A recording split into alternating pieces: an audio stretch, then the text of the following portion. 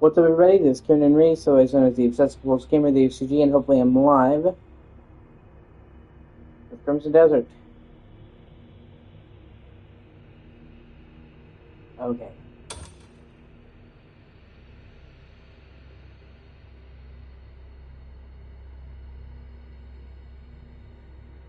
Excuse me.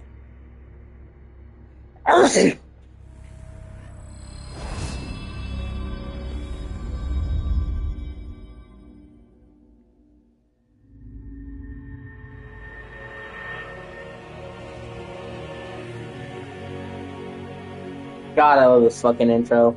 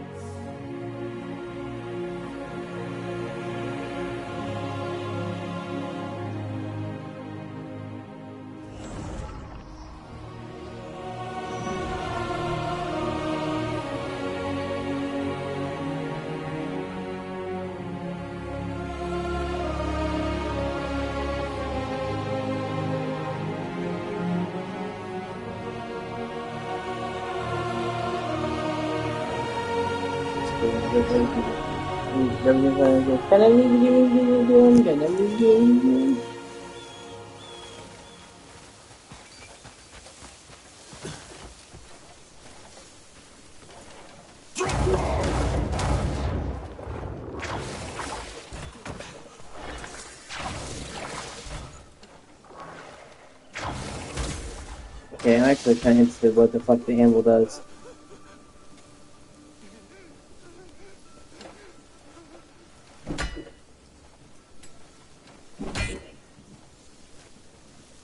Well, actually, it repairs your armor. Oh, yeah, it's gone.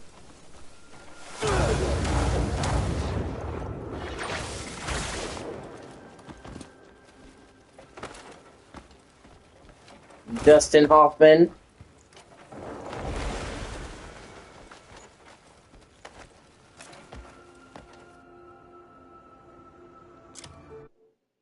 God, man, the world in this game is just so awesome.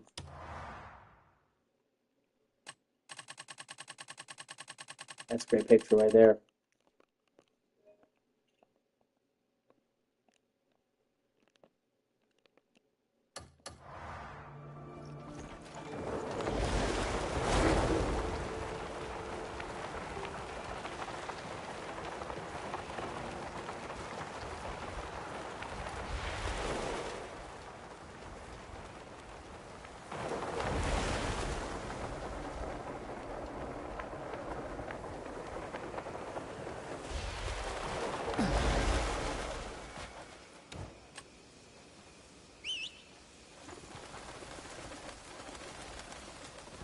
Oh, let's see him grab the big ass fucking pumpkin and just shove it in his pouch.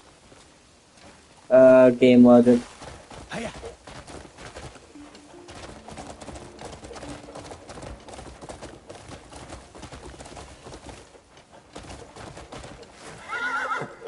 also love they don't try to throttle your horse speed in town. So many games do that. And at first, it was because they had to make sure you couldn't outpace the games loading the town. Yeah. At first it was make sure you didn't outpace the game loading the town. Then,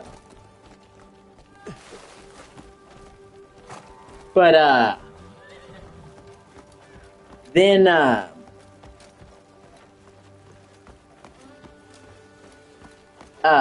do you do?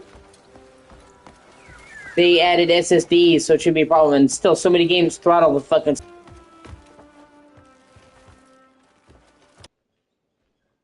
Take all the time you... I need to fix my hammer. This forge has restored many fine blades. If the song of the forge calls, return whenever. Well, you've come to the finest blacksmith in town? Though, not at the best time. My hammer's about to give out. And even a skilled blacksmith like me is nothing without the proper tools. I could gather wood myself from the forest nearby. but the blacksmith must never leave his forge.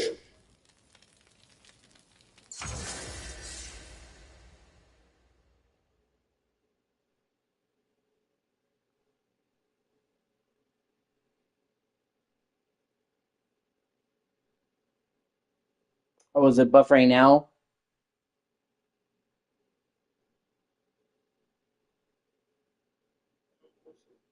Still, so many games throttle with fucking. Yeah, shit. Yeah,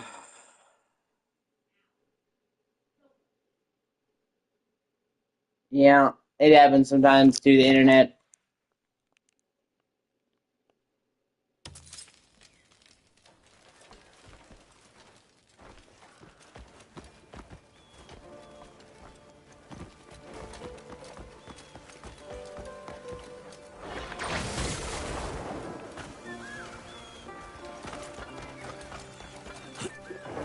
Could be, potentially.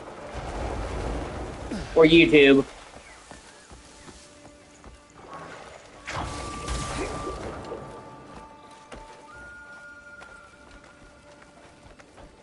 Sometimes YouTube has issues. Who knows, honestly.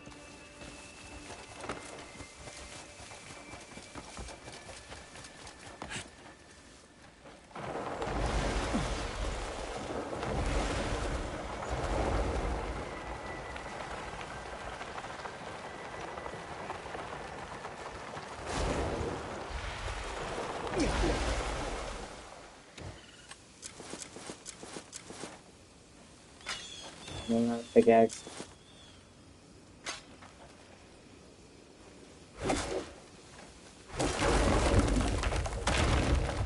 Timber!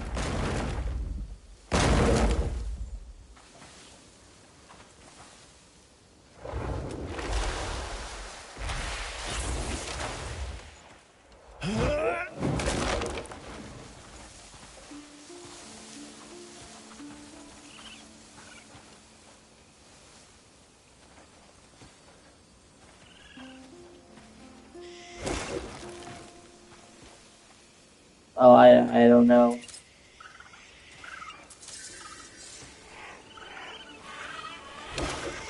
I don't know then.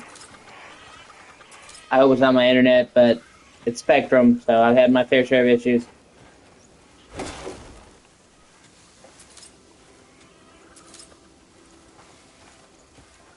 Yeah, it looks like, did you see they're remaking Star Fox? Switch 2?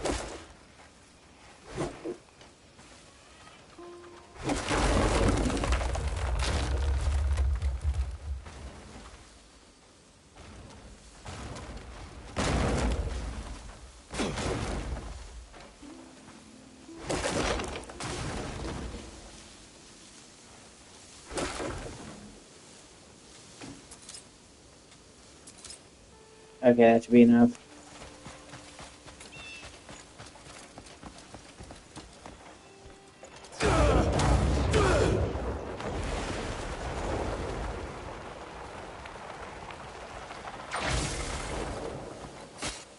Yeah, it's great. I really appreciated the went to the extra, I really appreciate they went the extra mile to bring that back. When pretty much no other version of Snake Eater has actually brought Snake vs. Monkey back outside the original. The HD collection didn't, the 3DS version didn't, the Master Collection didn't. Even going as far... Oh, I'm sorry, you want some of this? Motherfucker.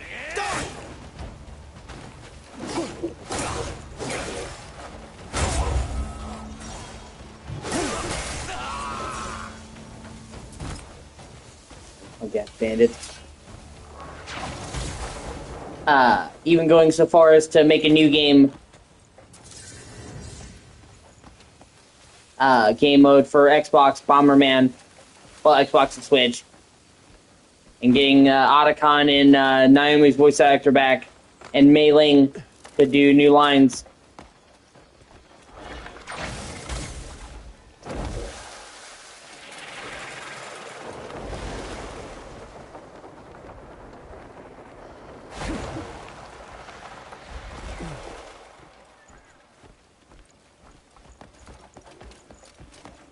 You all right?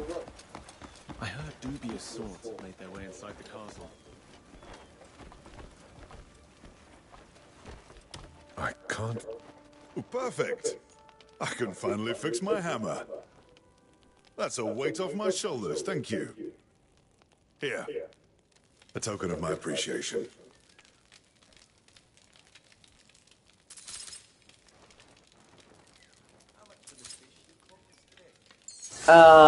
Somewhat, yeah, there's some things that are new to the remake.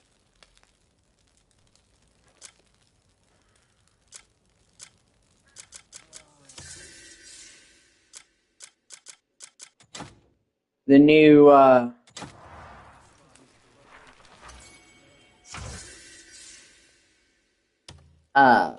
there's the new duck,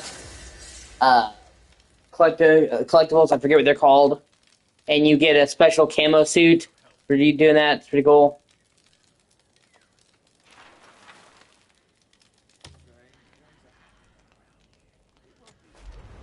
The master of the anvil stands before you.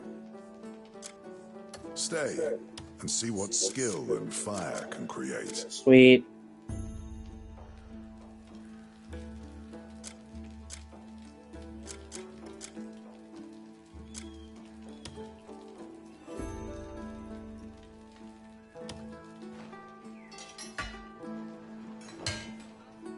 Yeah, I haven't upgraded my armor. I need to be doing that.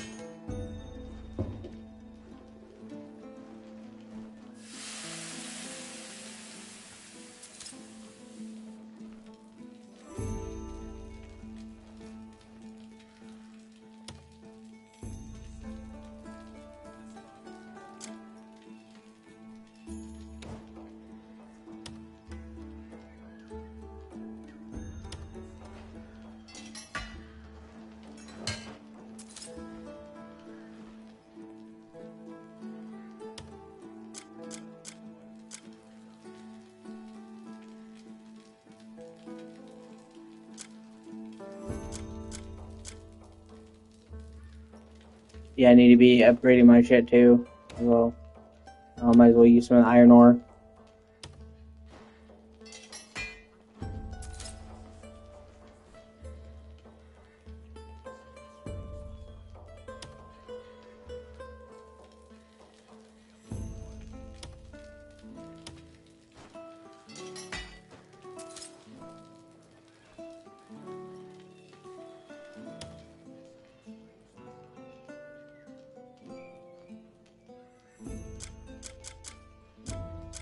Let me see.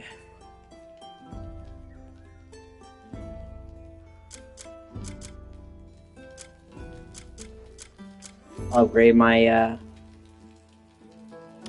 tech one more time. And I'll come back.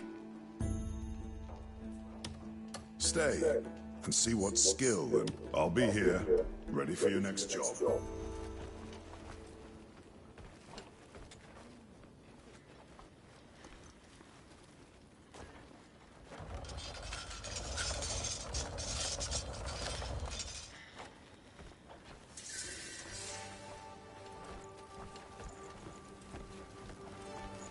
But yeah, anyway, they're remaking Star Fox for Switch 2. And while I'm okay with that, my feelings on Star Fox are just eh. The same guy who said that they were... The same guy who correctly leaked the Switch 2 when it came out, its price, its launch games, Nate the Hate, also leaked Star Fox 2. At the same time, he leaked not Star Fox. He leaked Star Fox Remake for Switch 2 along the same time that he leaked the Ocarina of Time remake, and he was exactly proven. He said it was coming out summer, and that's exactly when it is. June, July. So every single thing that Nate the Hate has said about Switch 2 is proven to be correct, which I really do think now there is an Ocarina of Time remake coming for Switch 2. I actually think that's going to be fucking sick.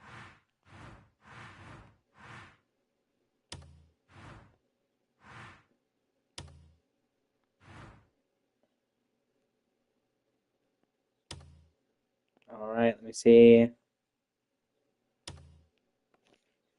I need to find the rest of the armor. I can now. Before I was kind of locked out.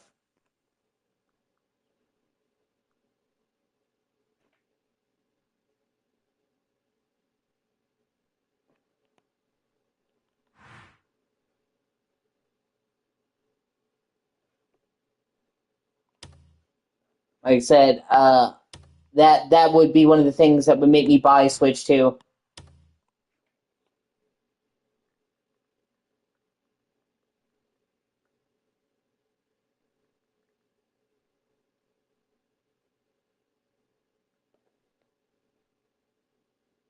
Imagine uh, I think it would be like a total redesign, like well, the Resident Evil remakes are, like a total reimagining of Ocarina of Time in the Tears of the Kingdom engine, and that's fucking awesome.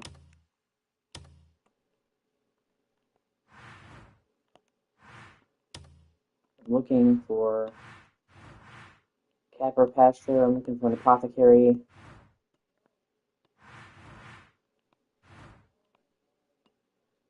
Oh.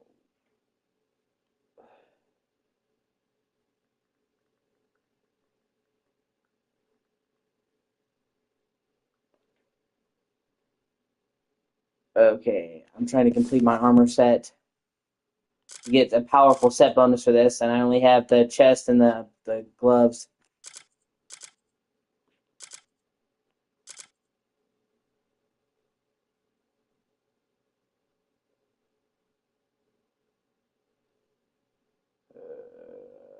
Let's see.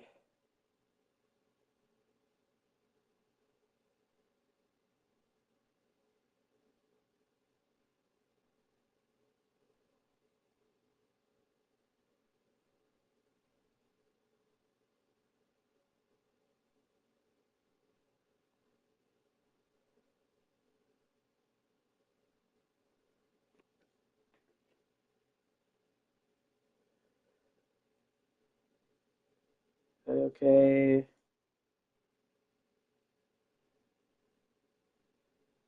think you've already been there.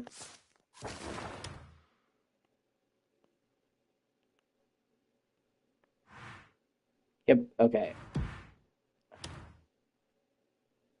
What's the nearest fast travel location? And you know what? Might as well get some of the shit on the way.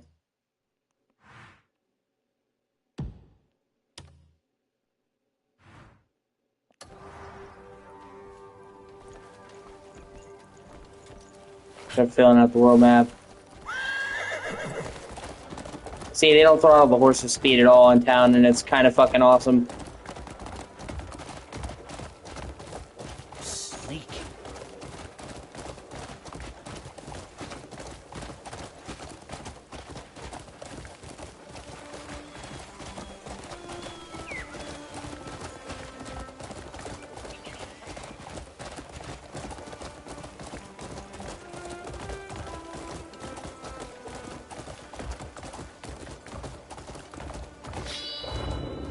Yeah, I knew I saw some right there.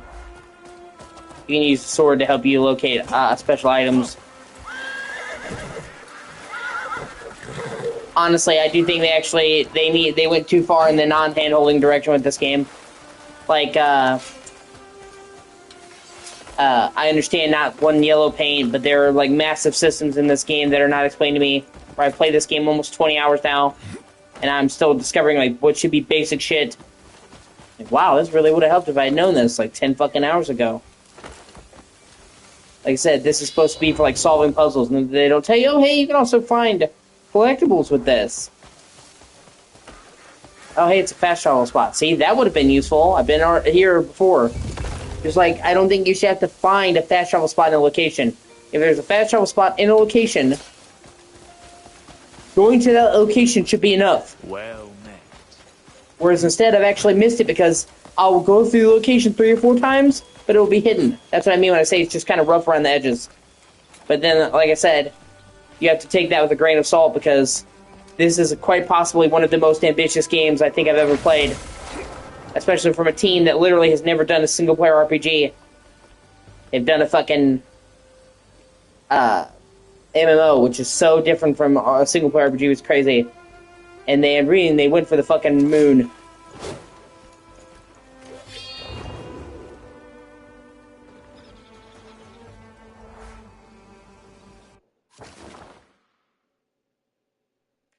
Okay.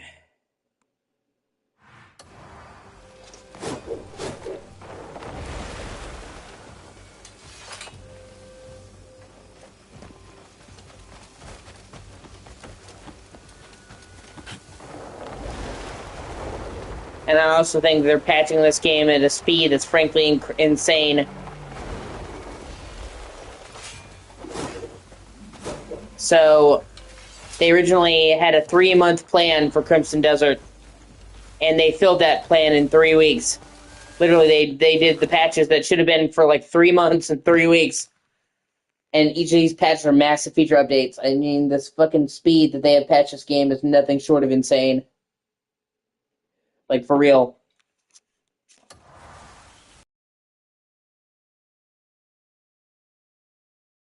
For now.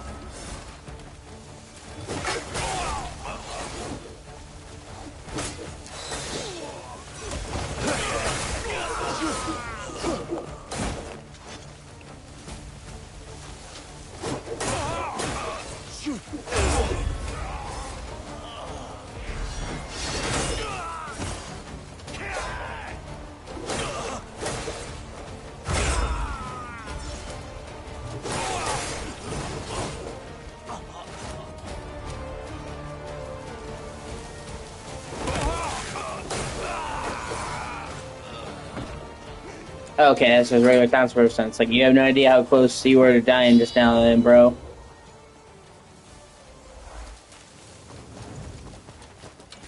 Wait.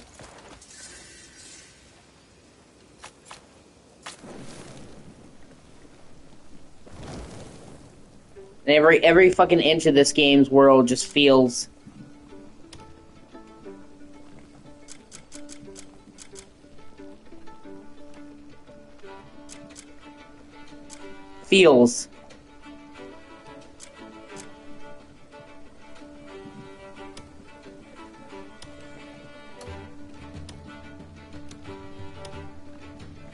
like, it's handcrafted. I don't feel like they repeated the terrain at all. You know what I mean? Like, some people just copy and paste the same base.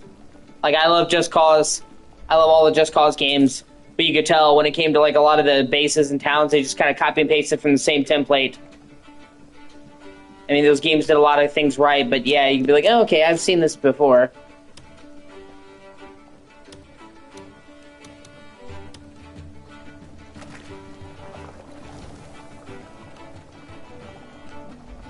Crimson Desert does not feel like that at all. Every single inch of this world feels meticulously handcrafted. It's fucking crazy, honestly.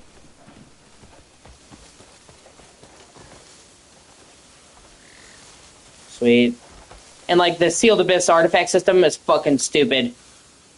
That is the main thing I need them to switch, because it's set up so that you have these challenges that you unlock, and you do the challenges that they give you, and you get Abyss points. That's all handy dandy. So it's like you get upgrades for doing the normal things you normally do, but they're not retroactive. So you might get an Abyss artifact that says kill 100 enemies, and it's like, even though I've killed thousands by this point, because it took me forever to find it, I now have to kill another 100 for it to store, or for it to count. That's shit. Honestly, I think, You're not here for the price on my head, are you? Worth a pretty purse, that. Enough to set every gutter rat sniffing after me? I think for challenges like that, it should all just be unlocked from the beginning. Kind of like how Far Cry 5 did it, where you got upgrade points from accomplishing feats.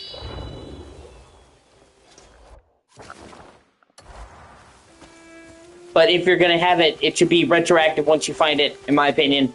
And I hope that it's a change they make, because it's like, a lot of these things are like, wow, if I already would have gotten this if I hadn't done that. But like they're scattered all throughout the world, so it's like, oh hey, I could have found this collectible now, but I found it like 100 hours in, and now I'm penalized for that.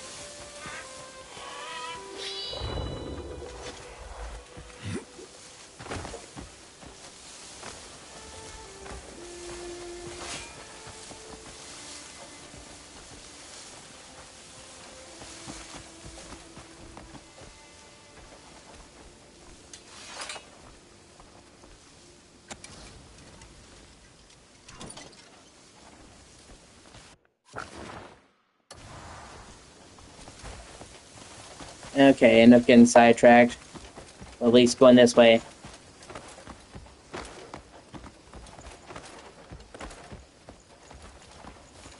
And the movement's still a bit clunky for my tastes. It doesn't flow between the different states as much as I would like it. It's not bad.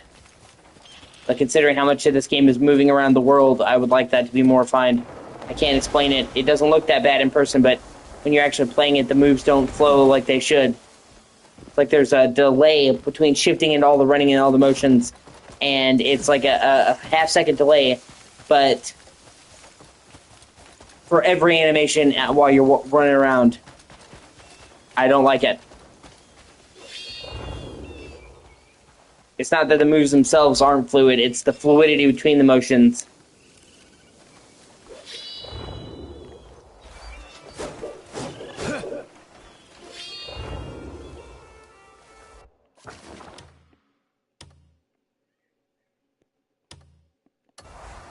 Oh, okay, actually, hold on. I think if I get... Yeah, if I get on my horse and follow this road, that should take me where I need to go. Also, this game technically lets you explore the whole world at the beginning, but there's a main problem with that, and that's until you get to a specific spot in the story, the regions have no quests, and everybody is openly hostile to you there. So, to me personally, I don't consider it open if I can't do any of the side quests.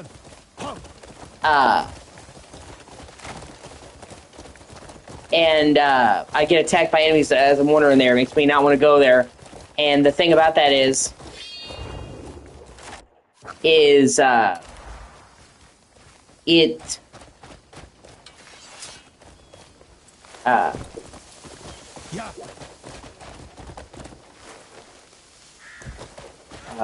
fuck, I'm trying to figure out the way to put it.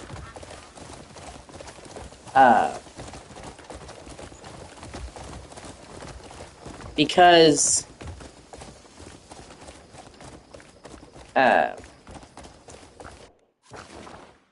the side quests don't open up until you get to a certain chapter in the main story, but the main story wants you to do the side stuff. It kind of limits you into the one region for a very long time. And I don't like that. It'd be kind of like in Breath of the Wild if you couldn't go anywhere outside of the starting region without getting attacked by like 50 million fucking enemies. Like, technically you can wander outside the region, but it's like, yeah, but it's not fun when I can't do any of the side stuff here and I'm getting fucking gangbanged every 5 steps.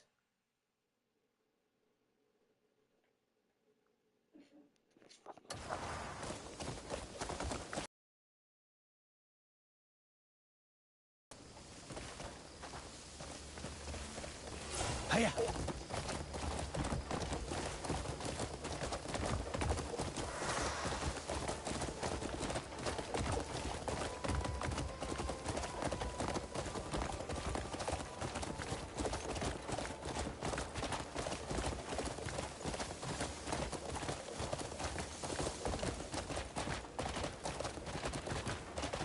And you said you're gonna watch a new Mortal Kombat movie? That's cool, man. Yeah. Faster.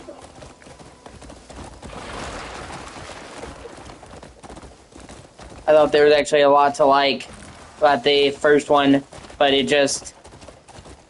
Them making a new guy who had no role... Cole or whatever his fucking name is, and then not having a Mortal Kombat tournament in the movie called Mortal Kombat. Just kind of like, why? I mean, it wasn't like a bad movie. But, you know, and then not having fucking Johnny Cage.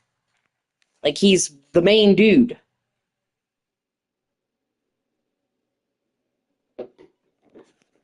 Well, I mean, he's not the main dude. Hey-ya!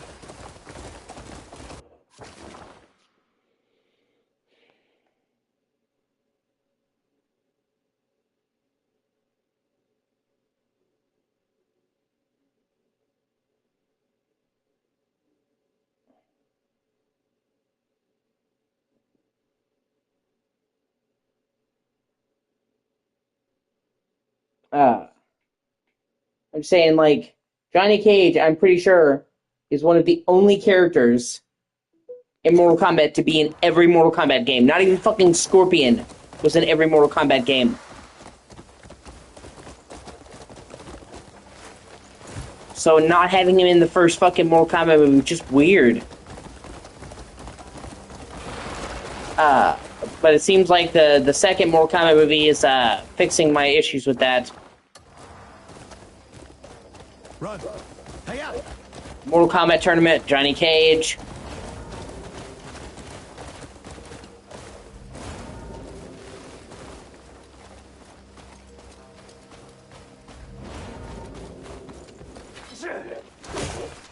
Fuck. Yeah. Oh, looks like I'm about to fight a bunch of fucking wizards.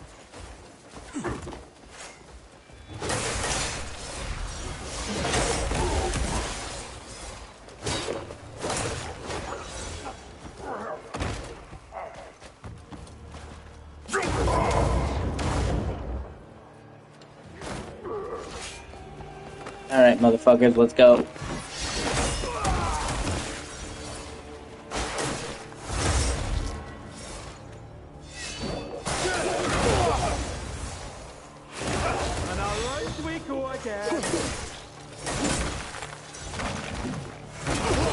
Really, assholes? Is that the game that we're playing?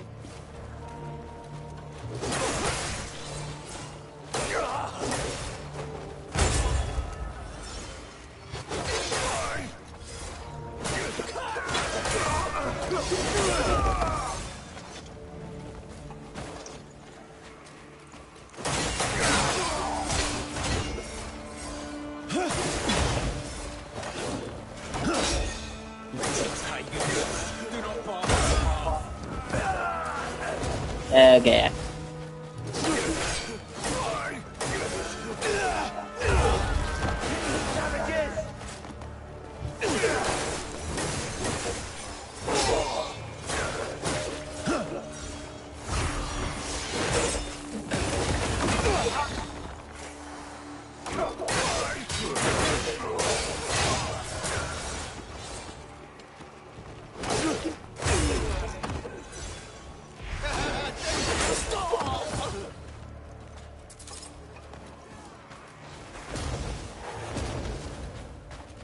Okay, I'm sorry.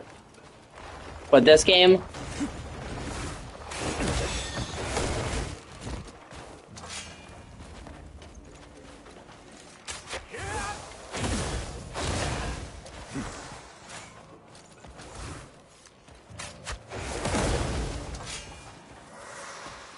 Oh god.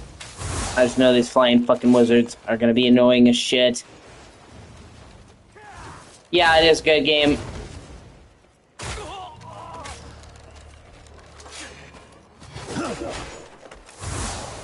Actually, hold on. It's just, like I said, it doesn't hold your hands at all. Okay, let me see.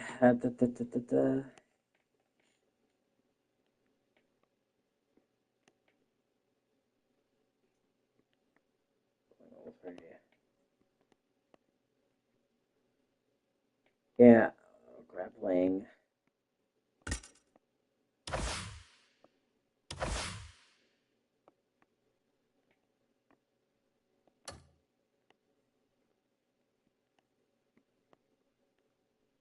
I can't wait till I get that. I love you!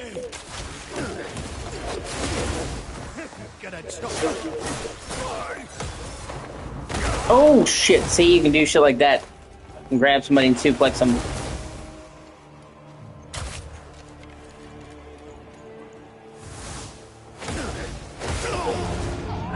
Jeez.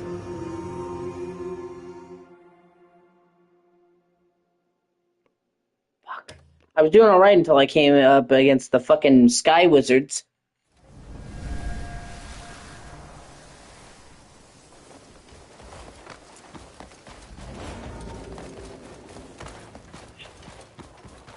Honestly, you should see some of the crazy shit you can do in this game. Once you get higher level, I'm like nowhere near the top. Some of the shit I've seen people do in this game is honestly fucking insane.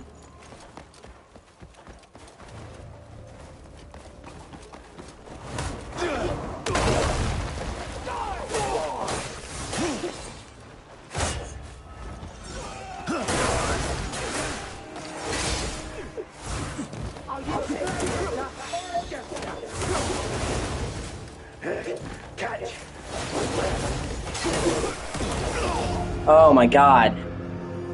It's those fucking wizards that get me, man.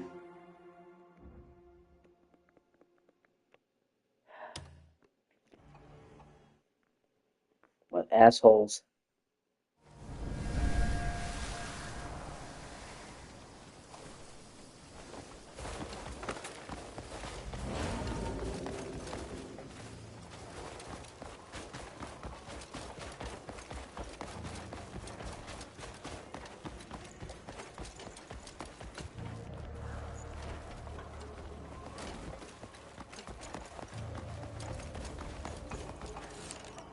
Witness the wrath of darkness!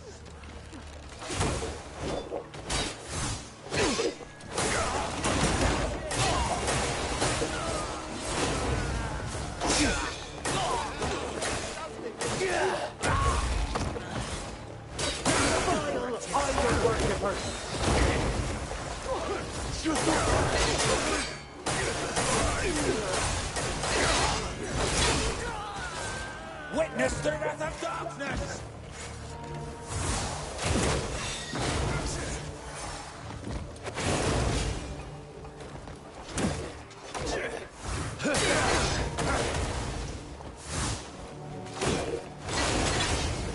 Oh my god.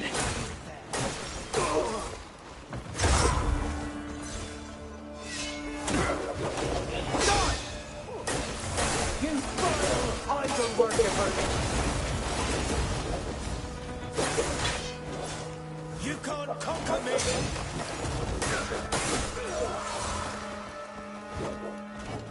Like I said, I'm doing okay with the ground troops. The fucking floating wizards raining death from above that keep fucking me.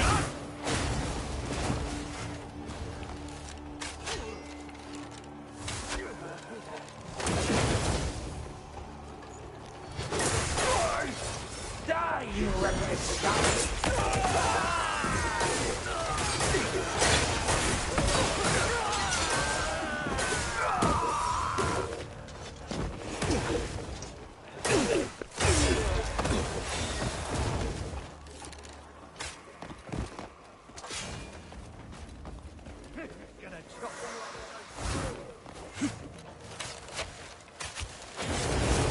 Get on with it then!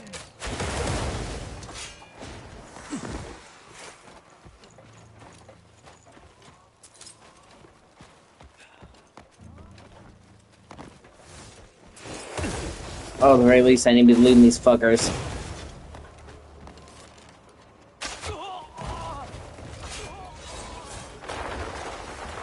How did I?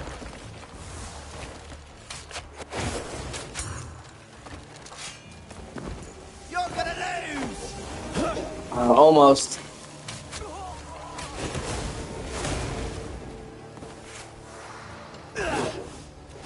Ah, you son of a bitch. Gotta do better than that, friend!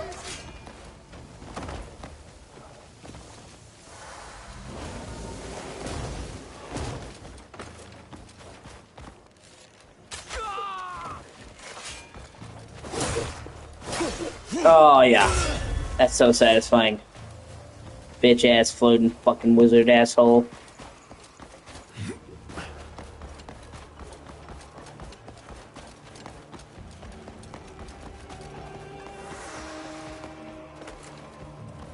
Gotta do better than that, friend. Let's see how you fare.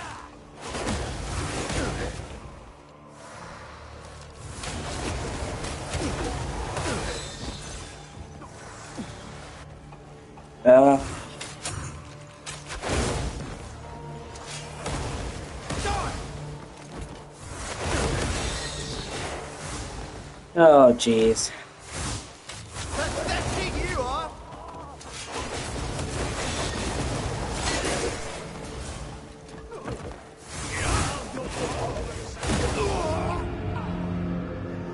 Yeah. I may have to take that on later. Fucking asshole wizards.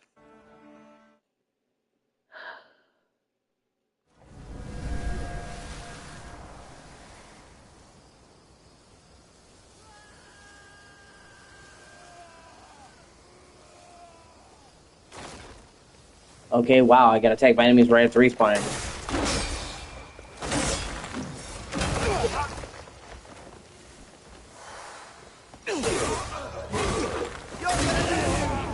Wow, okay. Awesome. Jesus.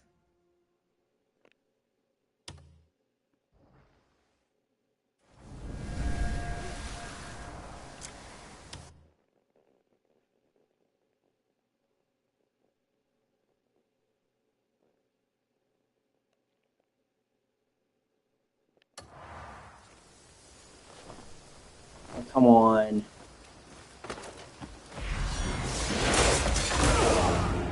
What? What a bitch.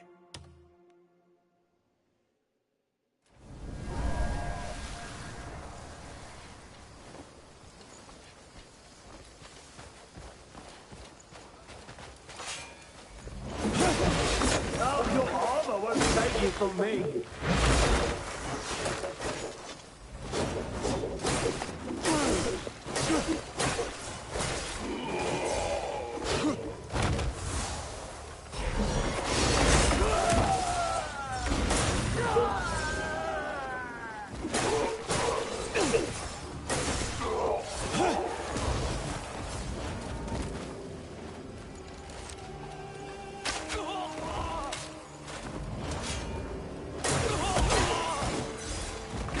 Gotta do better than that, friend.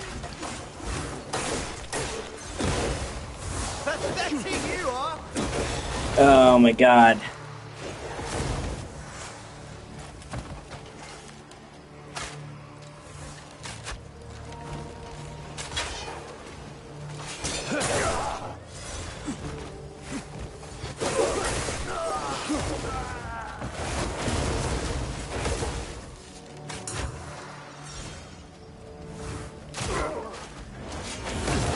Yeah.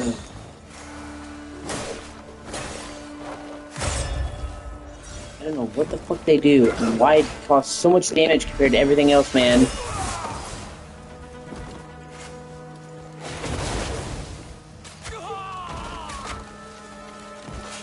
You're gonna lose. Okay, so technically I killed them. And I did it. Well.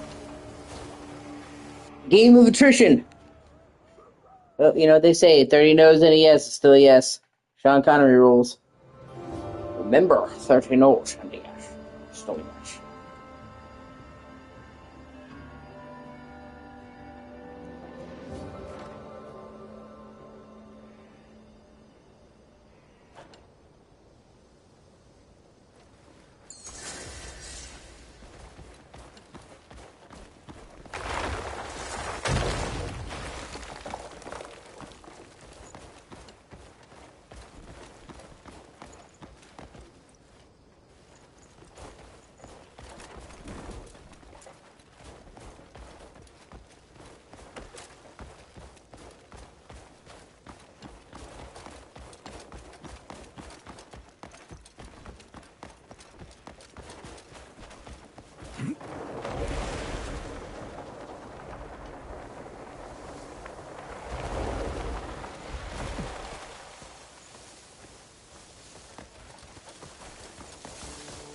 Yeah, there's supposed to be a hidden area around here where I can get the next piece of the armor.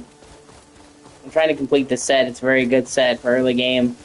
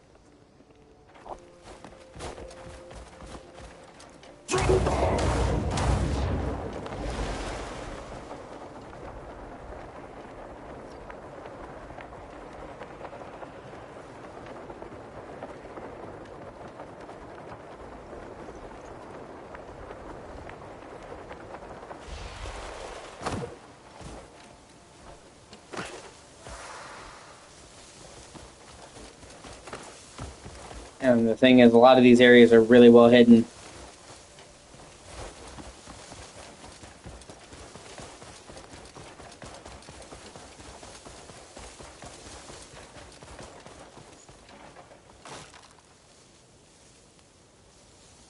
Oh, wait, okay.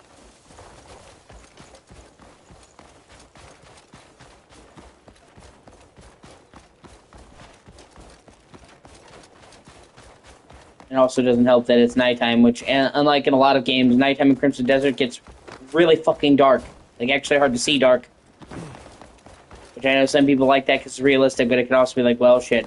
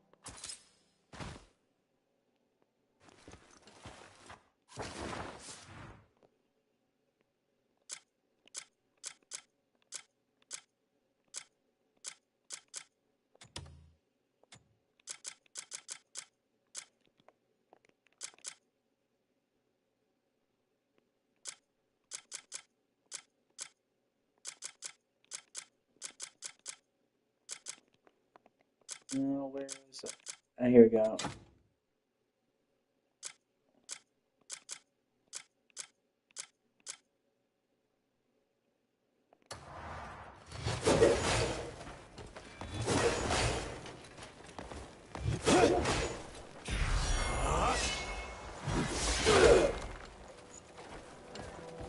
I have it so my headgear's not visible. I got the headgear. So now I'm missing just the cloak.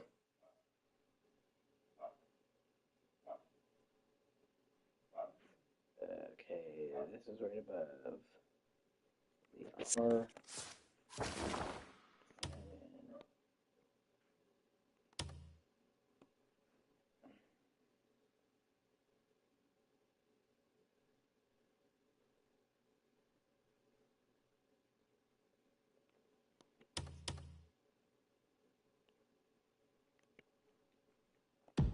Okay, that's actually a fun way.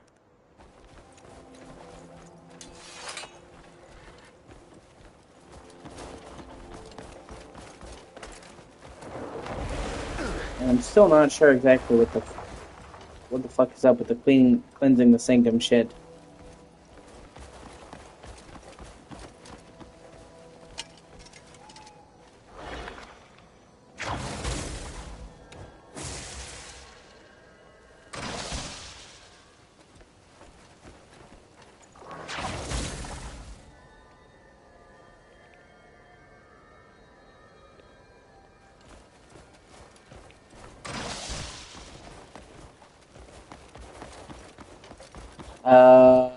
Okay, hold on. I think, okay. I swear I saw...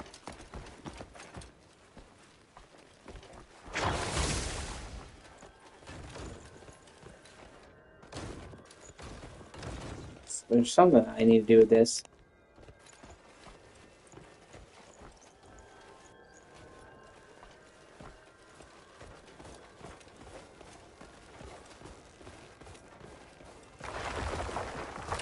Oh, it's a power... okay.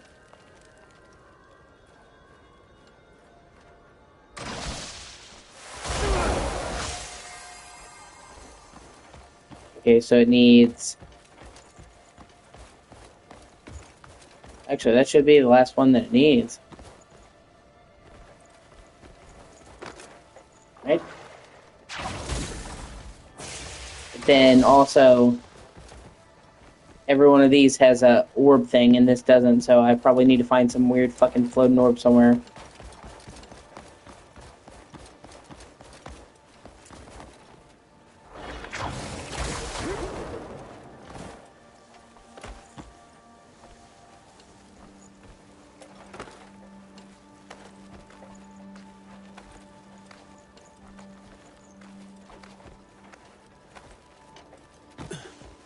Just like you can't really climb very high, even with the stamina bar upgraded multiple times. You really throttle the climbing. Even Breath of the Wild wasn't that bad with the climbing. I hope they fix that too. How mountainous this game world is, that can get pretty fucking annoying.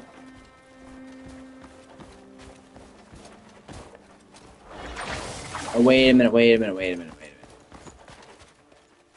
Can I grab that? I can grab that. Fuck me. See, that's what I'm saying. Like, some of these puzzles, they really make you work for it.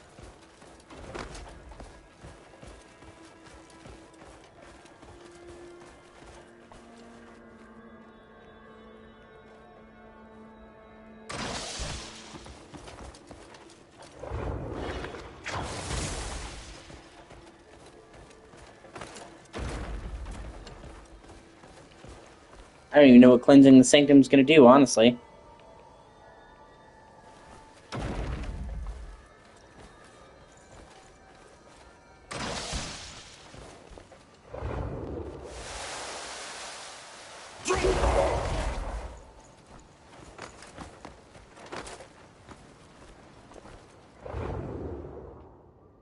I guess we're going to find out.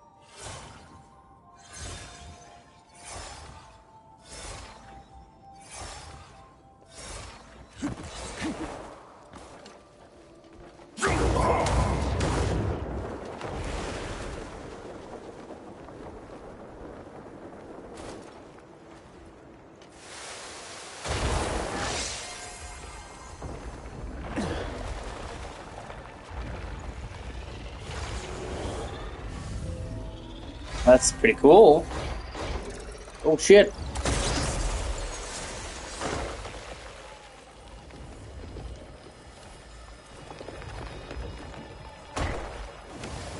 You've purified the sanctum of benediction. I had no doubt you'd manage it. The sanctum supports the stability of the abyss down here on the surface.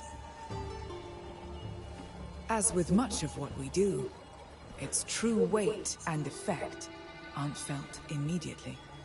Your actions today have made a lasting difference. And even then, like, the Abyss is like the Sky Islands, okay? But it's not literally Sky Islands.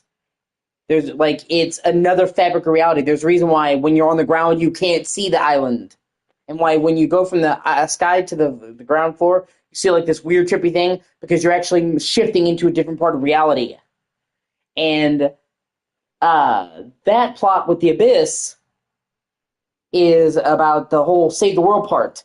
And I still don't even understand what the fuck is going on with the Abyss. So it's like there's like a whole huge upper part of the map, and like I understand like from a gameplay perspective, uh what it's there for, to solve puzzles and shit like that. But I don't understand from a story perspective what it means and how it ties into the rest of the story. It's seemingly completely separate, but I don't think it is.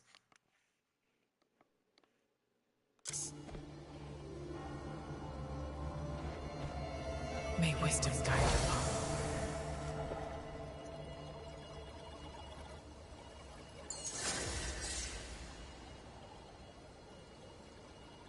And I'm still not sure what, like, Purifying the Sanctum did. And I'm pretty sure I got an Abyss artifact, though. I think I did? I don't fucking know, man.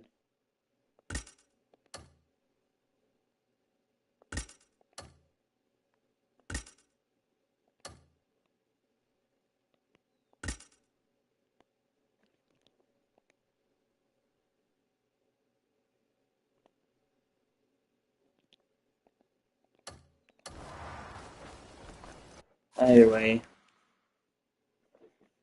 I only need to get the leather cloak. And I think it's somewhere like right above here. And the armor set will be complete.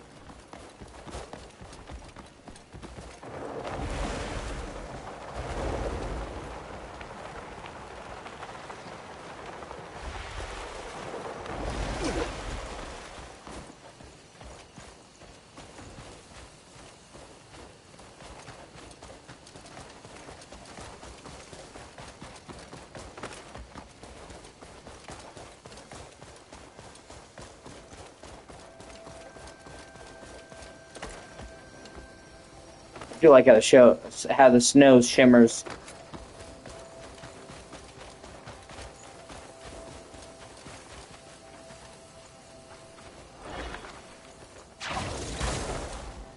And it's sad too that like you have to actually make quite a bit of headway into the main story just to be able to unlock the other regions, because while Hernandez isn't bad or anything, all the other regions seem more interesting to me. Hernandez kind of got the standard ye old medieval shit going on for, which is fine, but Pyloon has this whole autonomous fucking color scheme, Celtic and Norse background, uh, redwood forests, demoness, and then has a big, huge capital city. Delizia has mechs and steam trains and shit. Crimson Desert, well, it's the Crimson Desert. So it honestly seems like the starting region is the most boring one. Not that it's boring, but, you know, it's the most boring out of all the ones. And yet it's the one that you have to spend so much of the first part of the game in to get before you can get to the rest.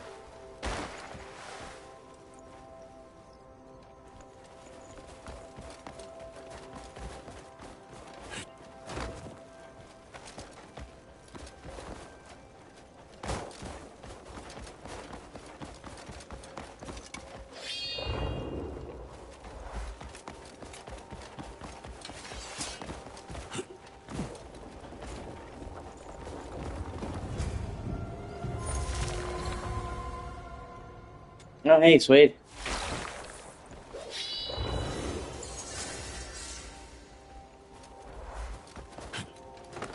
Oh, hey, and now that they mention it, this is get the giant hand of Everfrost. This actually does look like a big hand. That's cool. No, don't slide up the fucking thing.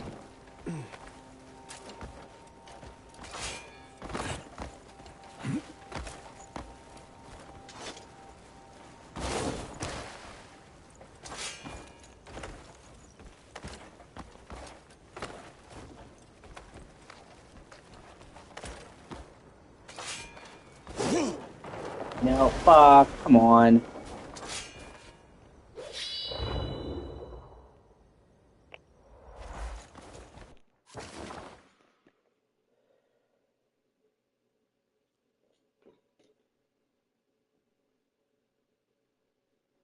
And ultimately, while I think this game is rough around the edges, I think the parts that are rough are the parts that are easily fixable. This game truly has heart and soul to it. You can truly tell this game is a passion project. Like I said, the guy who made Black Desert always wanted to make a single-player RPG. He grew up playing games like Morrowind, wanted to make his own version. So this was not, I need money. This was truly a passion project. The game he grew up making, and Black Desert allowed him to make the game he grew up making. So this game has a heart to it and a soul to it that is hard to put into words. But it has that vision, that something, that spark. You can't really easily give that to a game. Usually if the game doesn't have that spark, it just doesn't have it. You know? So it's much better for a game to have the spark, that wow factor, and then be rough around the edges because you have the most important part. You have this gem in the middle. It's a little bit rough around the edges, but you have the gem. Now you just need to polish down the rest.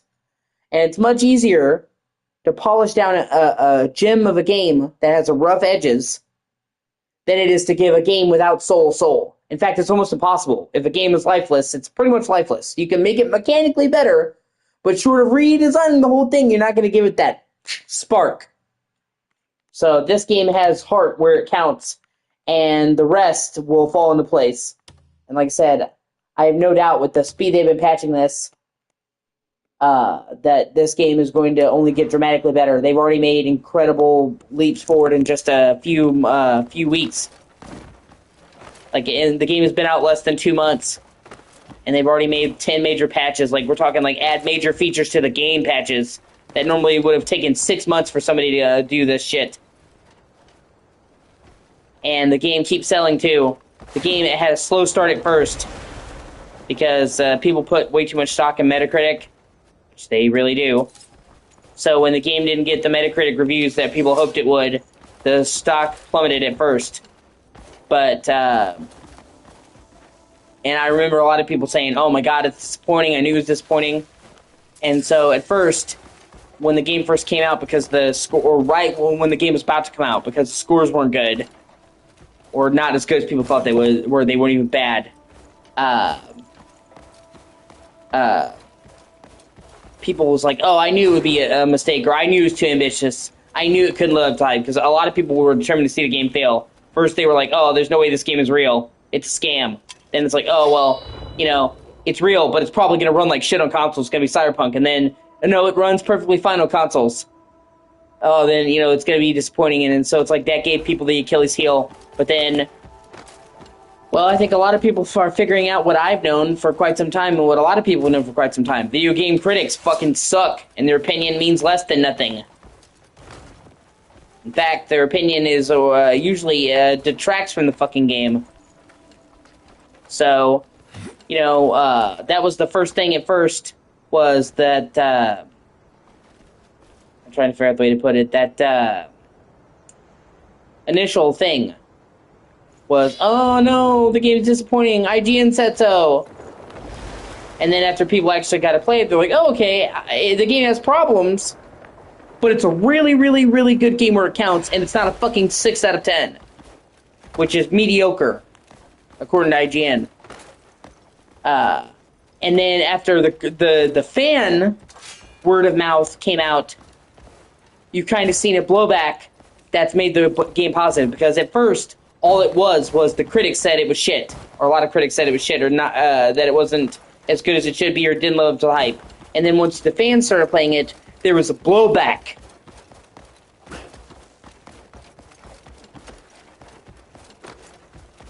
And you actually had people saying positive stuff. And then the sales were good, but the sales have picked up.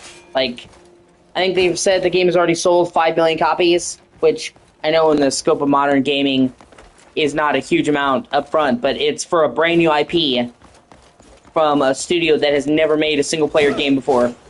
So 5 million copies in the first 60 days is actually really, really fucking good. And I honestly think it's the tip of the iceberg. I think this game is going to have long-term sales, because you've seen the sales spike as more and more people talk about it and word of mouth gets around, and I think you're going to keep seeing that. And furthermore, I think they intended this to be a project for years to come. I think they intended this to be the start of a series. And they're Korean developers, and one thing about Korean developers is when something hits, they milk it. And I mean that in the best possible way. A lot of the time now, you'll get a developer, and they'll have a game come out, and it will do really successful, and then they'll milk that game to death. And that's why, even though we'll have a game that comes out, and it'll be a success, like Skyrim, it's like, well, hope you're good waiting 12, 15 years between sequels. Because they are so dedicated to milking the current game that they're not focused on the next one. Like Korean studios, a lot of Asian studios are like, okay, this game did really well. Let's hit the fucking sequel as soon as possible.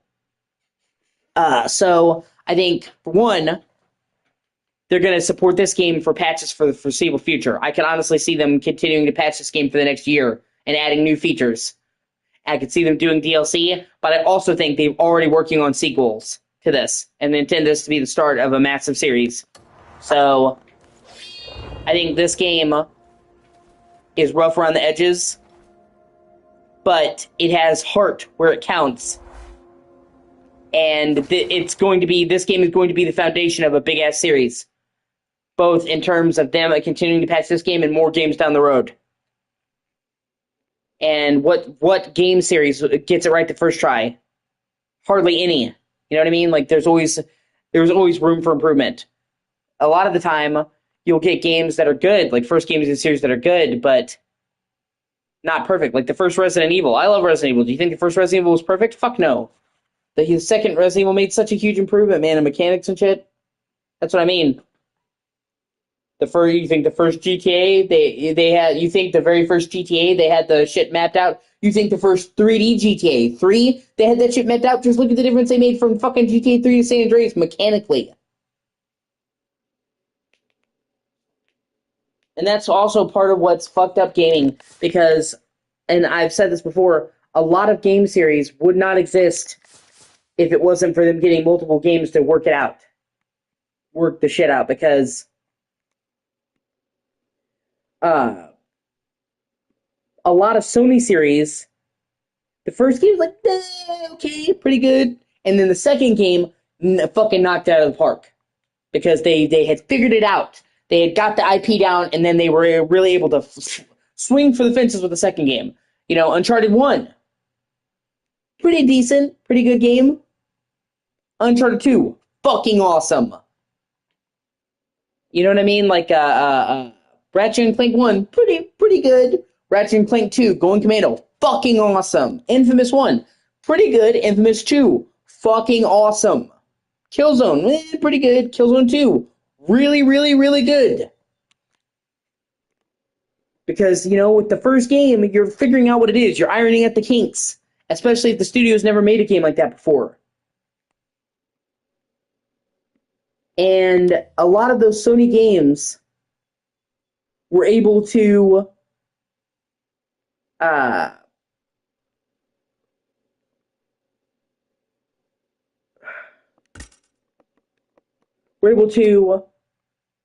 make that happen because they had the room to do a sequel.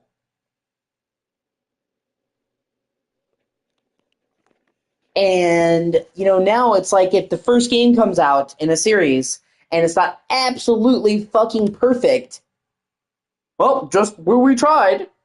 Instead of giving it that breathing room to do a sequel, to refine it. And see, that's what also pisses me off, is people want all these new series. They're like, man, I'm tired of sequels. Give us new IP. We need new game series. I'm just tired of endless sequels. But then when a new game come out, a new first game in a series comes out, they're like, wow, this is rough. Yeah, the first game in a series generally is fucking rough in places. Because they're figuring out. If you want a formula that's been polished to a fine sheen, play a fucking sequel. That's kind of the whole point of a sequel. It's like you want a new IP, but you don't want it to be a new IP. You want them to come along with the new IP that's as polished as a series they made 10 fucking games in. It doesn't work that way.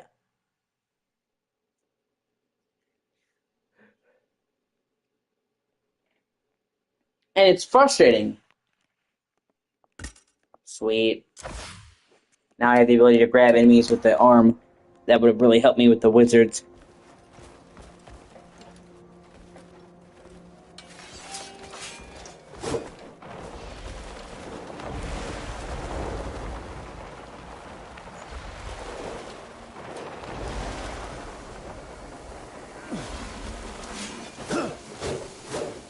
Oh, hey, new fast travel point. Do you...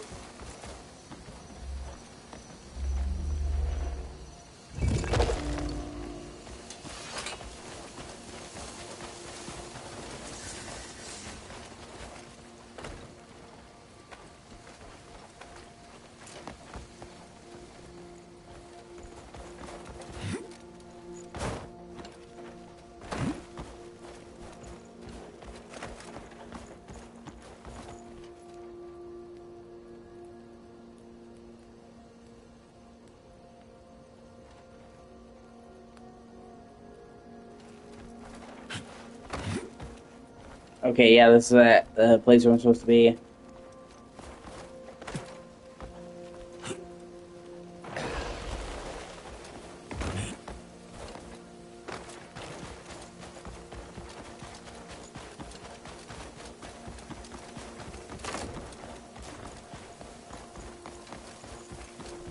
And like I said, so many franchises would not have gotten started if they today if they had had that same mentality of, oh, the first game isn't perfect, kill it.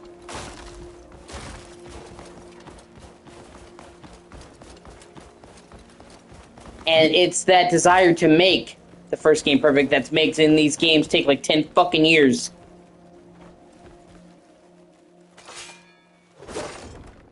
To come out. Oh shit, wow. Cha-ching.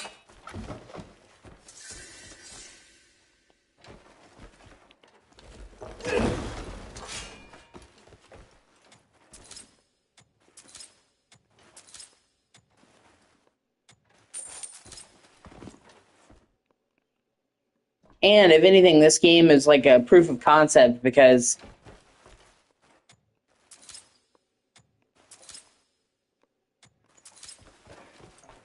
this is an open world game where all the light sources are ray traced. It's one of the only games I've ever seen that doing that. And previously, oh sweet, I got the leather cloak. Previously, I think that's the whole set. Previously, they didn't do any game uh, with all the light sources ray traced. Even games that have ray tracing would add a few ray trace sources of light and shit because it was very computationally expensive. And when they did, it was in a linear game, not a big ass fucking open world with full of indoors and outdoors. So the fact that they, you know, have a big ass fucking massive graphically intensive game where all the light sources is ray traced and they have it running at a good frame rate on console is an achievement in and of itself. Sweet. Yeah, I think that's the whole set. Well, no, technically there's a rapier, but the rapier is for the other chick, Demian, the other character, and I'm not going to go out of my way to get that when I'm not even really going to play as her right now. Oh no, I need the boot still. Fuck. I knew I was forgetting something.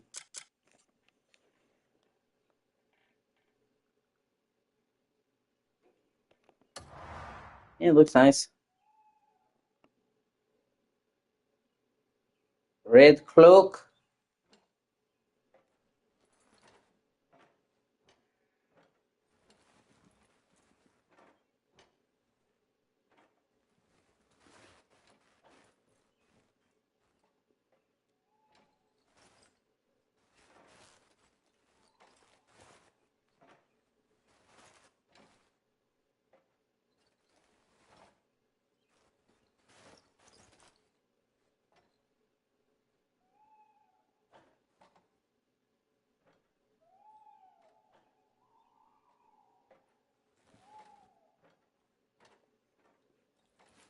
It consists of 4 armor pieces. Hold on. Helm, chest, omelet. Oh no, that is the last piece. Okay, there's just not boots. Okay, kind of weird, but alright.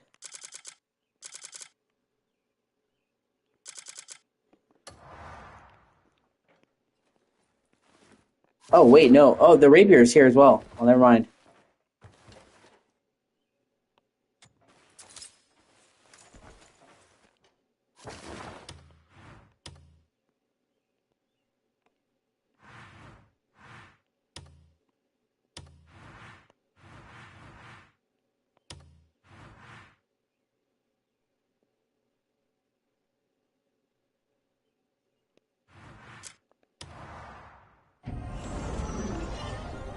I also really like the fast travel that shows him walking through that corridor and doesn't actually break the gameplay with the loading screen.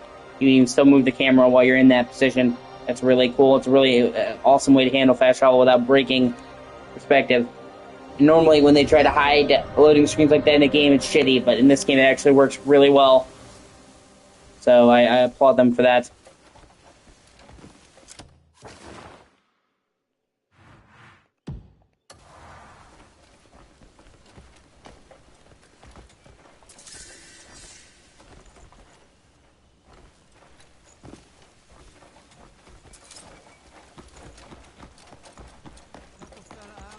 And these towns really feel alive. What's the job?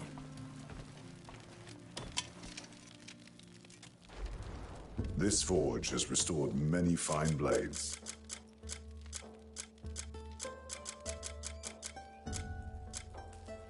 This forge has restored many fine blades. This forge has restored many fine blades.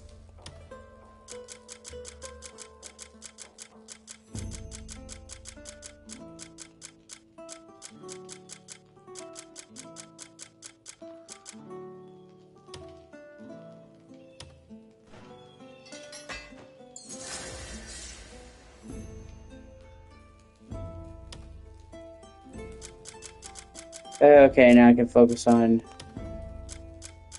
upgrading my shiz.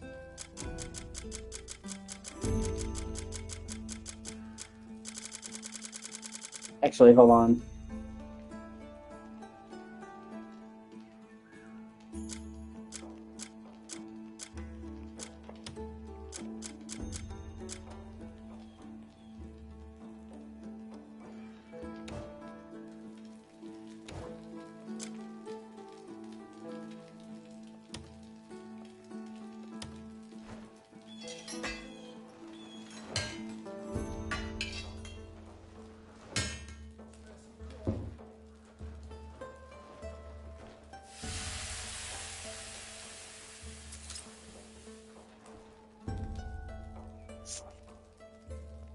Like, believe it or not, I actually haven't fucking, I haven't, to this day, I have not, found a single spear. Like, that's an entire weapon class I haven't used yet.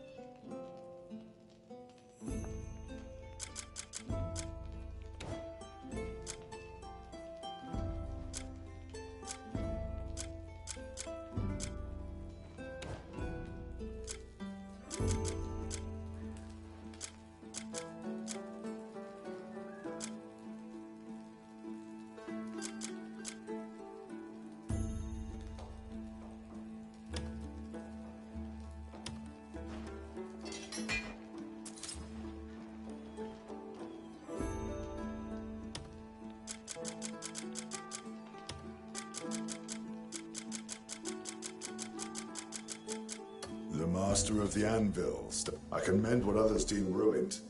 Just bring it in.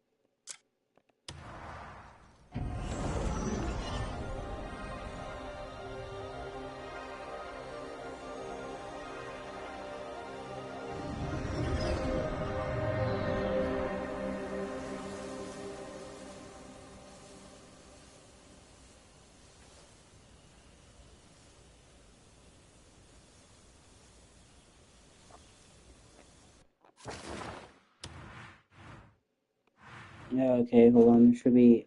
I'm reading that there's a spear around here. Okay.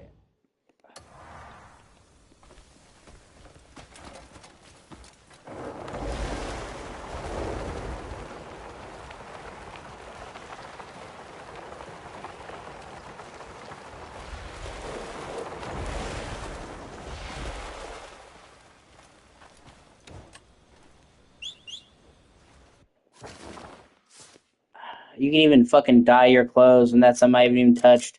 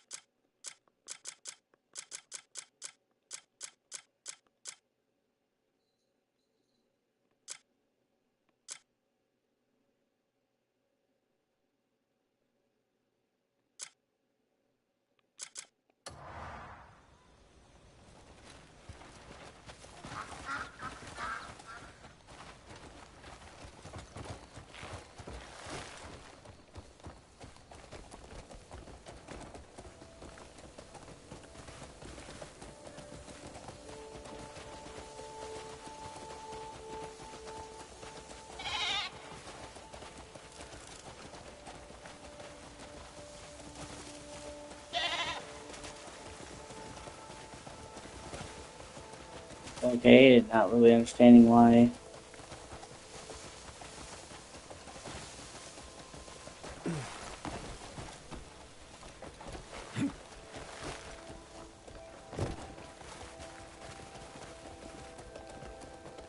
Seemingly, it's not letting me gallop with the horse.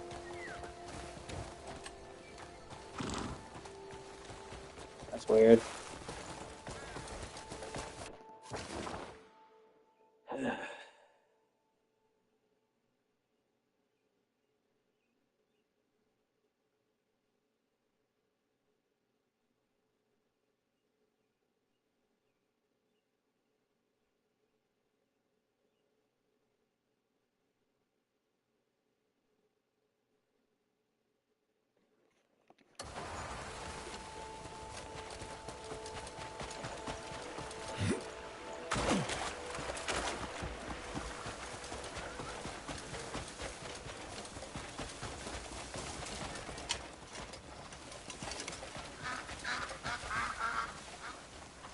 Oh, there's a spear right there.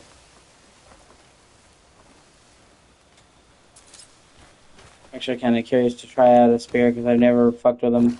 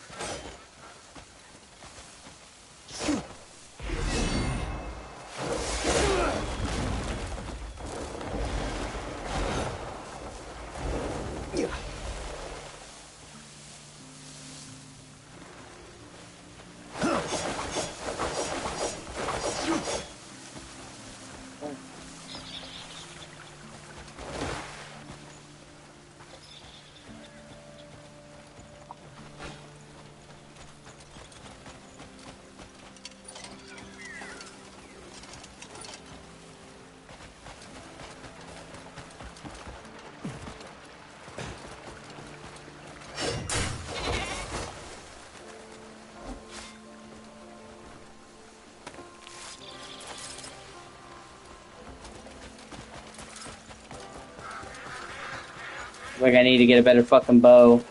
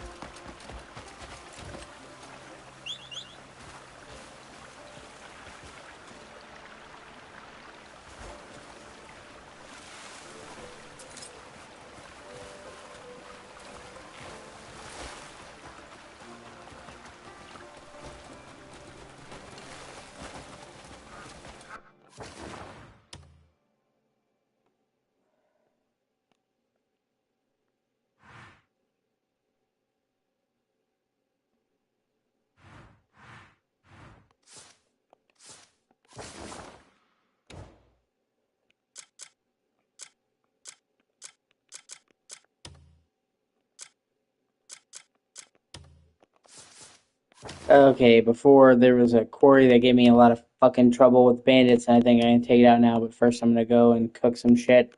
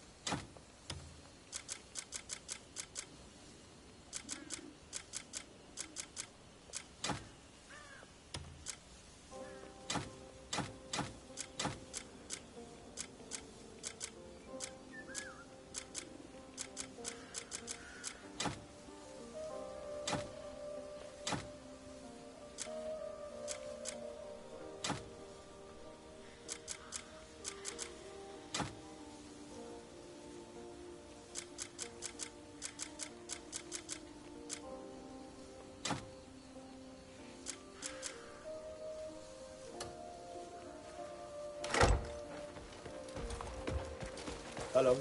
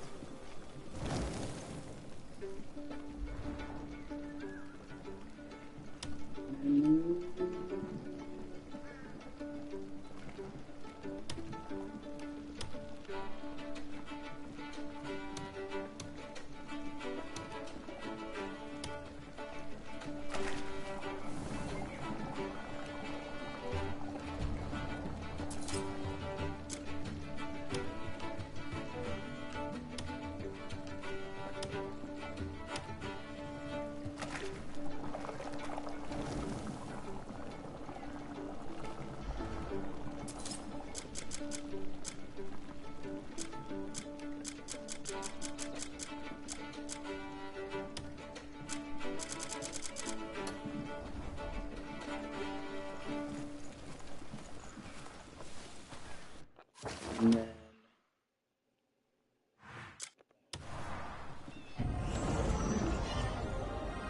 I have the potential to upgrade my weapons.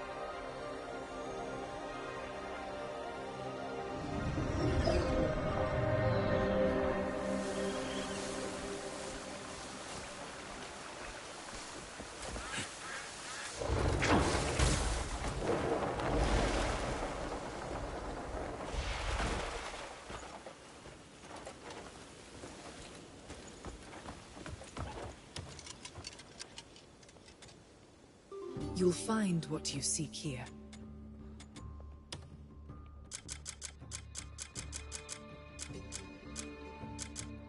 We meet again.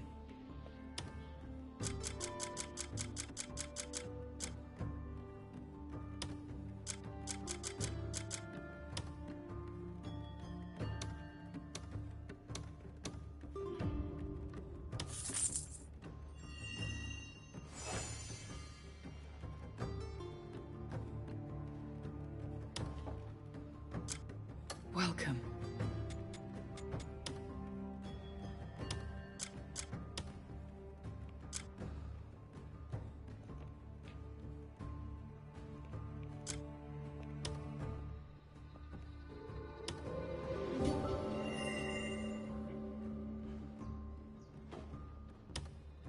We meet again. Farewell. So I took a strong sword and made it even stronger.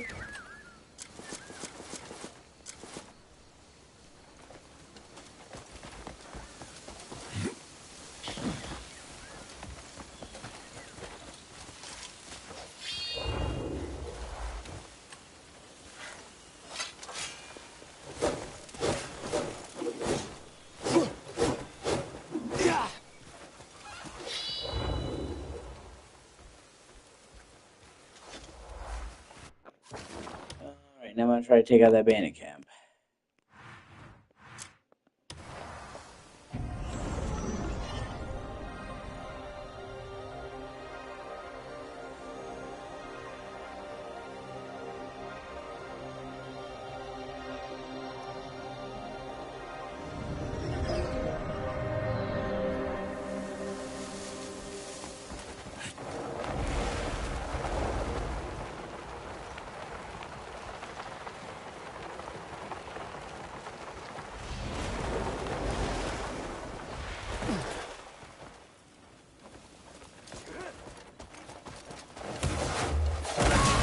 I'm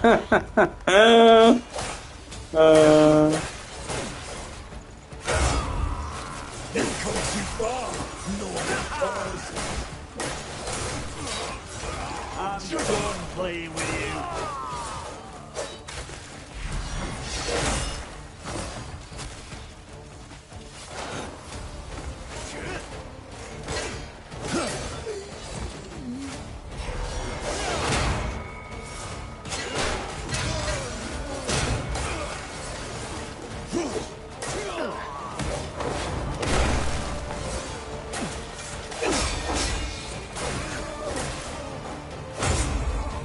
Scurry off to where you came from.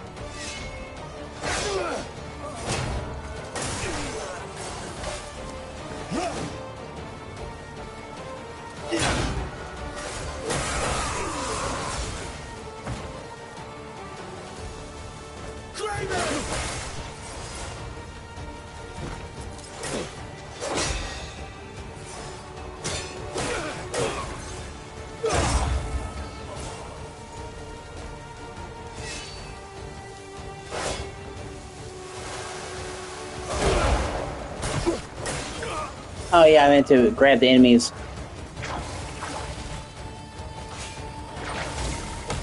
Oh shit! Wow, that is really effective. Damn. Well, how about that?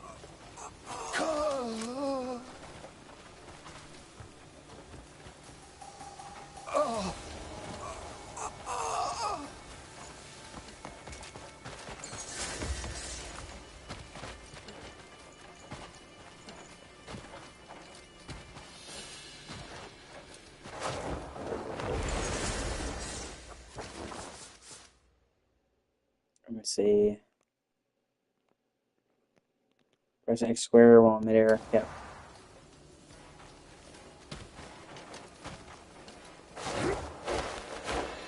Okay.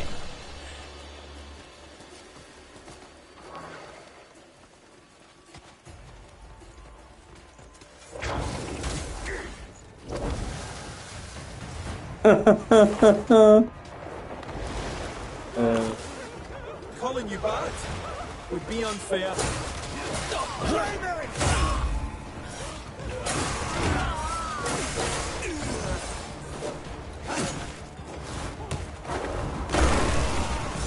You did they try to run?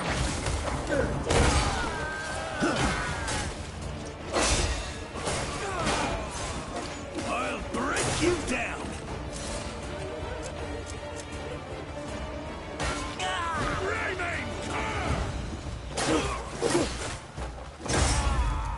Fleeing cowards!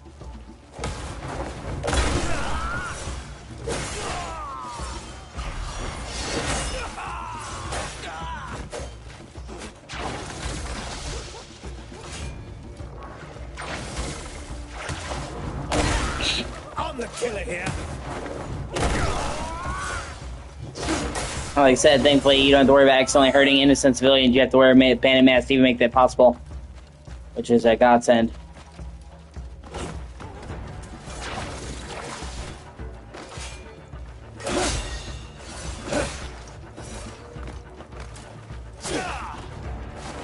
And around we go again.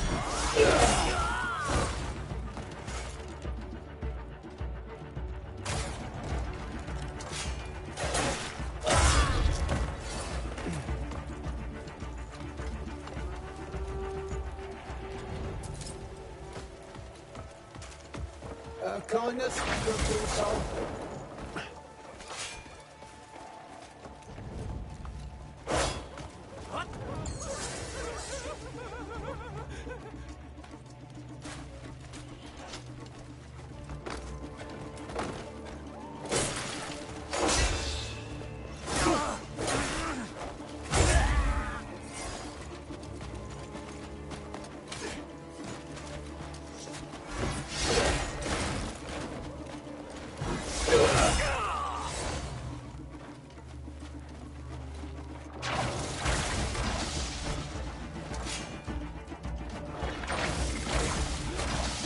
So many weak spots in your defense. Yeah, like what about that one in yours, bro?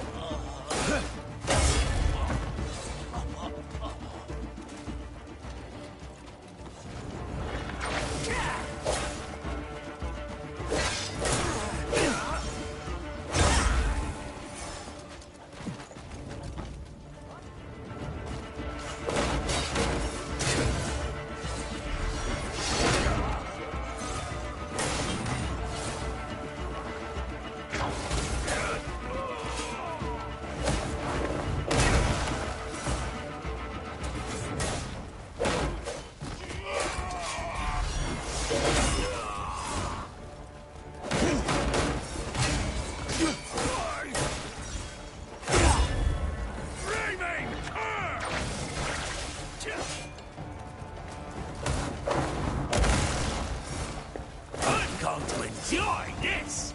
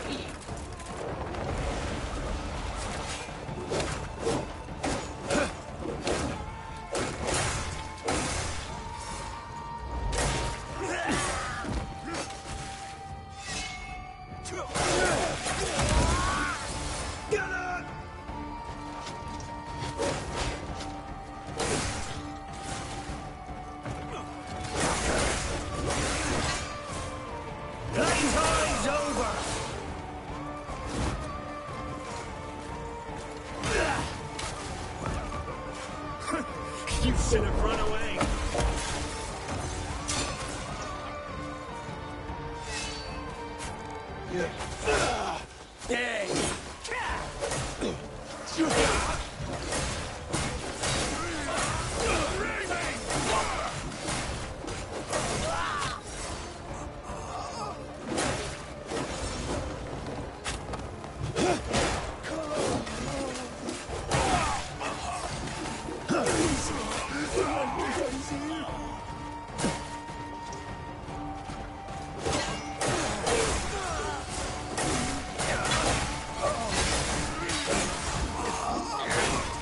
What is it you want again? Still breathing.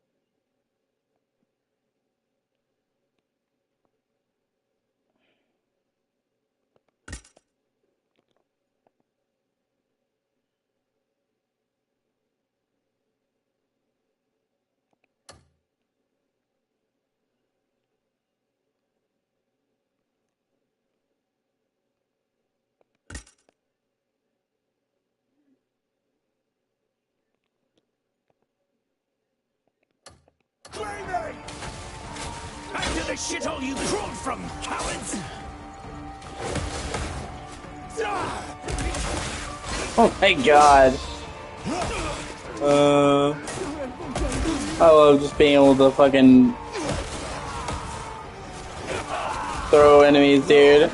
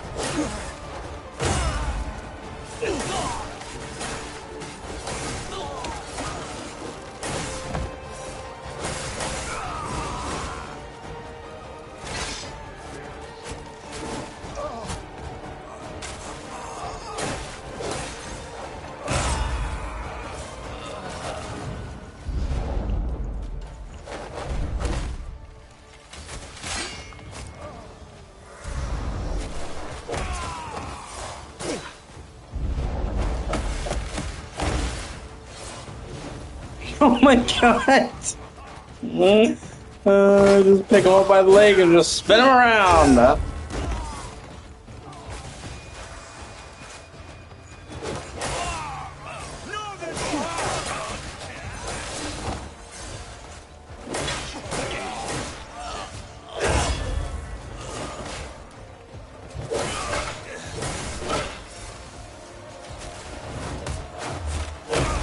Suplex that bitch!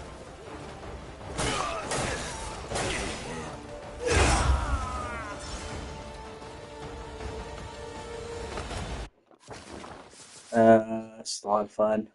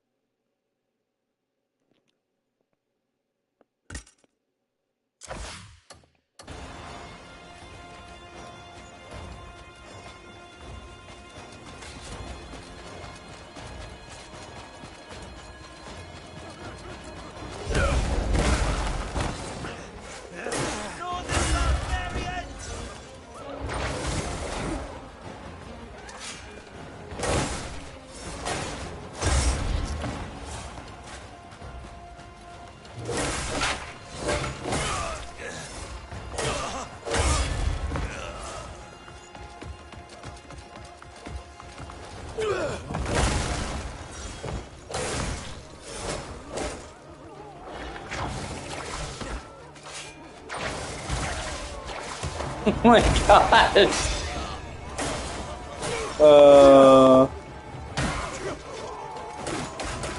I'll slaughter all you beaten curs! Take them alive!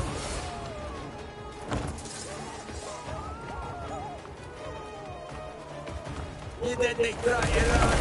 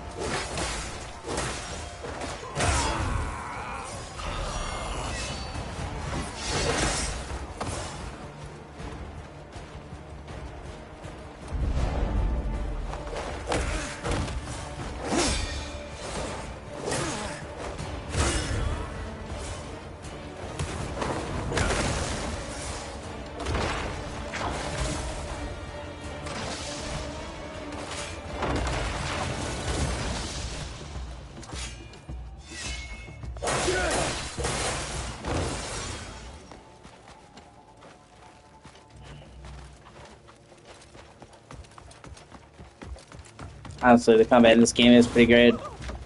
Still breathing? I'll fix that. And there's a lot of destructibility in the environments too.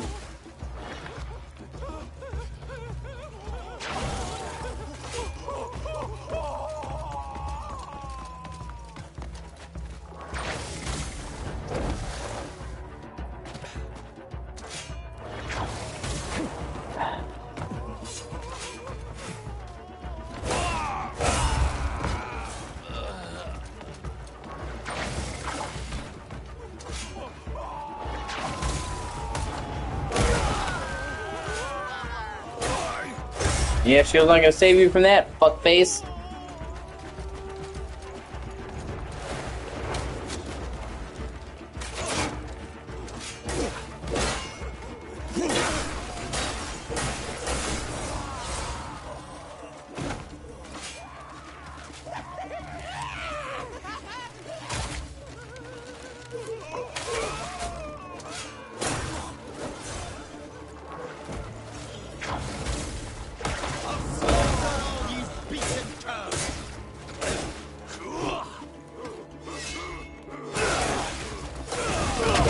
Oh shit!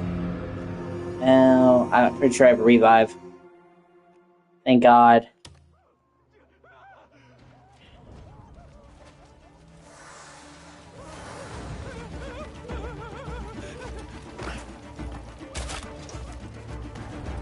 Just wait till I get up there, asshole.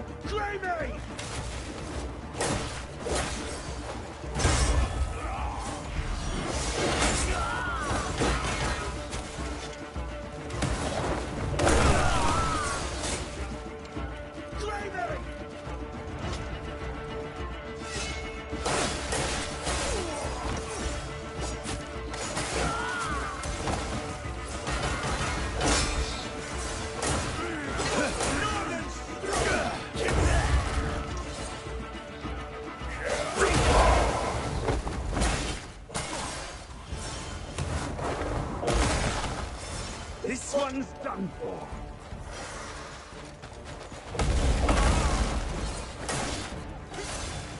Northern strong.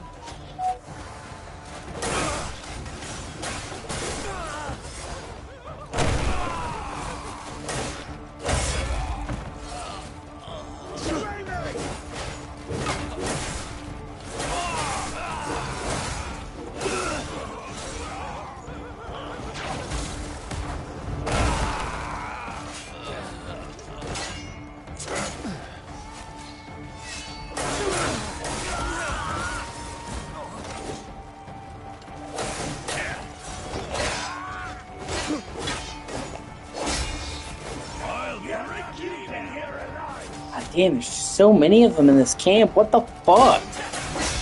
Still breathing? I'll fix that. Crawl from, cowards!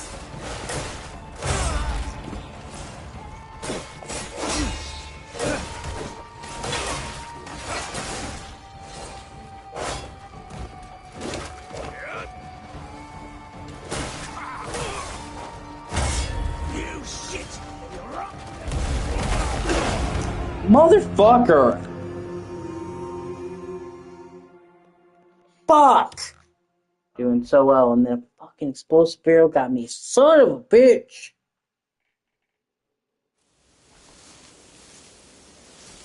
Thankfully, I'm pretty sure the overall progress on the quarry doesn't stop. It's still fucking lame, though.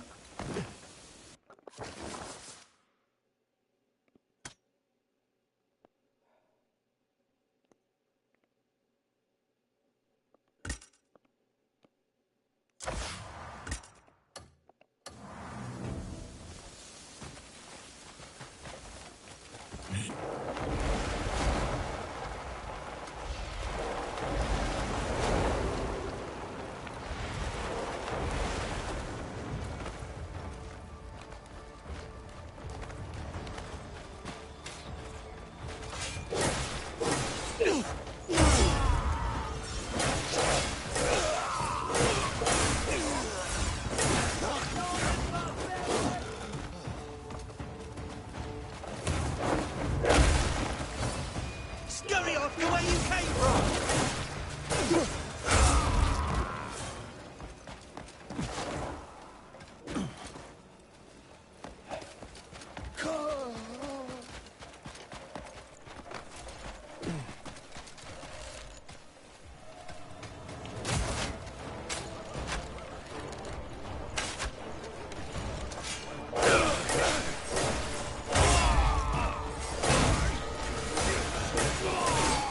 Die, you bastards!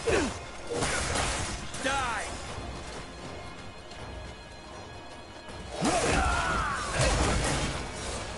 I'm the killer here. Are you? Really? Truly? Fleeing coward!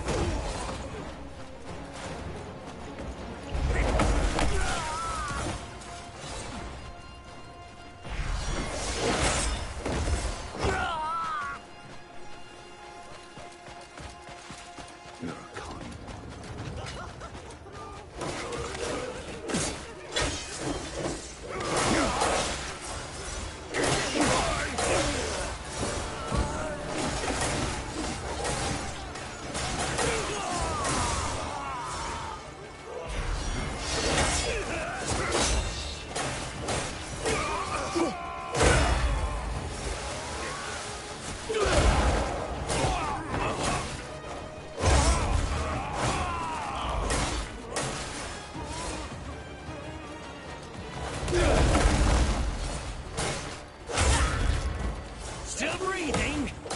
I'll fix that.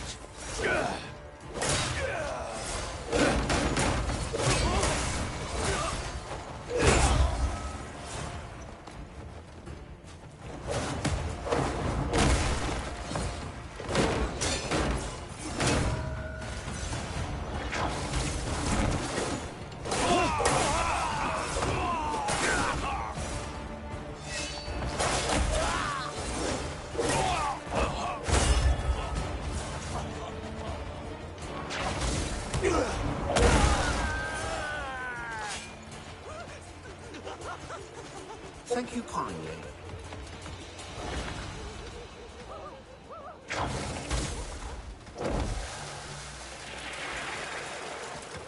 Let's make this fast. Feel this. Go. Meet your end. Die already, you shite.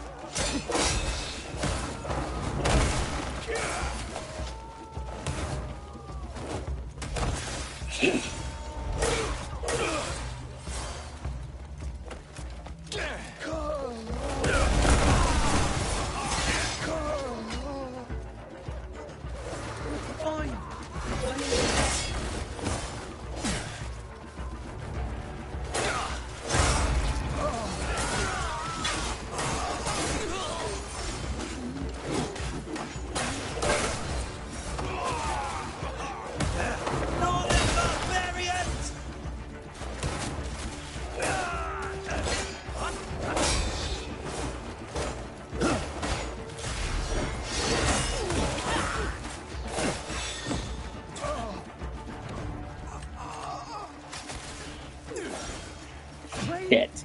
Let me tell you something.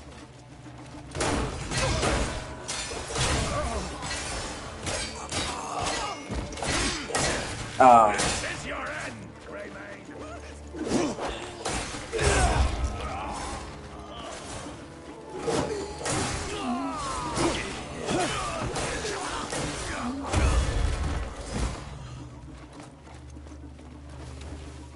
Shit.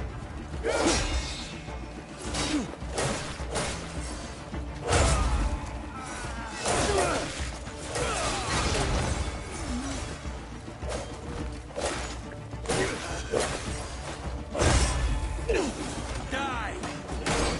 Fleeing coward!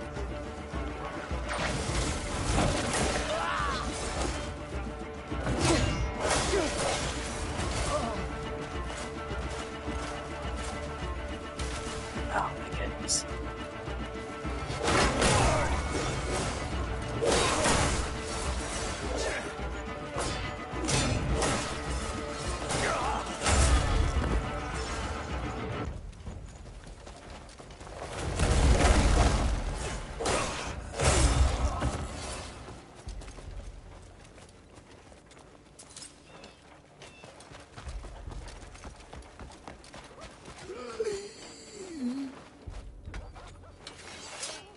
Fine!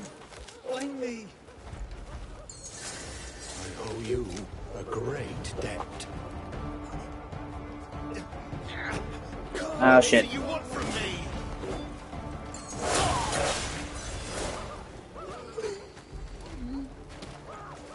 Fine! Blame me! Go home, thanks to you.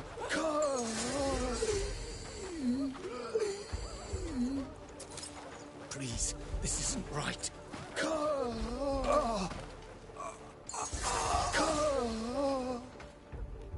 You've done me a great service.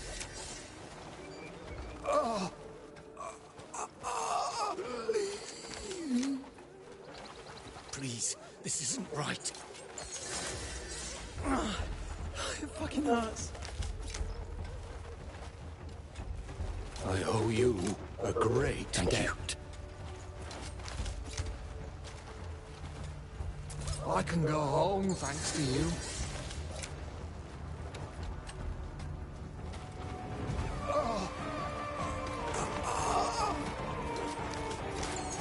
Scurry off to where you came from!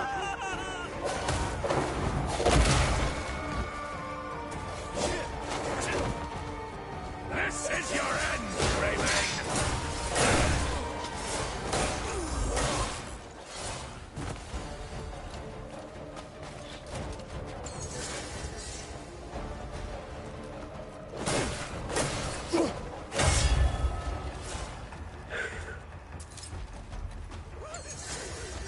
I can go home thanks to you.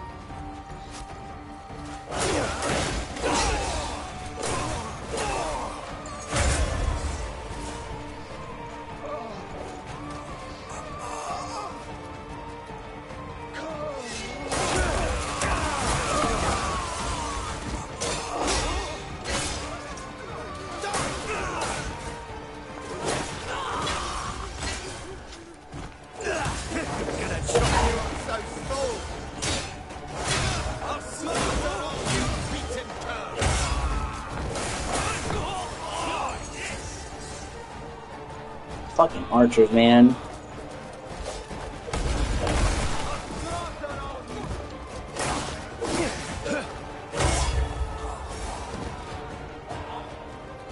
I'm so close to being done with this fucking thing. I swear this is the most heavily fortified bandit fort I've ever fucking seen. And it started as such a you motherfucker! It started as such a seemingly benign side quest. Like, hey, will you take this out? And the first one was like just a small building. And then we're this massive fucking quarry, and it's like, wow, we really jumped a few notches.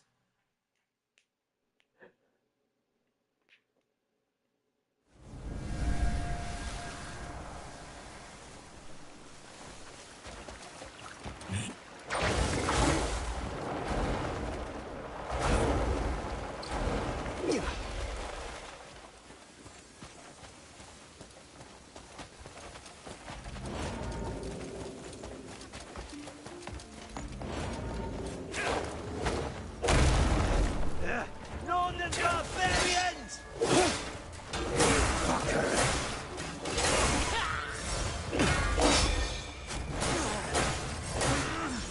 This is your end, Greymane!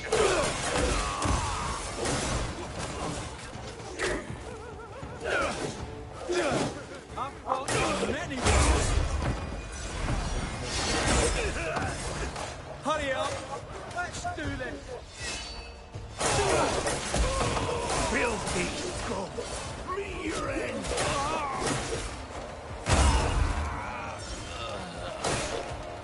This one's done for!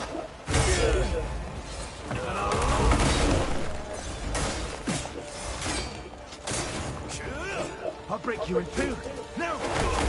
Three!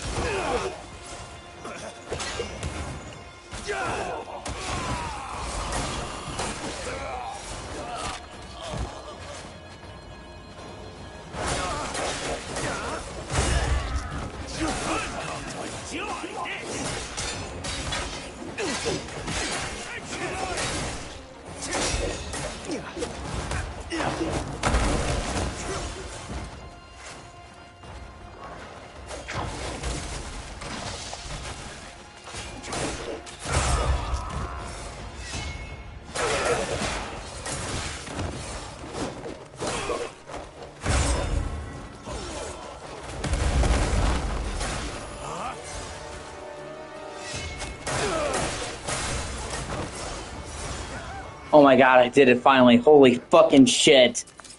God, I thought that would never end. Fucking Bandit City.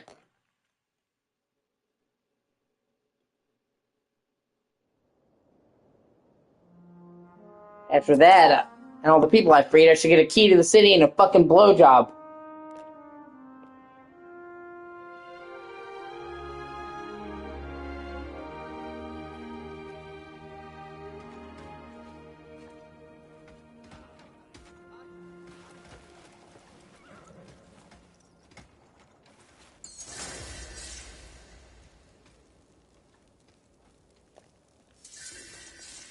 Oh my god.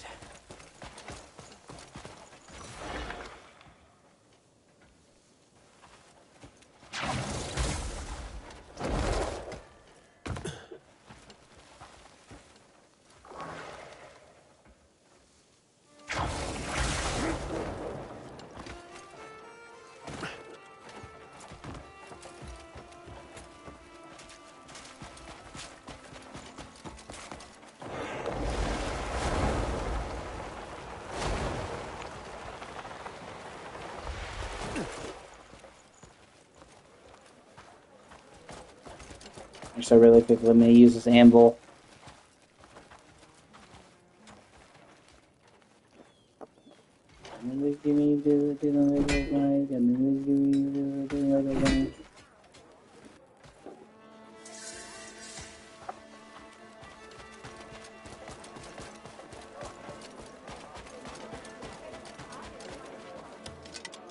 Oh, I had a feeling it would be you again.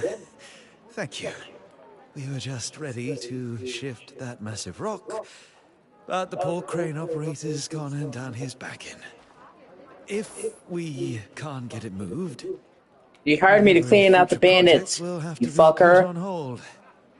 For one last favor, could you try your hand at the crane? Yes. Oh, I can't put my thanks into words.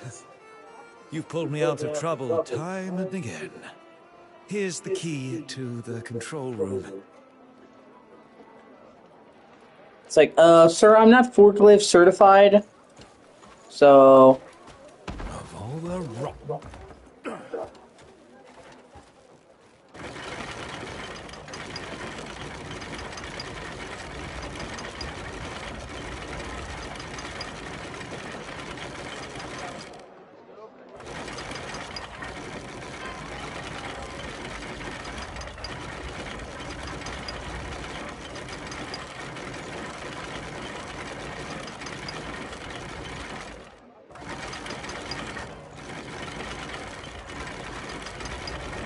It's like, I'm gonna have to contact OSHA and say that your place is not at proper safety standards, bro.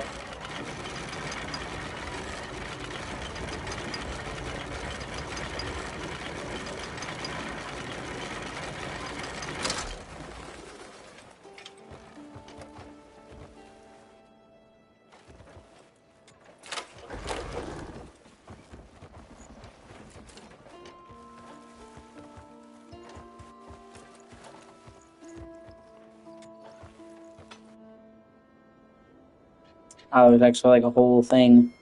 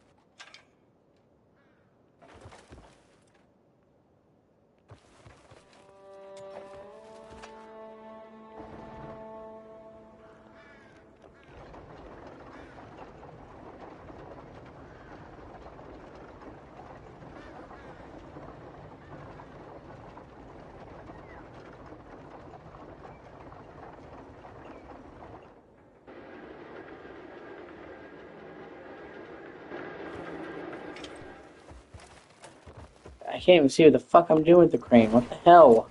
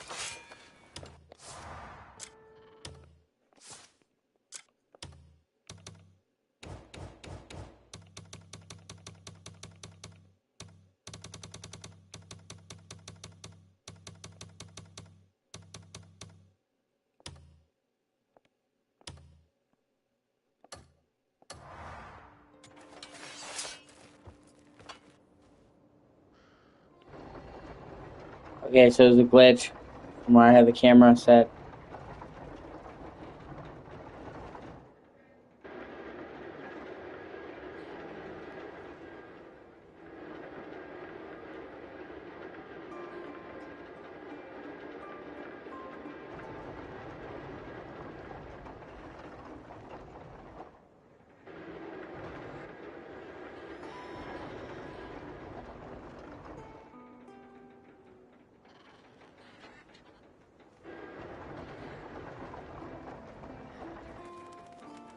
Come on, grab that fucking thing. Grab it.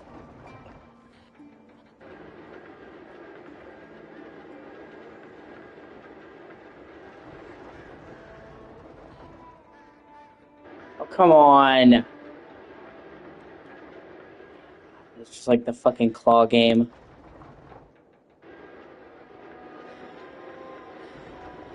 You play at the fucking at Walmart, man. Stores.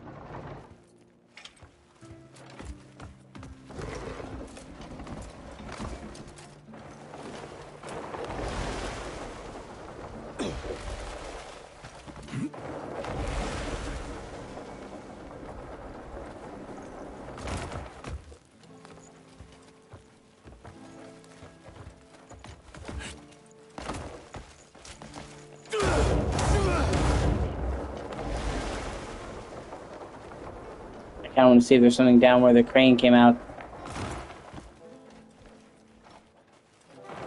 No way. Yeah, it's a big-ass underground cave. See, that's what's so cool about this game. There's so many things tucked away in the places you'd never think to look, man. Hidden ruins of the quarry.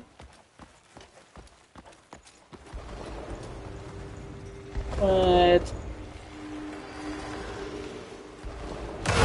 Oh, okay, those are traps. Oh, now I know.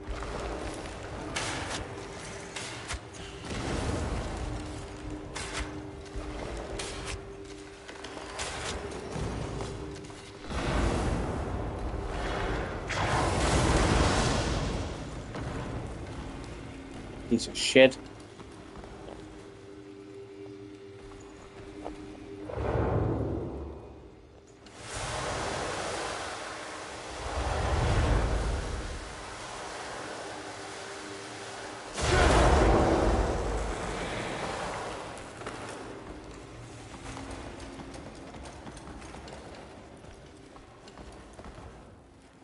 Oh, hey. Oh, shit. 3 revives. Fuck yeah. Nice.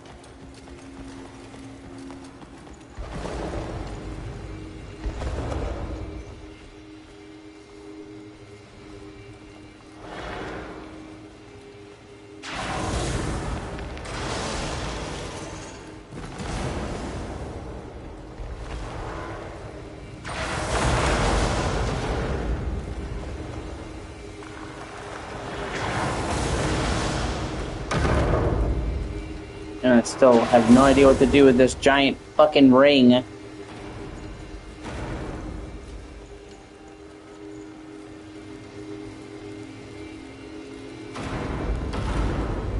only thing I can think of is over here by the entryway. Then will it even fit?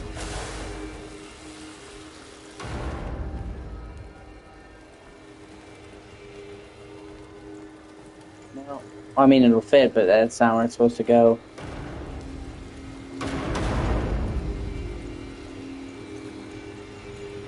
Where the fuck is it supposed to go? What the hell?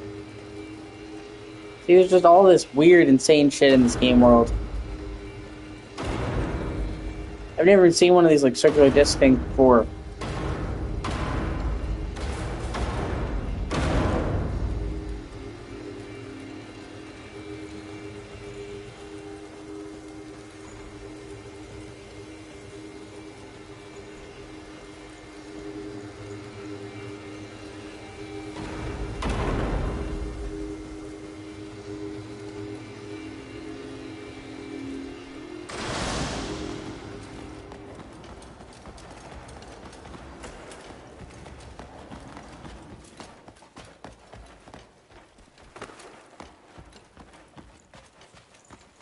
I have to come back and do this part of a quest here after I go to Count Roberts.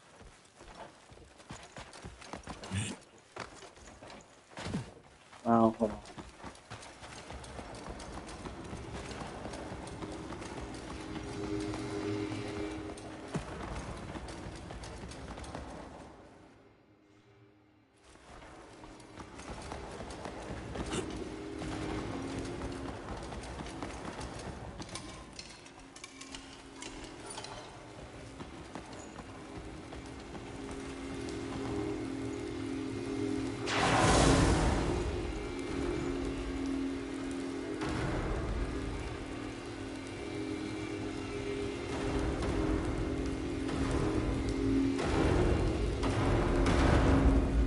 It seems like I can use this fucking thing now that I killed it, the sentinel in it. But how? It's like a giant fucking ring. What the fuck is going on with that? I'll just have to come back to the quarry after I talk to Roberts. I think it might be a future quest kind of thing. Kind of shindig.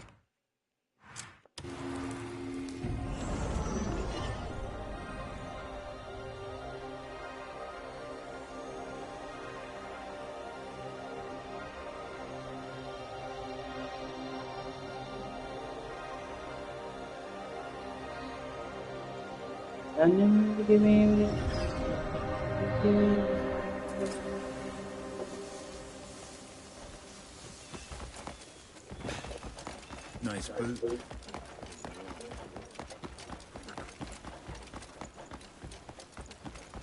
Hi.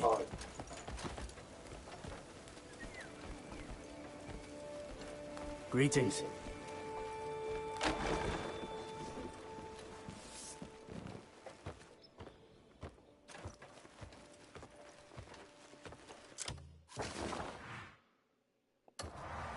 I feel a weight off my chest. Ha ha ha! Well, well, here you are. If it isn't the hero of the house. There's no need to worry. I truly don't know how to thank you enough. Got an emblem to give me to do the Megals. Oh, come now. Got No an need to be emblem to give modest. me. I dread to think what we'd have lost if you hadn't Got turned an up. emblem to give me to do them. Got an Thank emblem to the give ancestors. me. Please accept this. Got an emblem to It's give me. very special to me. An emblem to give And me. I'll be sure to tell His Grace what you've done. An emblem to give me to I'm do. certain he'll be glad to hear it. Oh fuck! Seriously?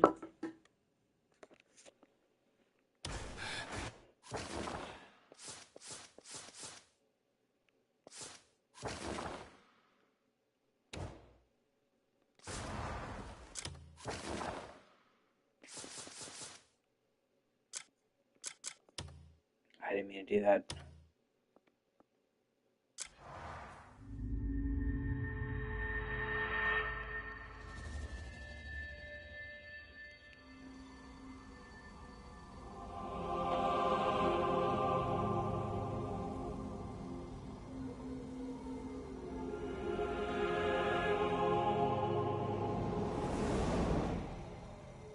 Got all the music that plays when you start out.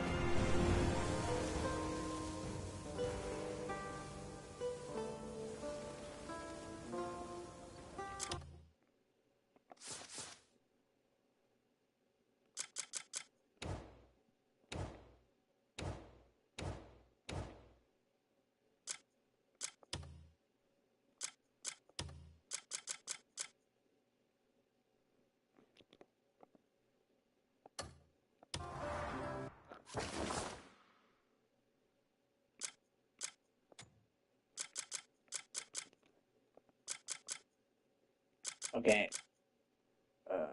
Speed. Sweet.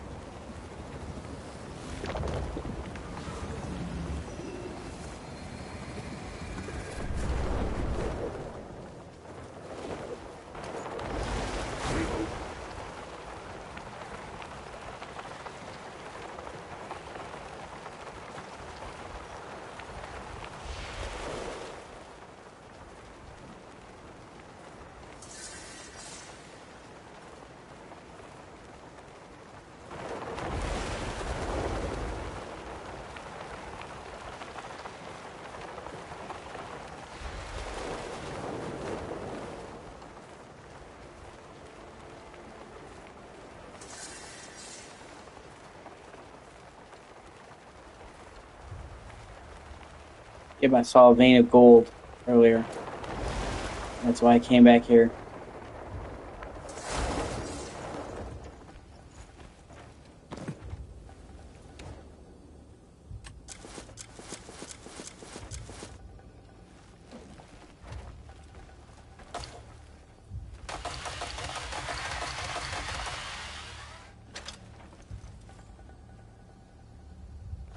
Oh, do I need a better...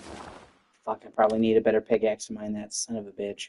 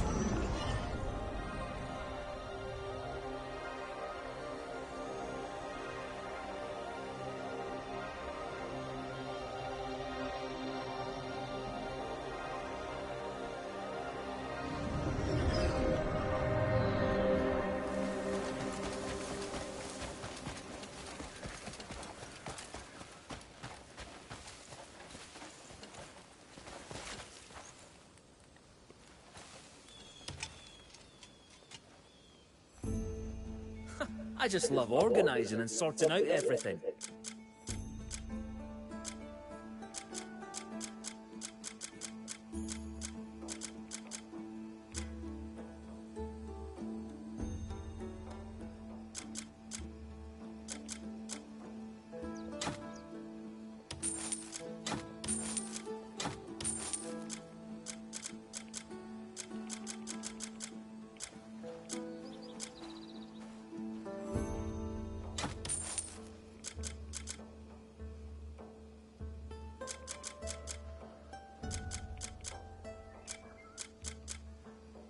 Why carry all those trade goods on you?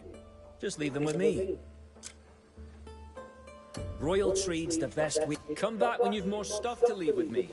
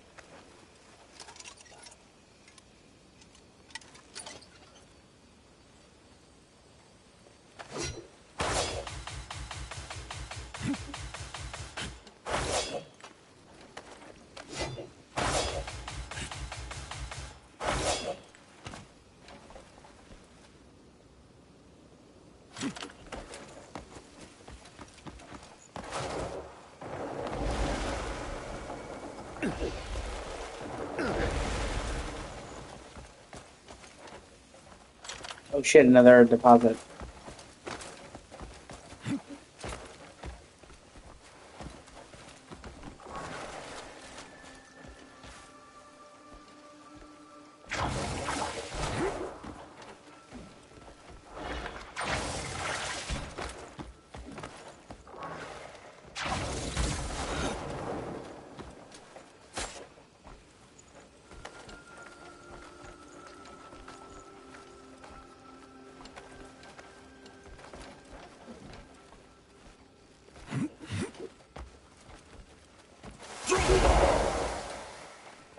Damn it.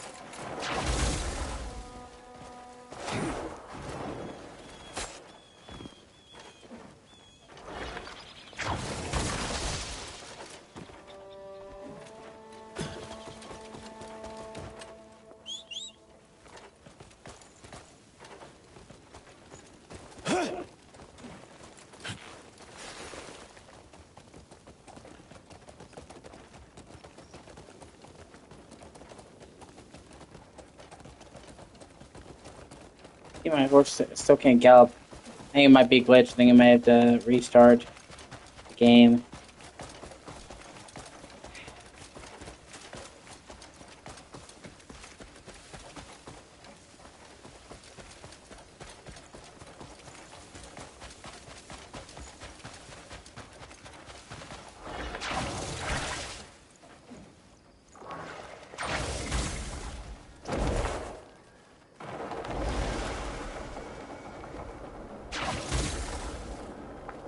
Damn it.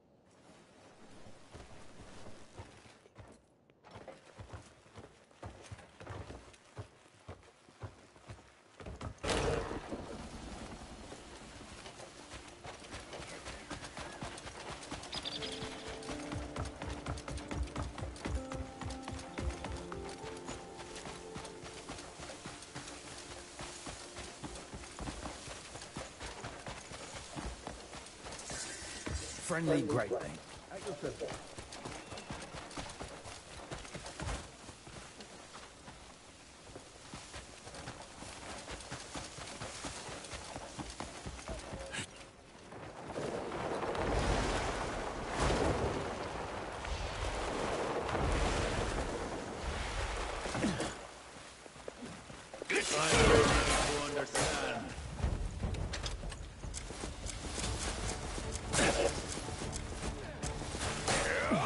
No.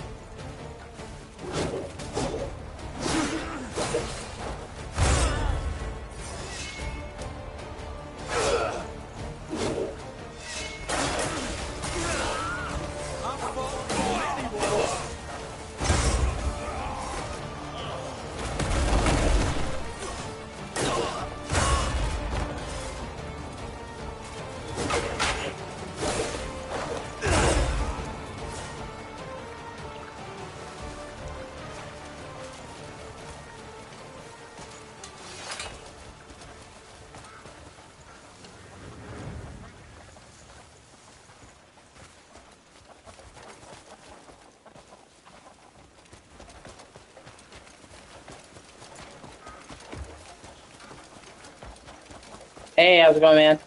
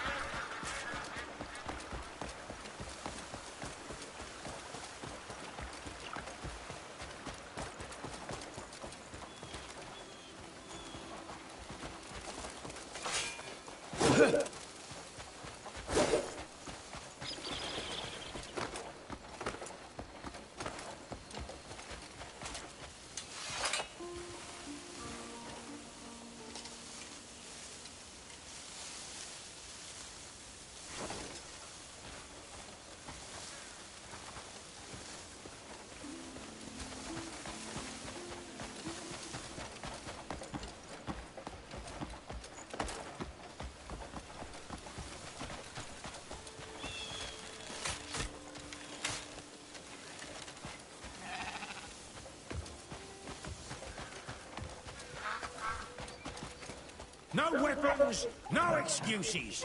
Bare fists. Enjoying the day? Street vendor.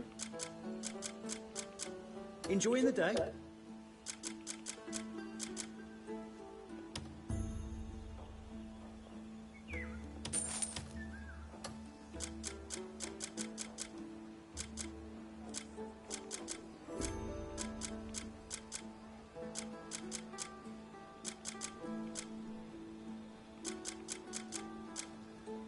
Enjoying the day? All right.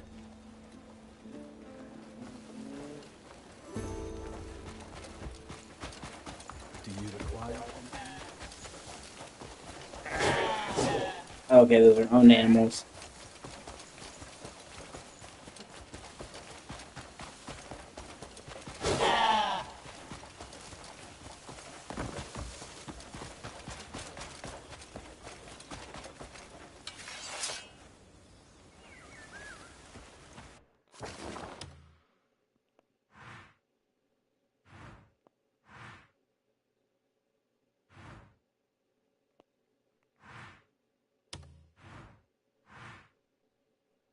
Are you talking about the darkness?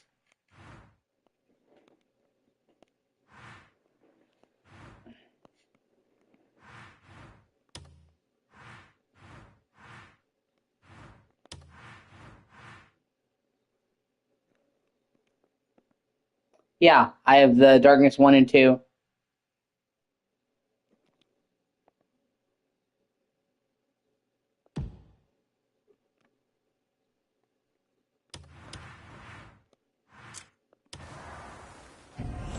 Now let's try doing a bounty quest.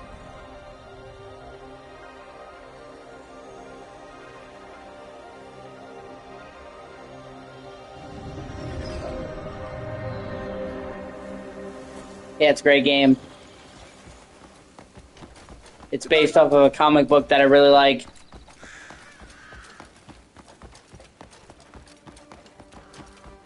You're new here, aren't you?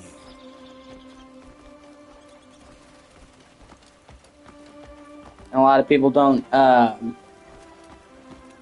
lot of people don't know it, but actually, Witchblade and the Darkness are in the same universe. Trust matters the money is a noble thing.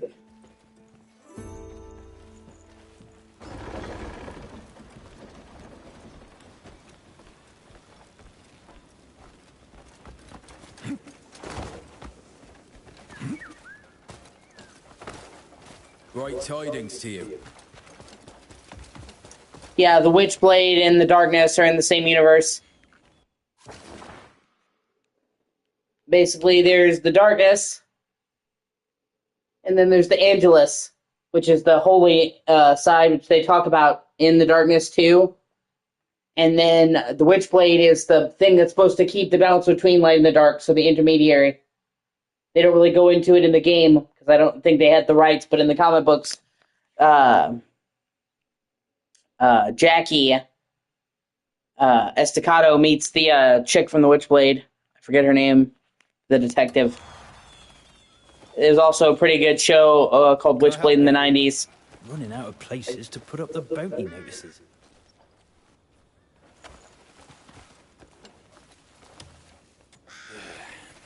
More outlaws by the day, yet no one ever gets caught. What's going on? Interested? Take one. Drag any in and you'll be paid for your trouble. It depends on who you catch. Some fetch a fair bit, others only a few coins. But you'll get whatever amount what's written on the notice. For what it's worth, you'll have my thanks too if you bring in the bastards.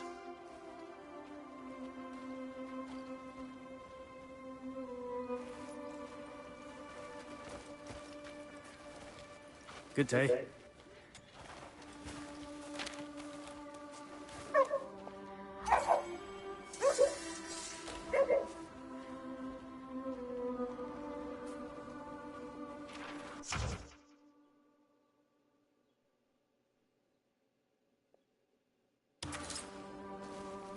Go stay somewhere else. Yeah. don't you? Smell fragrant.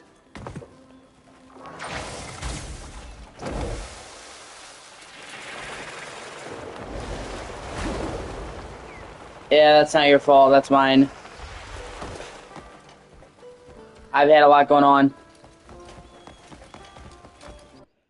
I posted about it in the Discord group. I don't know if you saw it, but my cat got hurt.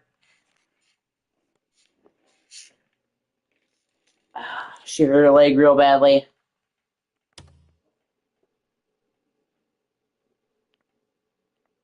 I think she must have gotten somewhere high up and jumped down. That's the only way. That's the only thing I can think of. And I didn't know if she was gonna make it or if she was gonna be okay. So I spent all night that night watching after her, and then that threw my schedule out of whack. I tried to get back on a normal schedule, but it's hard.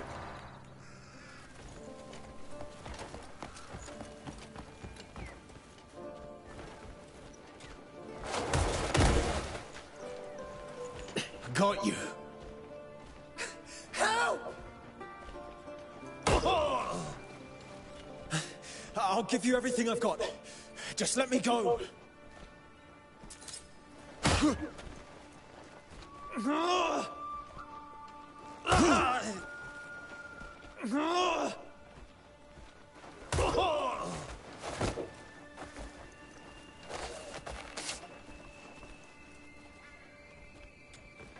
you have any idea who my boss is?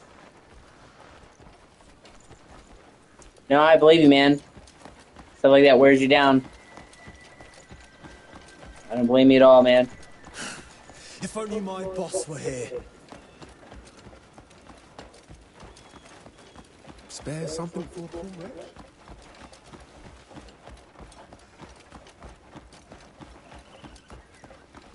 I should hand you to the jailer.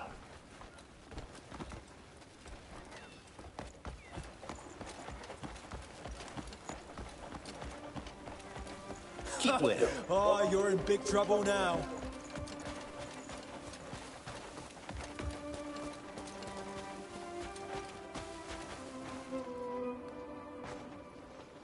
Listen. I wish I could take a break sometimes myself. I don't mean from streaming. I actually love streaming. I'm trying to make it. I'm trying to make it a career. But even if I could make money off streaming, it's something I enjoy doing. I genuinely love doing it. But I'm just talking about sometimes life in general gets to be a bit much, and I wish I could take a break. Like I said, life just fucking gut punches you, man. I literally told myself, try to think positive. And let's try to think positive. And then literally like 12 hours after I said that, my cat got hurt. So I was like, man, every time I think, let's think positive, just BAM! Life hits me over the fucking head. And yeah, I'm sorry about the workplace stuff, dude. You have report a lot of issues with it. For you. Go take a look. Impressive work. That's the one. Lock 'em up. You know, we'll run out of cells at this rate. No, that's Still, you saved me some trouble. Thank you. If you find more scum in the future, bring 'em here.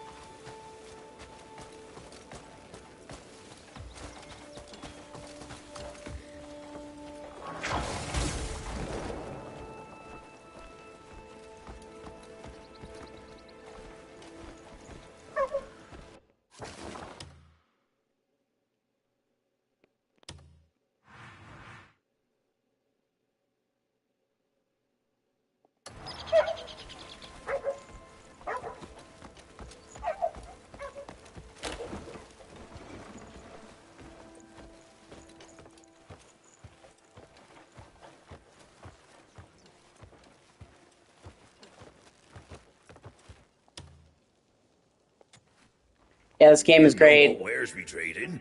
So, what can I get you? This was made by a team that had never made a single-player RPG. They had only made MMOs, Black Desert, if you ever heard of Black Desert. This is made by the same team. But the guy who made Black Desert really wanted to do a single-player RPG. So he did this, and it's really, really good, but it's rough around the edges. But they're patching it and fixing the issues at a lightning speed. But in terms of immersion, this is probably the best game I think I've ever played. I don't think I've ever played a game that the world is as detailed as this. Every single inch of this world feels like super handcrafted and alive. You know, just about every single fucking building you can enter. Every person you can talk to. Farewell. Like, you see this one town, and you can see the sheer amount of shops and locations just in this one town. And then all the places. Here's the castle you can zoom in on. Here's this manor. Here's this manor. There's a church. You know, here's the beggar's, like, alley. And, you know, this town, like I said, almost every building is enterable, everybody you can talk to. And that's one town. And then you realize that level of detail, talking to every person, going into every building, having all these different named locations, applies to this whole map that's of this size.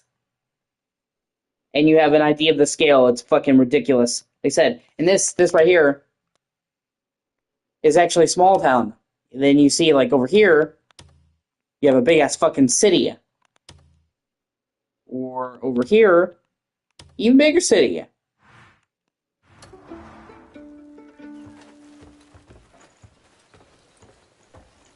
That's what I'm saying. Like, the scale in this game, it's a fully realized world. What is it? You go walk around a town, the town doesn't feel empty. You can literally see people standing, sitting on benches, walking around the town, talking to each other. This is a tiny town, but it feels alive. You can pet every animal you see.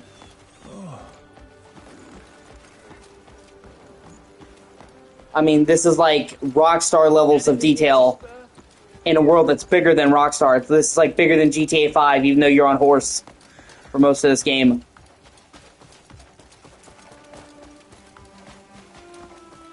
Like, just random building.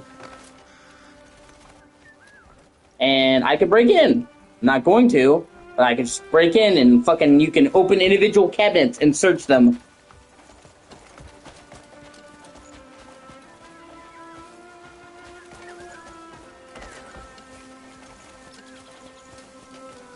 And none of this stuff, like, you know, some games, when they have a map this large, they copy and paste areas, so it's like, even though it's got a lot of places,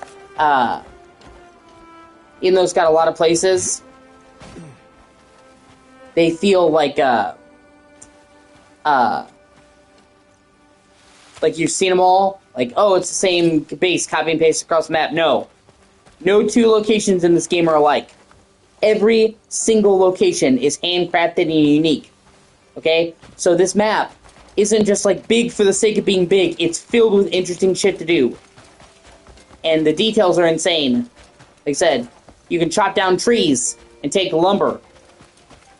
You can get water from a well and crank the well. You can actually pull an elevator on a pulley. Pick every flower you see. You can actually leave meat out in the sun and it will cook.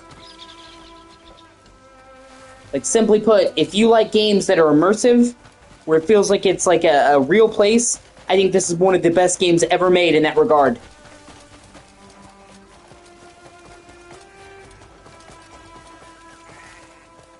Like, see, you can come down here, and here's where they wash all the clothes for the village. There's an apothecary, where they collect all the plants. A farm. A back alley salesman, obviously for selling shady shit. You know, a church. A castle. All the different manors for all the different noblemen are named. You can literally walk up to the side of the building, climb the building, open the window, and go in.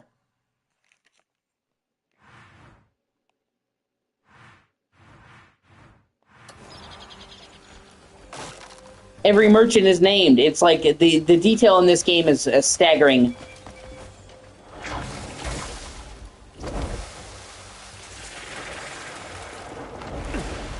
So, yeah, it's rough around the edges, but it's great. Hold on a second.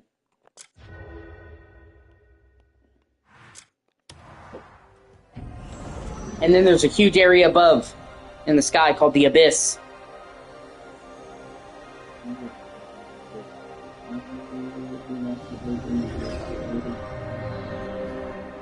So as big as the map is outwardly, there's a whole nother layer on top.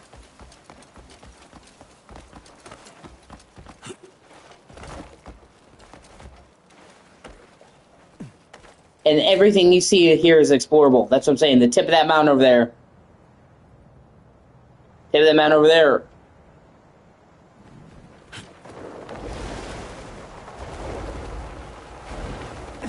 You can fucking fly around. Use a grappling hook to pull yourself to things, to swing around things. There's all these different mounts you can get. And your mounts have skill trees. You can upgrade your loyalty to your mounts. You can name them. You can actually adopt a pet, a dog or a cat.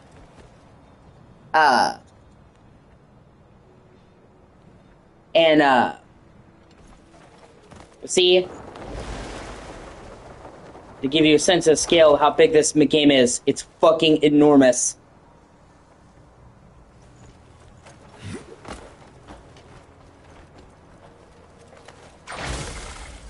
That's what I'm saying. When you see the size of this game, and then you realize, oh shit, every inch of this is like handcrafted down to the last detail, it's fucking staggering. See, there's that capital city over there that I was pointing out. It's huge. And that's what I mean, like, the Crimson Desert's all the way over there. People are joking, like, I played Crimson Desert for 100 hours and I haven't even made it to the Crimson Desert yet. Because the game is that big that people haven't even touched the whole fucking, literally the name desert. You see all the fucking sky islands.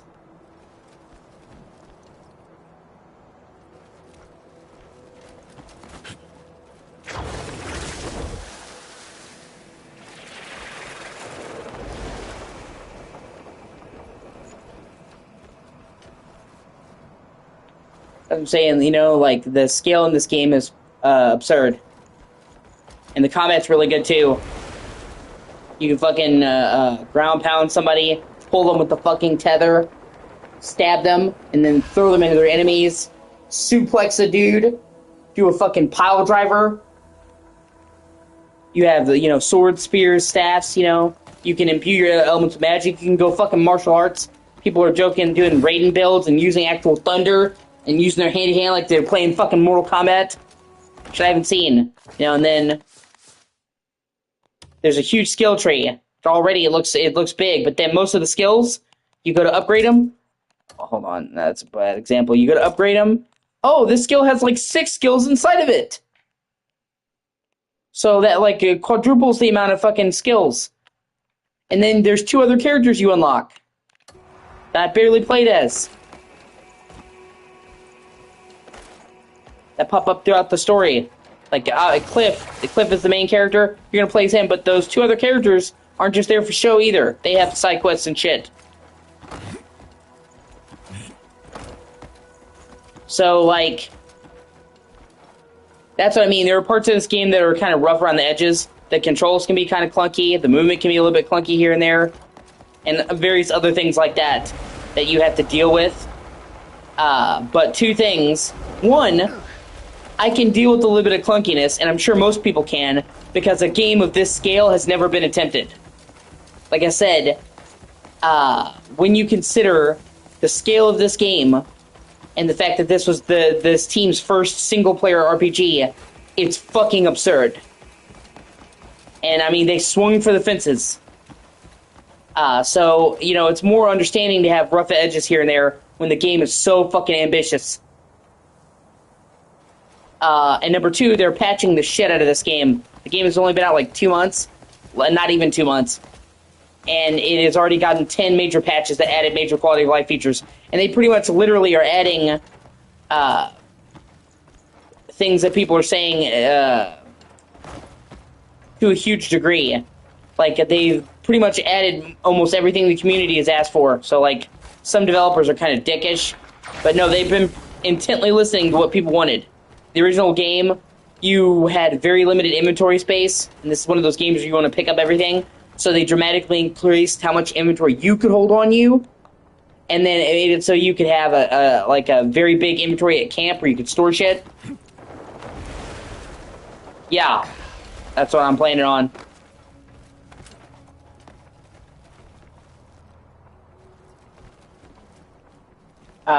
You know, so they are patching the shit out of it. That's just some of the tweaks. They literally, in less than 2 months, have released 10 major patches that have added major new features to the game.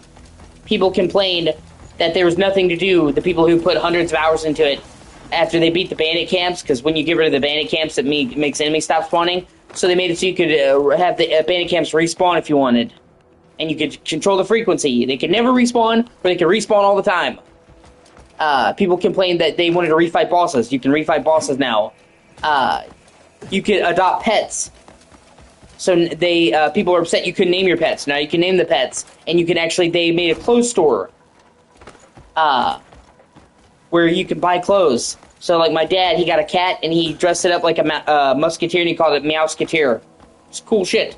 And the pet isn't just cosmetic. The pet will loot dead bodies for you and help you, which is super cool. Or, like, they took things that were exploits and made them a feature. Like, there was a roll ability that people could do, and they found out that the roll ability in the air could give them speed, so they made that an actual ability in the game. Whereas other developers would be like, oh, you found a way to break the game, let's nerf it. No, they're like, we're going to make it a full feature. And that's what I'm saying. And then they announced a roadmap, and they're like, oh, we're going to do this in 3 months. They did it in 3 weeks. So, you know, like I said, when it comes to the feeling of an RPG, which is what this is, the feeling of being lost in another world, I think this might be the best game ever made in that regard. Like, we're talking, like I said, Rockstar fucking levels of a detail in a game that is just so big. You know, so it's for me, it's worth putting up with some rough edges here and there.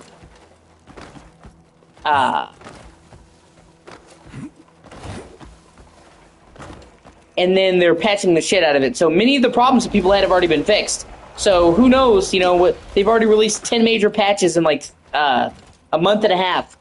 Who knows in 6 months what the game's going to be like. They might have fixed all the problems that I have by that point. But even now, right now, the game is good. And not only that, but it's a showcase of graphics. I mean, this game looks fucking awesome. And it's like, all of the lighting is ray traced. All of it. Doesn't matter what system you're playing on.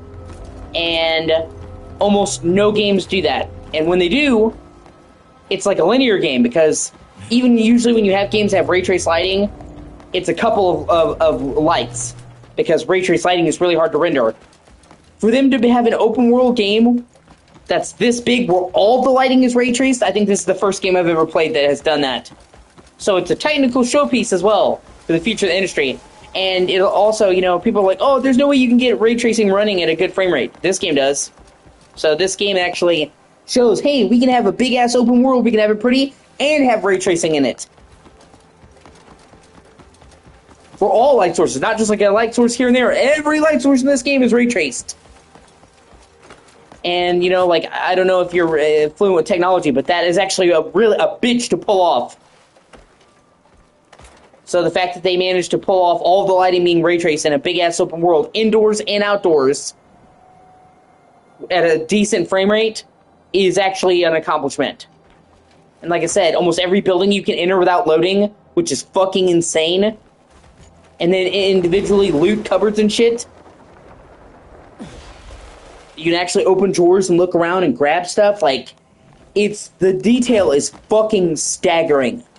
That's what I'm saying. And for me, that's why I play games. I love the sense of living in another world. Of doing things I could never do in real life. of being in another place, the escapism. Some people like games for the raw entertainment or the feedback loop. I love games for the escapism. So for me, this is fucking dream come true. Yeah, like I said, the combat's fucking awesome.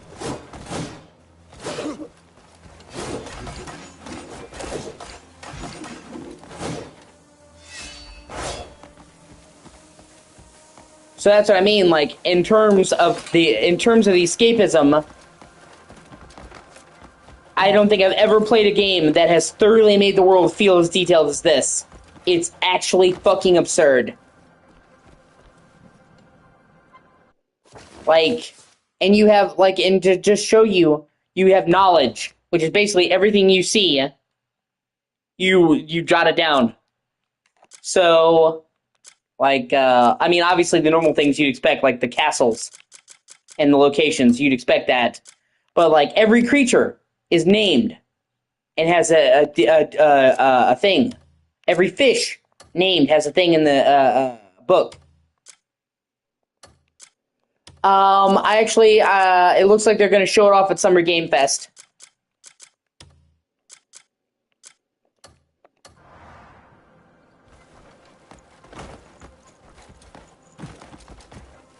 They were showing a teaser trailer for the Summer Game Fest, and they showed a few seconds of Tomb Raider, the new Tomb Raider remake. So it looks like they're going to show another look. And it's supposed to come out this year. The remake of Tomb Raider 1 is supposed to come... I'm sorry. The reimagining of Tomb Raider 1 is supposed to come out this year. The Legacy of Atlantis. And then Tomb Raider Cataclysm, the brand new Tomb Raider, is coming out in 2027. So... we're already almost halfway through the year, so I'm fully expecting we're probably going to see the new Tomb Raider game, the remake, at Summer Game Fest, and then it'll probably come out in fall. Because they want to, build anticipation. So I would expect the new Tomb Raider game to be out in the next couple of months. Especially because this is the 30th anniversary of Tomb Raider.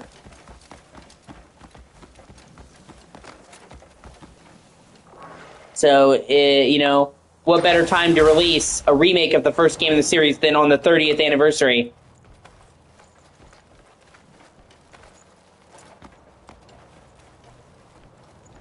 That's what I'm saying, like, the detail in this game is just, like I said, and what's so great is each region in this game feels so different. This is the starter region, Hernand, and the region is meant to be ye old medieval, typical fantasy. And it's beautiful, but it's kind of standard fantasy fare. But then you get into the Crimson Desert, and it's fucking Middle Eastern. With mosques and shit. You get to, Delicia, and it's fucking steampunk with electric lights and shit, and trains.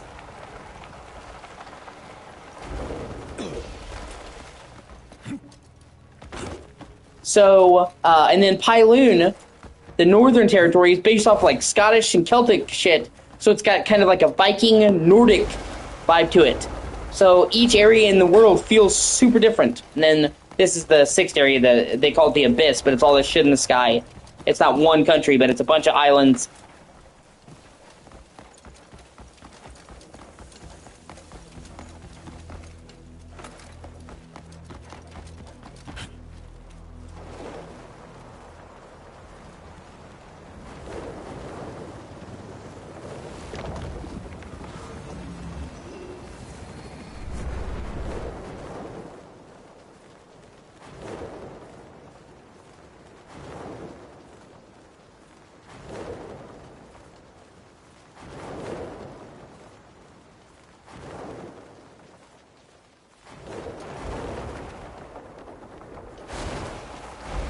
See, like, you go to a noble's estate, and you can see other nobles sitting there and having a good time. And then you can see the housekeeping sweeping, because, of course, guards patrolling the building. And then you can walk in. No loading. Take the individual shit off the table. Obviously, that would be stealing. I'm not going to do that, but I'm saying you can. That's what I mean. Every building is interval. Everything can be looted in the building. So it's like every single fucking inch of this game's world is handcrafted. It's obscene.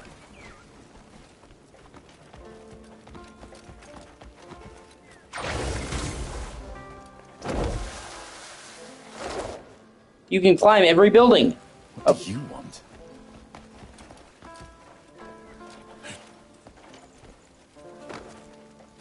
See, I could just literally, hey, I'm gonna pop the window of this weird house, and I'm well, hold on, I didn't do it right, but I'm gonna pop the window and I'm gonna fucking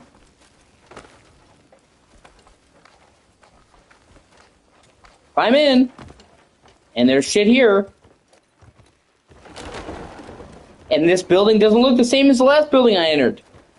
They're not just copy pasting these interiors. Like I said, the detail is fucking up. See? Look, open a cabinet.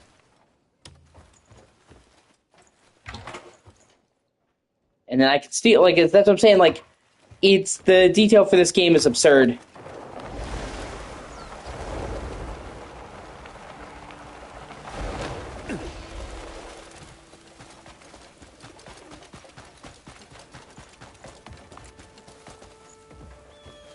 Actually, I need to see about upgrading my gear.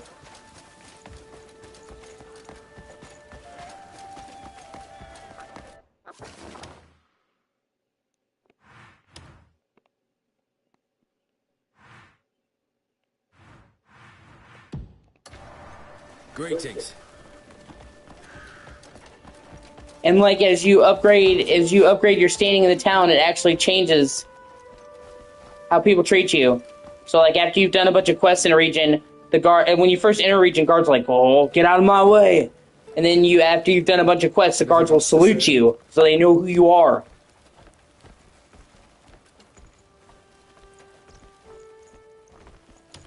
You have your own hideout that you build up over the course of the game. So that's the whole point of the main story. You were this once proud group of warriors that was betrayed, called the Greymanes, and you lost everything, and you're rebuilding your order. So you build up the camp, and you have your own house that you can decorate and put furniture in and shit. Stay and see what skill and fire can create.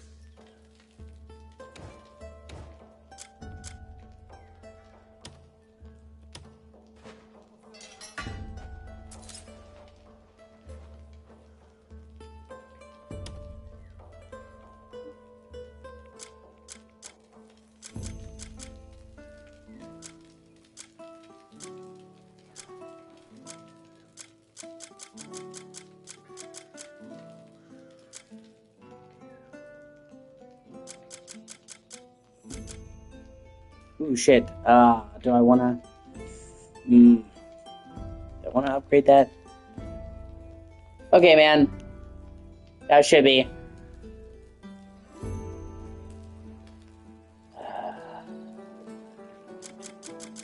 Just focus on upgrading my armor for right now.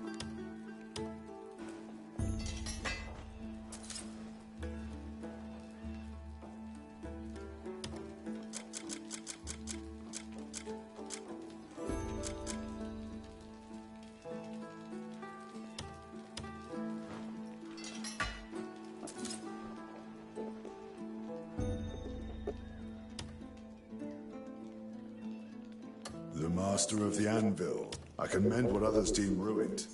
Just bring it in. Good day.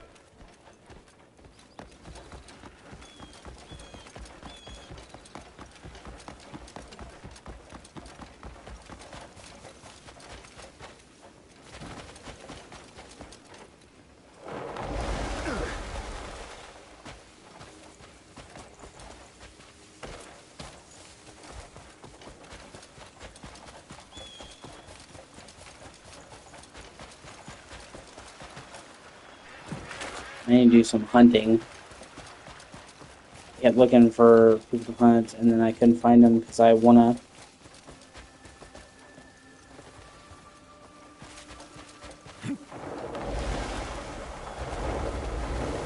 I need to cook for healing. So, like, hold on. Full Fist Arena. Should be a fucking apothecary around here.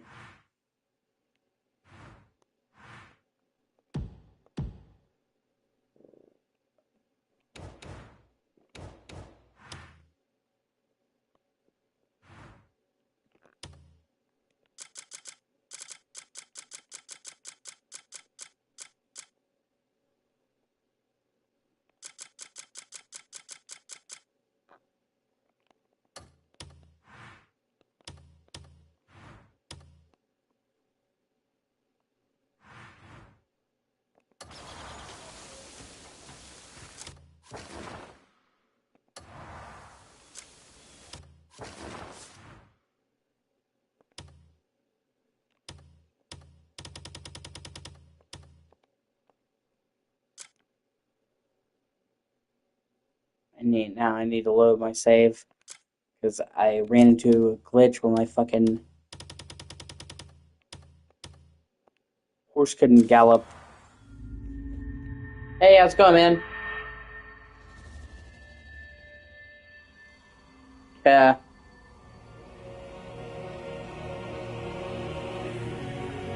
God, I love the fucking music when you start this game up.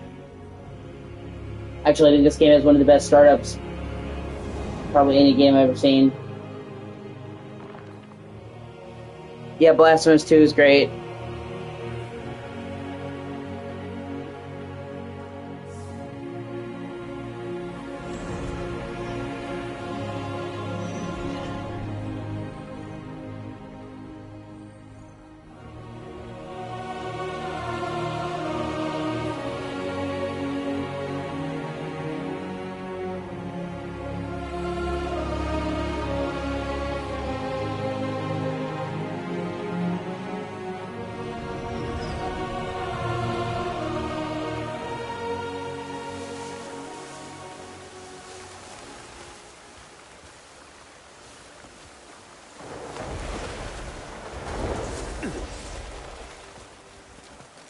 I'm hoping that they drop a new content update for Blasphemous 2.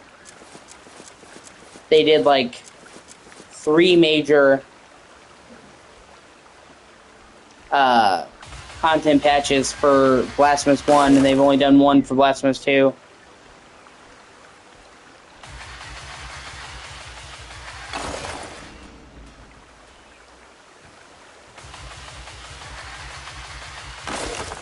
Hold on 1 second. I gotta let my cat out, get my drink, and use the bathroom. My cat's flying at the door. Yeah, I can hear you.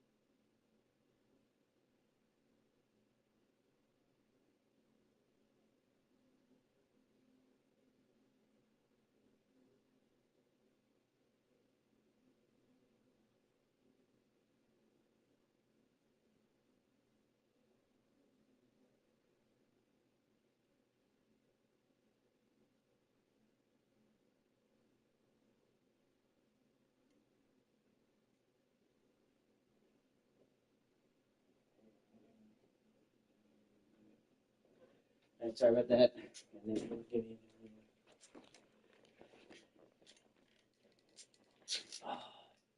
my cat wanted out. She hurt herself pretty bad. And she jumped down from too height and hurt her leg. So I've been nursing my cat. And I was afraid she wouldn't make it. At first I couldn't get her to eat, and it really scared me. But thankfully her leg is doing better and she's eating now. Yeah, I say that. I don't know what she did. But she's getting up there near, she's 13. So, all of a sudden she started acting like her leg and her hip was hurting her really bad.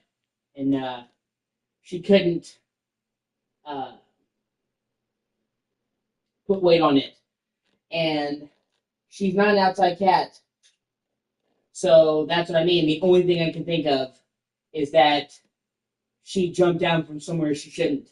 Because, she would jump on the kitchen counter and drink water from the tap. Because even though she had water, she just liked fucking with the tap.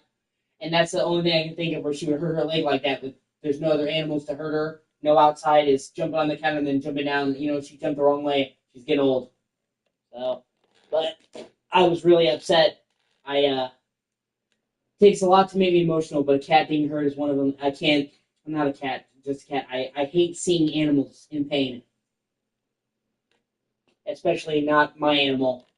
And so, I was watching after her all day and feeding her and bringing the food bowl to her and helping her get around the house. Because I hurt her leg, so I pick her up.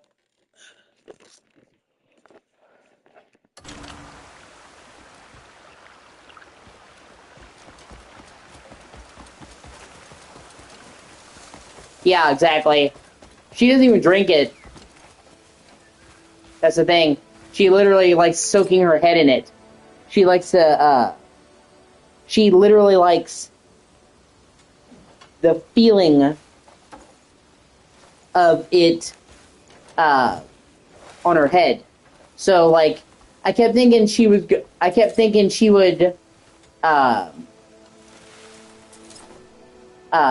do it because there wasn't enough water. So I kept making sure her bowl was filled to the brim, and she'd still do it. And I know she wasn't drinking it. She was just getting on her head. So it's like she liked the feeling of the water on her head. But she would always jump up to the kitchen counter, which is high off the ground. And that's the only thing I could think of where she would hurt her leg and her hip like that. One in particular is jumping down from something like that. Because I wasn't there when it happened. I just came in to the living room, and I saw her limping around, and I knew something wasn't right. Yeah, I mean, it's my cat. I'm pretty in touch with my cat, so. But, the first day or so that she was hurt, she wouldn't eat at all. And that really scared me. Because, I'm sure with cats and dogs, if they stop eating, it's done. It means they've lost the will to live. If you can't get them to eat, they're done. And most cats, towards the end, when it's they're fucked, they just stop eating. So, I was really upset because I couldn't get her to eat. But then I coaxed her and I got her to eat, and now she's kept eating on her own. And her leg is not as bad as it was. She's still limping, but it's not nearly as bad as it was. So,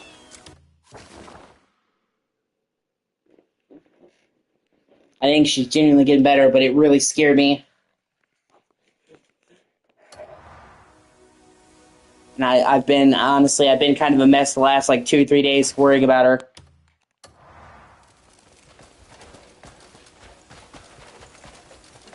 Yeah, exactly.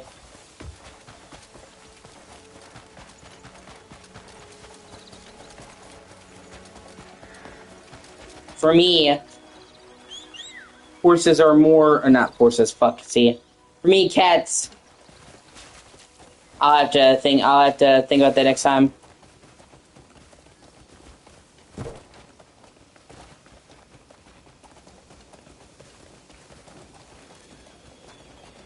I didn't really think about that.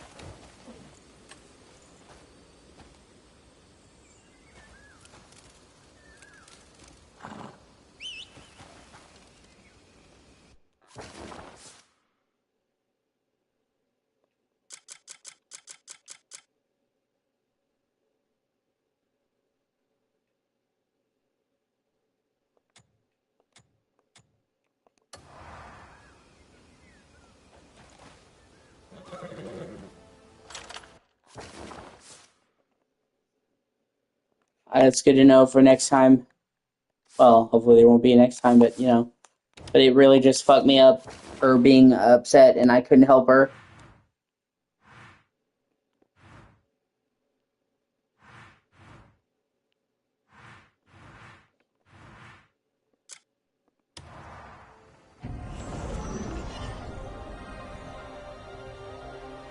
And I think also is not knowing, you know what I mean? Like, if I had seen her get hurt, it would have been one thing. But it's just like, I couldn't even figure out what was wrong at first, you know what I mean?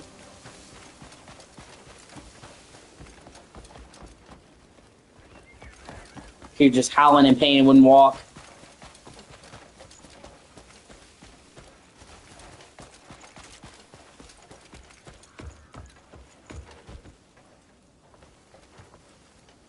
Yeah. Like I said, like, it takes a lot to make me emotional. So I've been through a lot in my life. But that absolutely made me insanely emotional.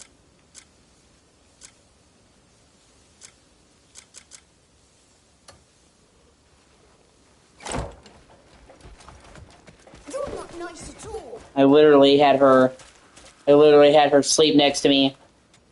Like I was looking after her, and I brought her the food and water to her so she could eat without having to walk.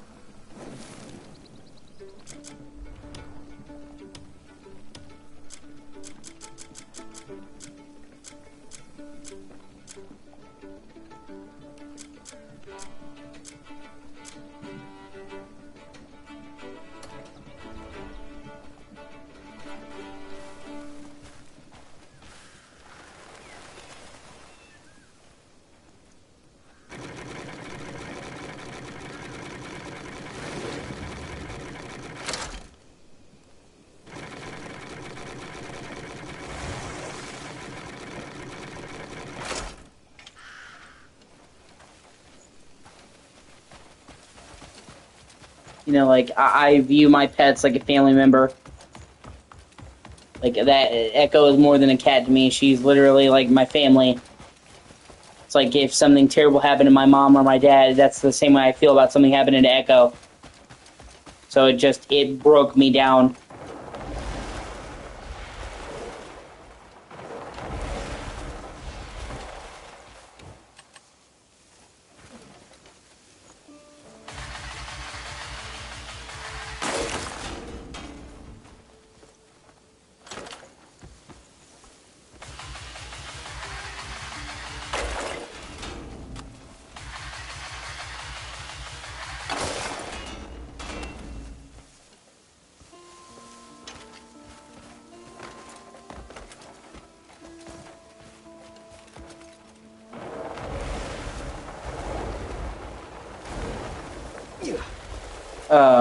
Yeah, man, I'm sorry. You're a good owner for sticking it out. Hold on, I gotta pull my chair closer. It keeps getting moved back.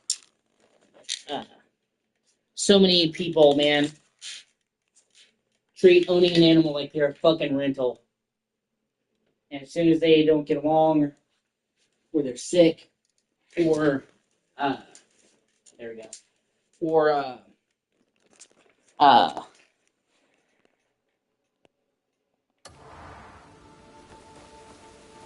yeah, no, for sure.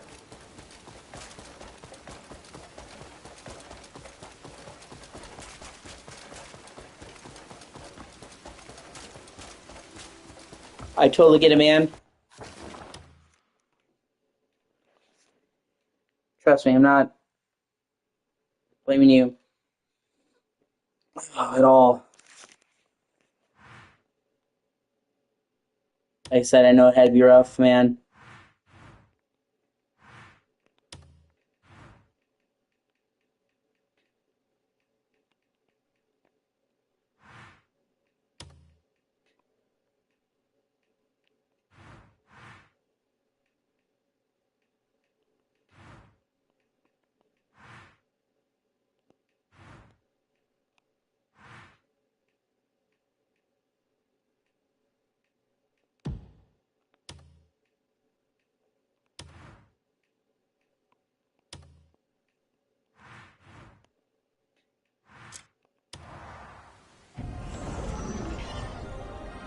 But so many people, like, they just abandon the animals, you know, like, they treat, like, adopting an animal as like a rental. When, for me, it's a lifetime thing, adopting an animal, unless, like, you literally just can't have them around anymore. Something happens you can't control. It's a lifetime commitment. The life of the animal or your life.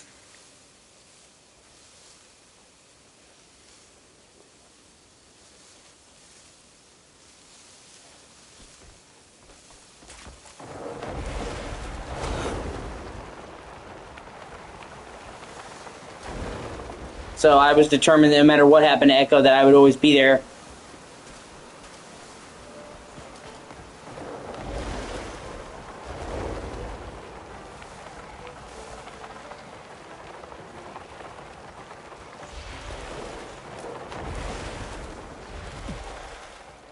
Yeah, well, you loved him and you took care of him as best as you could, man. That's all you can do. Hello, traveller.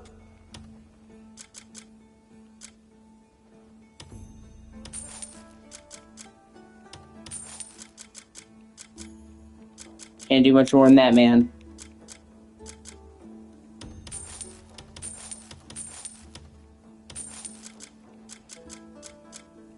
Enjoying the day?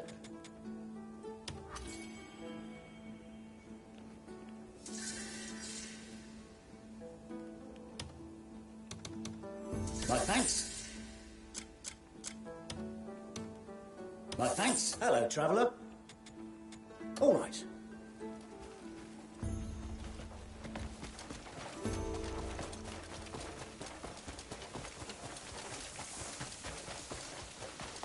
Hey, Bandits, you want some of this?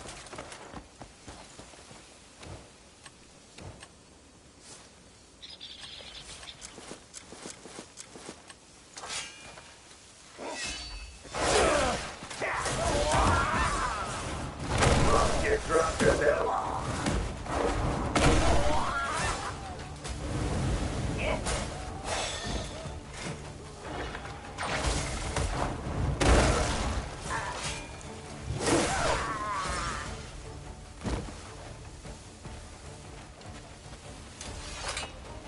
My family awaits me at home.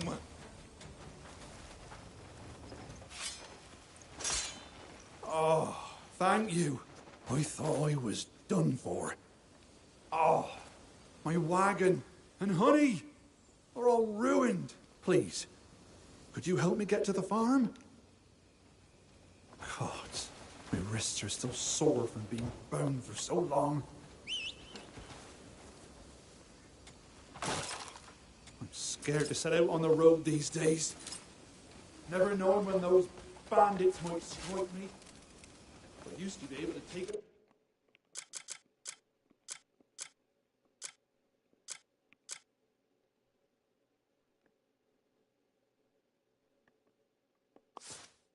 Myself. I guess I was too distracted today, checking the honey.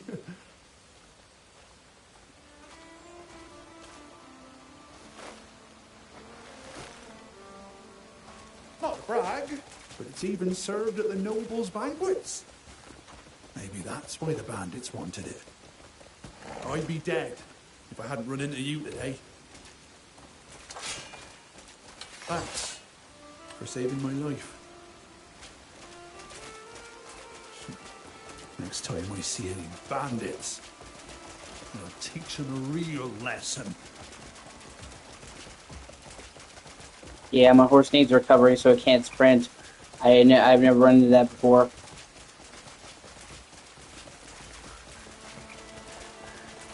Hey, let me see what I'm supposed to do about that, because I didn't even know that was a thing.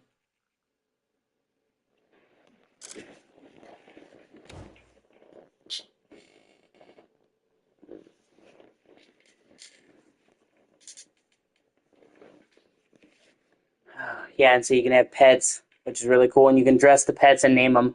So you can actually have a cat and dress them in armor and shit, and they'll loot bodies for you and help you. When my dad actually had a cat, and he dressed it up like a musketeer, and he literally called it Meowsketeer. Like, man, that's super cool.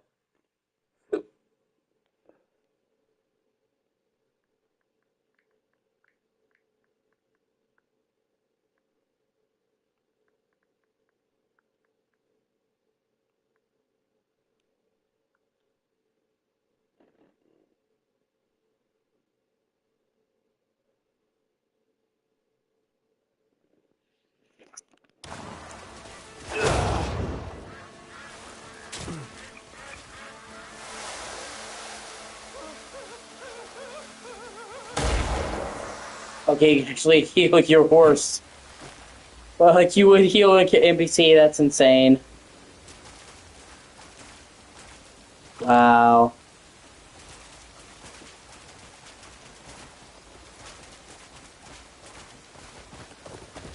Yeah, and he's back to galloping. Say this game is insane in that regard. All the crazy shit you can do.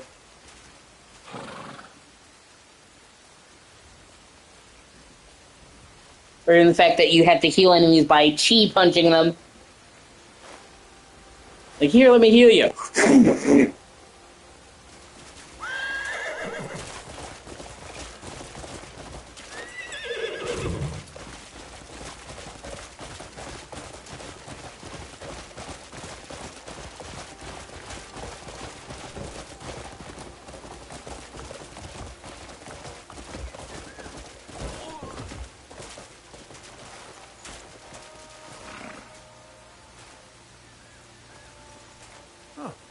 We're here already.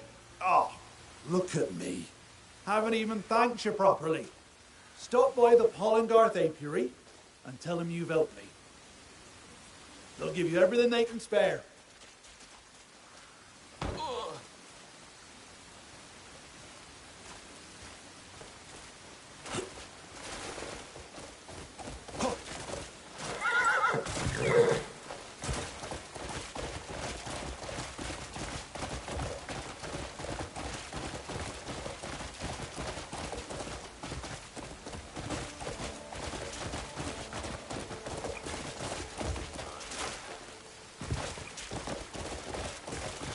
Oh, fucking bandits, huh? What's up, bitch?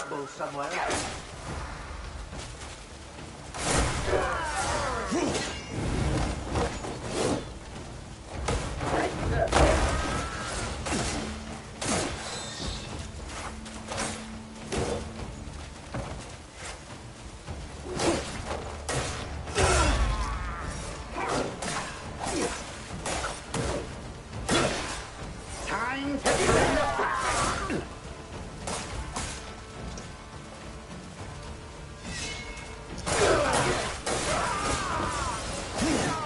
How disgusting.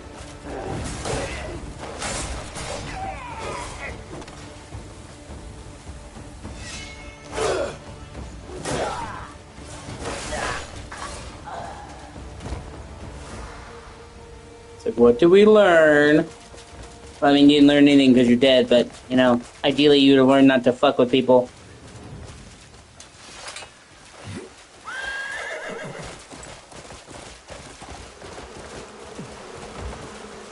What's taking him so long? Do you need something from me?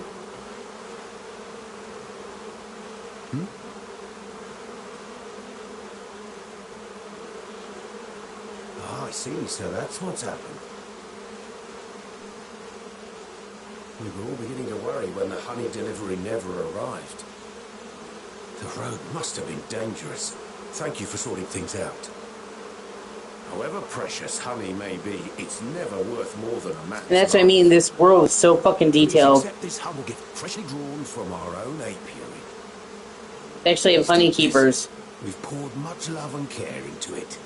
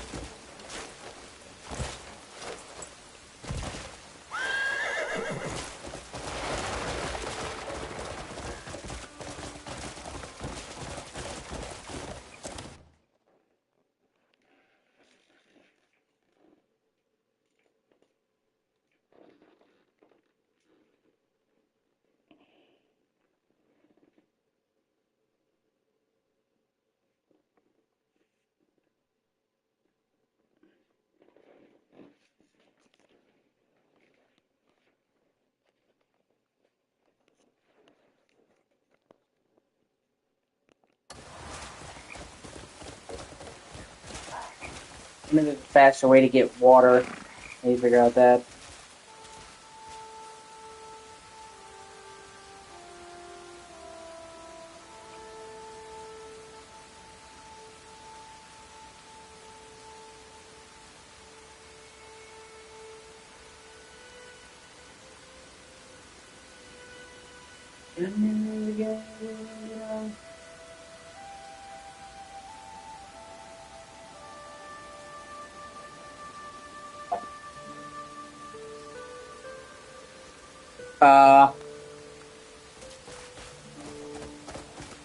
Yeah. Well, dude, I'm gonna be honest with you.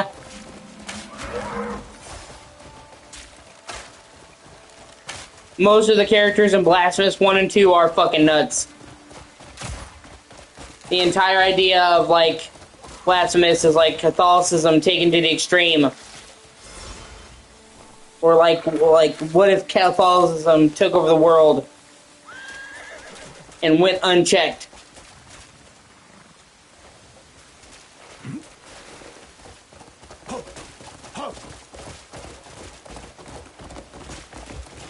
And a lot of the thing about Catholicism is they believe in guilt and repentance. And, you know, modern Catholicism has eased up on that shit a little bit. Old school Catholicism was literally, oh, you think you've sinned? Whip yourself. So it was like a very thing about punishment. And that's what Blasphemous is. Like, what if old school Catholicism, where we had to be punished, was taken to the extreme, took over the world?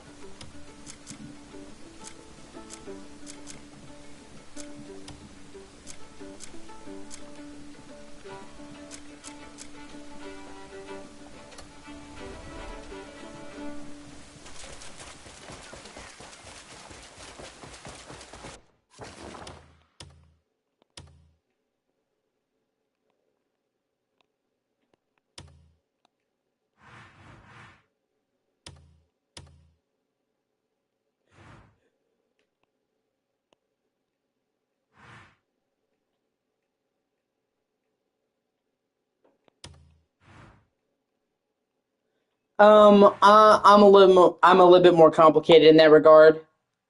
I believe in a higher power, but I'm not sure what form it'll take.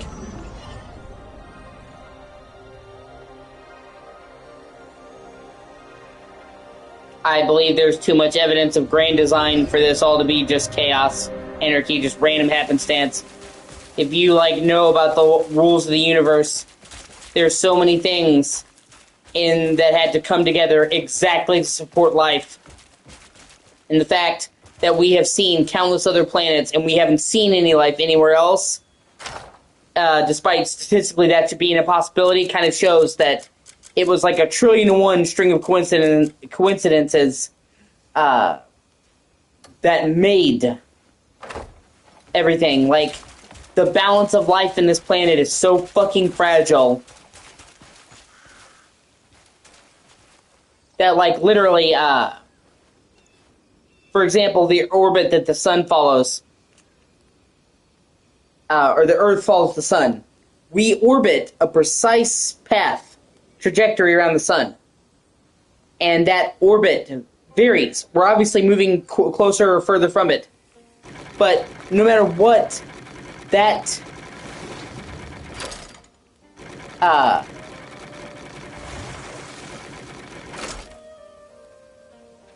that balance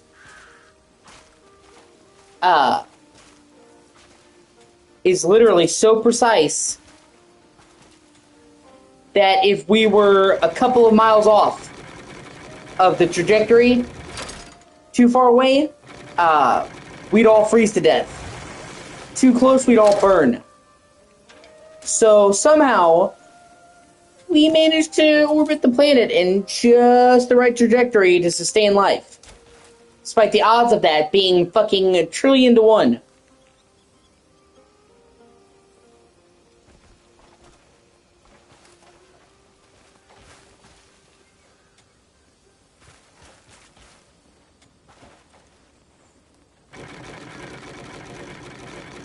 We have, the Big Bang Theory supposes anarchy. But we have a set of rules that are immutable, like gravity. We still can't figure out why gravity works.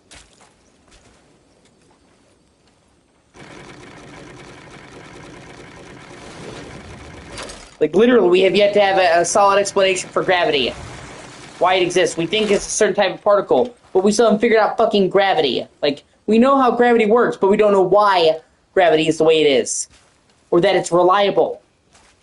You know, if you go by chaos theory, then anything should happen at any moment. But our existence follows a set law.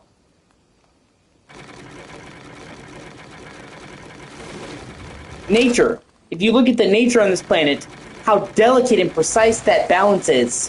Where you throw one species out of whack, and literally the whole thing, it's elegant design. So in my opinion, I just think there's too many cases, like I said, of intelligent design. For it to just be random happenstance, matter that just collided. Or like the Big Bang Theory, supposes that all the universe happened at once. But we see the universe is expanding. Which means it was started by something. And they still have not been able to reconcile that with the Big Bang Theory. I mean, don't get me wrong, I believe that the Big Bang happened. There had to be an explosion of matter.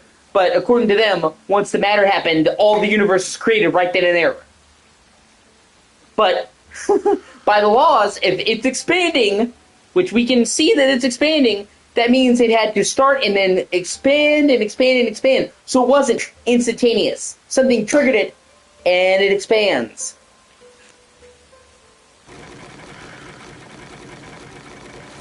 And like I said, if life was so easy to create, then we should see tons of other planets. We know of tons of other planets with water, and we have yet to find any intelligent life besides us.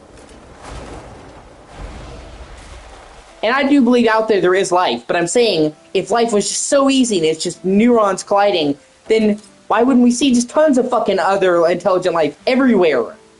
Almost like it's hard to cultivate the conditions to create life. And many other examples. So I can't say, well, this is the Christian God, or this is this God, or that's that. But I really do believe that there is some kind of higher power that put this all into motion. You may call that,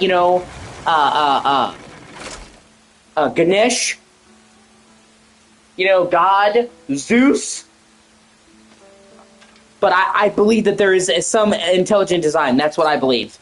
And I typically say God because that's what I was raised, Christian.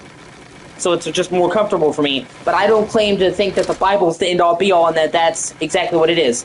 So I believe that there is intelligent life, that there is a creator out there. I just don't know the details.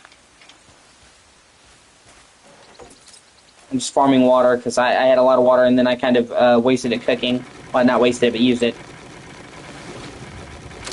Of course, that's not shitting on you, by the way. I respect other people's right to believe what they will. I'm not gonna get on to you for not believing in anything like that. Just explaining how I see things.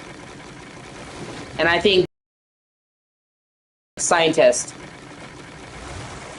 What if God was literally just somebody that, had the know-how to make it the life, testing it out until they got it right. So, all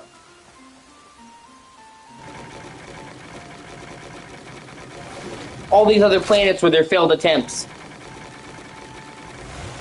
Because we've seen lots of, like Mars. We saw water on Mars. We think, oh, there should be life on Mars, right? But there's not.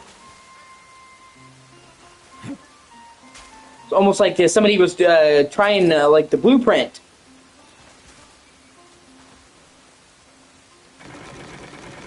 Not only that, but all these different religions across thousands of years with no contact between each other all have commonalities.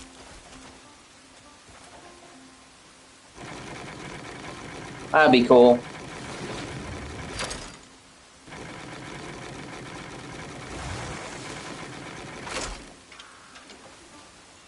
They just go up there and fucking John Carter's up there. Sup.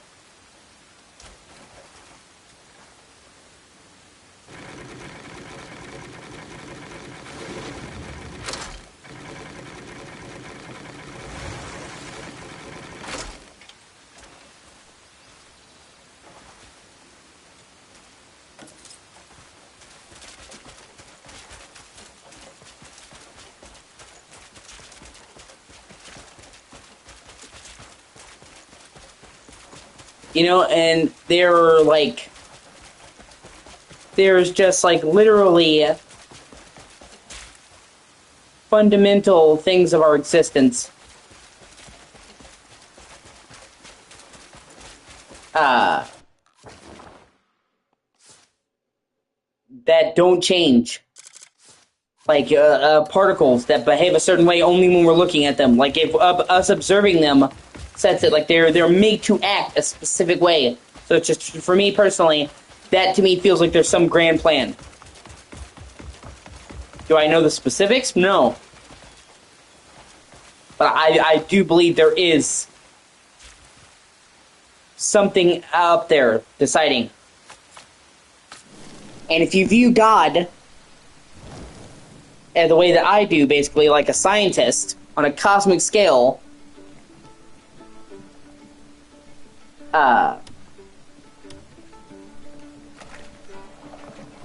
then all the imperfections make sense.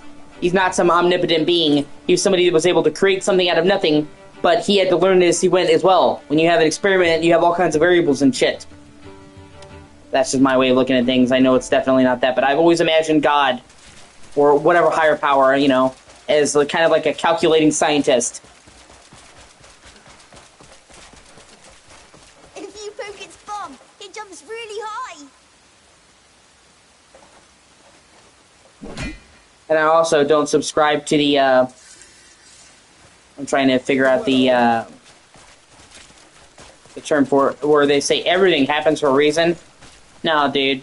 That eliminates free will, because then you could say, well, God intended for your family to be murdered. God intended for you to get the shit beat out of you. No. I think, you know, if we believe in any God, I believe in free will, which means some people are just fucking dicks.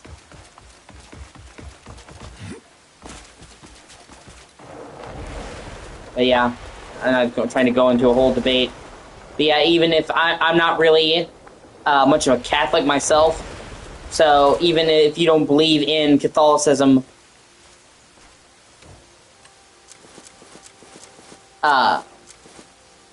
it's just really a cool imagery and worldly stuff.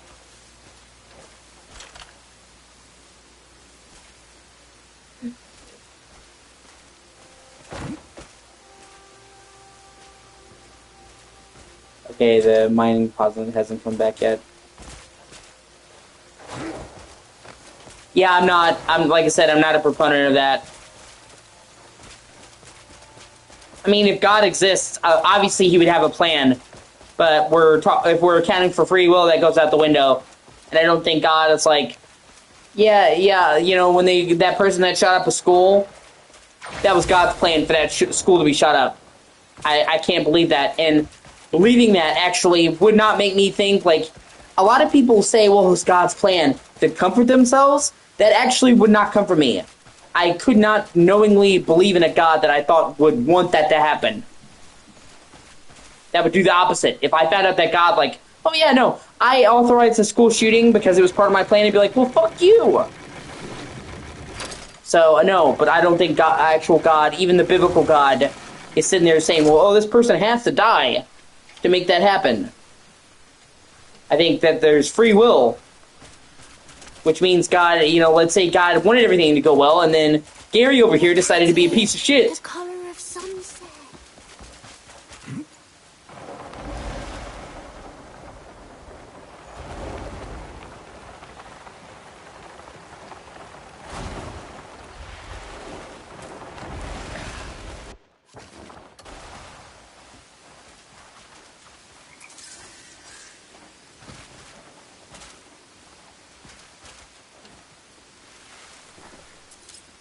Like I said, if you consider God, like I do, a scientist, then You know, he created life and it's imperfect. What experiment is perfect? That's just my way of looking at things.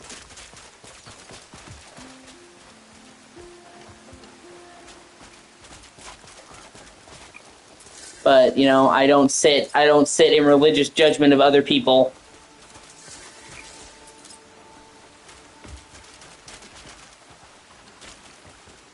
Nor do I go around telling people that my way is the only way, or that their way is stupid. I'm pretty much cool with all religions. The only religions I really have a problem with are, Muslims and Jehovah's Witness. And that's because they specifically have doctrines that, they use to, hurt other people. Muslims fundamentally have it coded into their religion that women are cattle. And I can't get behind any type of religion that does that.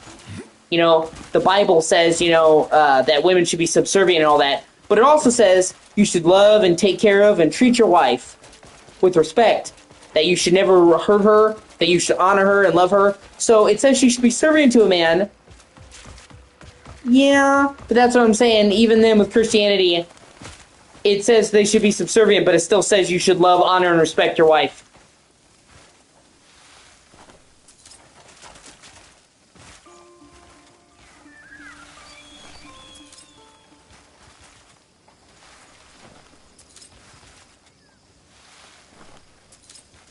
I mean, I'm not saying I like the whole you should be subservient.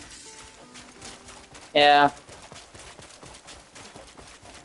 Yeah, well, I'm not a fan of that either. And it's also just in practice. I'm saying, like, aside from doctrine, which obviously it happens, I'm saying,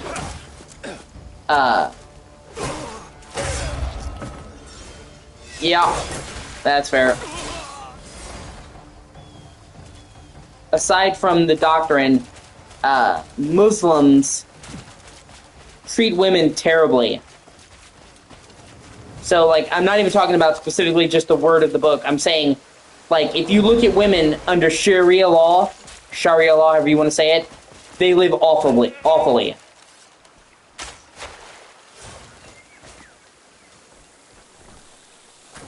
So, like, I've seen old school. I used to go to a Baptist church, fundamentalist Baptist church, and yeah, I've seen women be subservient, but nothing like Muslim women. That's what I'm saying, like, at least modern day Christians don't treat women like property.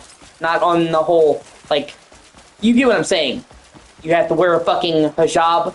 You can't leave the house without a accompaniment. It's okay for a guy to beat you.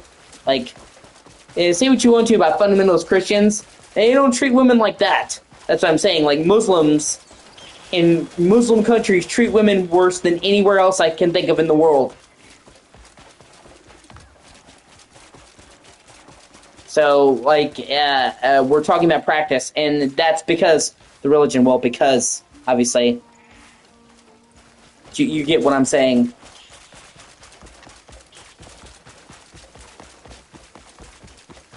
At least, like, you don't see fundamentalist Baptist people telling their wives they can't read.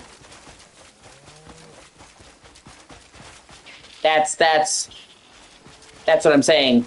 So, like, I'm not saying I agree with what the Bible says about women, because there is a lot of shit about women that I don't like in there. But I'm saying if you look at the two religions and how they treat women currently, I would say Christian women in modern society still have it a lot better than Muslim women. I would say pretty much all women in the world have it better than Muslim women. The way they treat them is awful. That's what I'm saying. And they use their religion to condone it, which is what I'm saying when I say I have a problem with Muslims. Christian people, I don't agree with how they treat women in other respects. Like, at Fundamentalist Baptist Church, they demanded all women wear skirts. And they actually had a problem with the women in the church wearing pants. And I've always thought that was funny. Because it's like, what do you think shows less skin? Blue jean pants or miniskirt? You'd think the more modest thing would be the pants, right? That doesn't show any skin. So I always thought they would actually frown upon pants more than a fucking skirt.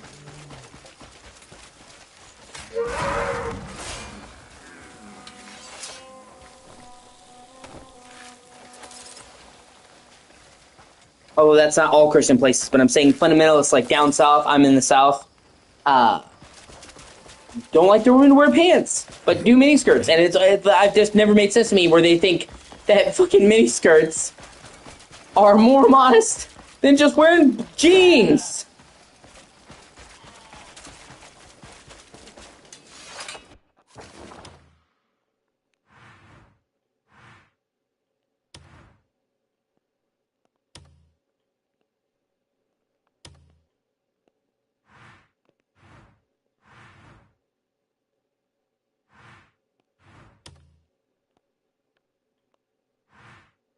That's my point, is that I've never seen anyone treat women worse than Muslims treat women. So that's why I have a problem with Muslims. Yeah.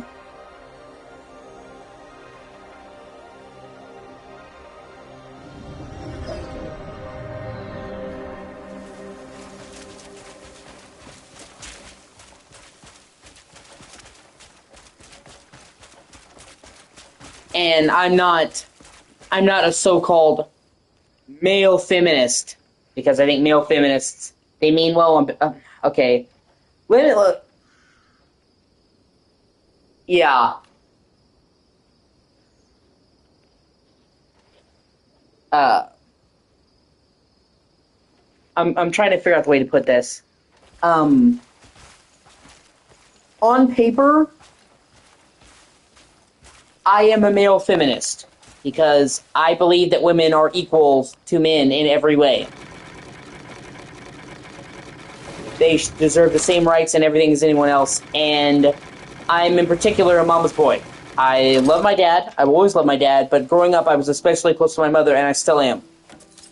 So I would never support any movement that would diminish the rights of women. So on paper, I fit the criteria for a male feminist. But I think that the dudes in modern society who call themselves male feminist are usually the creepiest fucking dudes imaginable. So I don't want to associate with that name. Like, every time you see a celebrity or somebody be like, yeah, I'm a male feminist, it turns out that they're fucking super rapey. Yeah.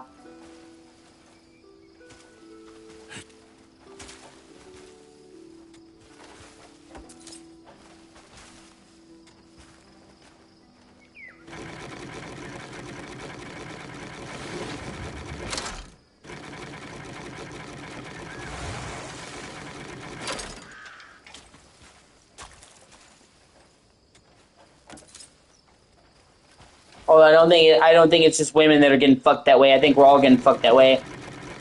You get more time in prison for robbing a bank when nobody got hurt than killing several people. So they're saying the government's money is worth more than human lives, for example. But regardless, I'm just saying, like, every dude I've seen that has called themselves a male feminist either was trying to be creepy to women or later was exposed for being creepy to women. It's almost like a thing of all the dudes who are saying they're male feminists, like, I wouldn't be alone with that guy.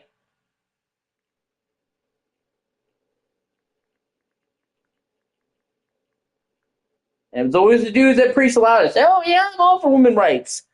And like, oh, wow, he was actually super creepy. I'm trying to farm stuff to make cooking supplies.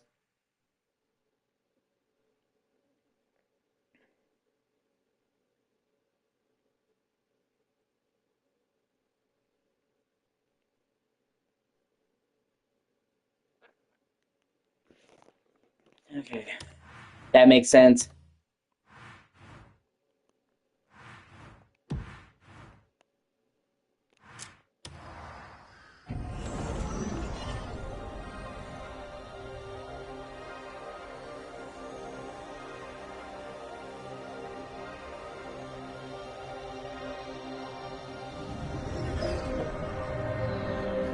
Honestly, I think modern feminism has just gotten fucked in general.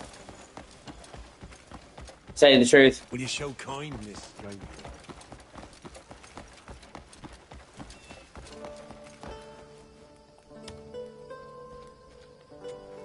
If you need any cooking ingredients, just let me know.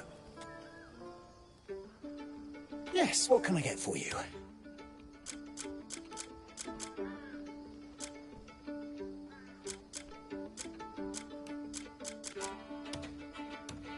Our quality is top-notch.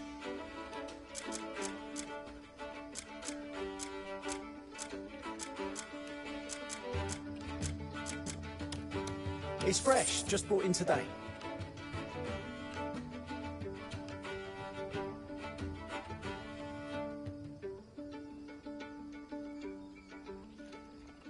Every traveller needs good food to come by again. Okay, now I should be able to cook some shit. Cooking is the main way you like improve your stats and shit, and heal. So you want to, like, if you're gonna do like a bunch of shit, you want to stock up. And I ran out of food, so I'm essentially running around with no heal. So I'm trying to fix that. And if I have to farm for a little bit to get enough heals to keep me going for a while, then I was gonna.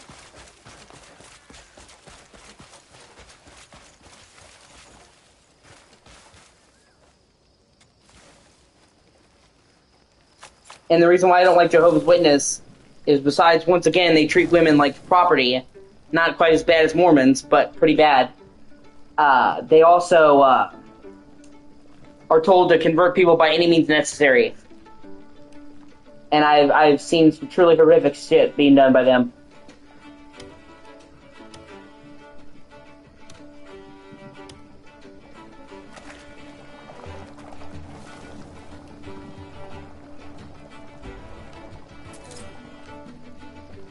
And that's just incidental. I've met I've met Jehovah's Witnesses that weren't assholes, and I met Muslims that weren't bad. I'm talking about on the whole.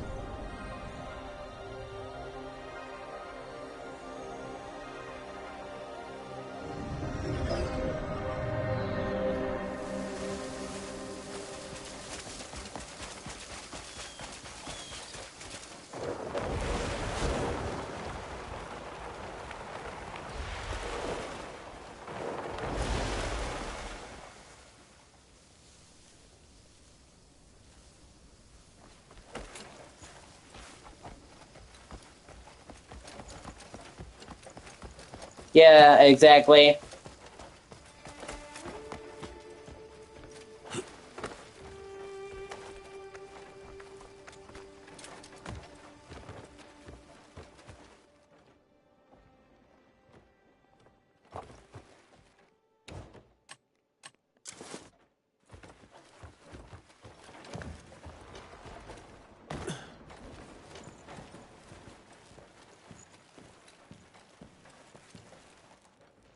Oh, that's fair.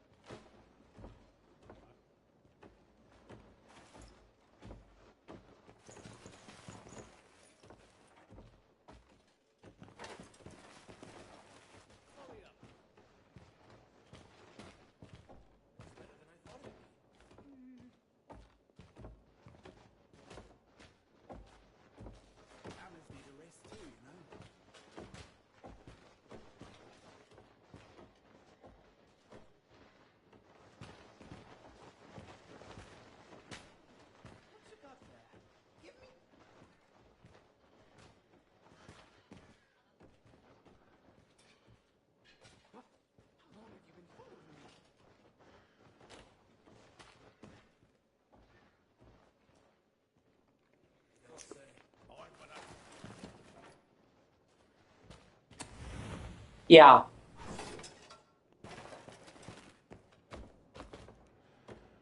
Yeah, like I said, for the most part, I'm chill with everybody.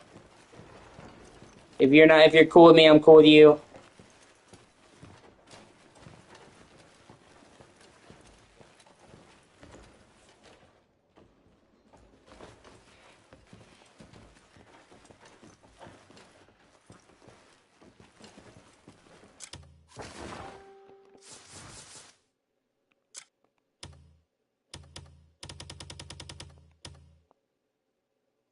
Like I pretty much get along with everybody as long as they're chill.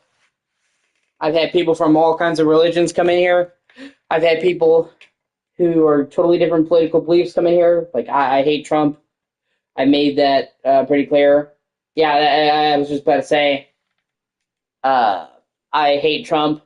I made that pretty clear to anybody who asks. But I've had people who love Trump to come in my chat, and I don't care as long as you're chill. I'm saying I get along with most people.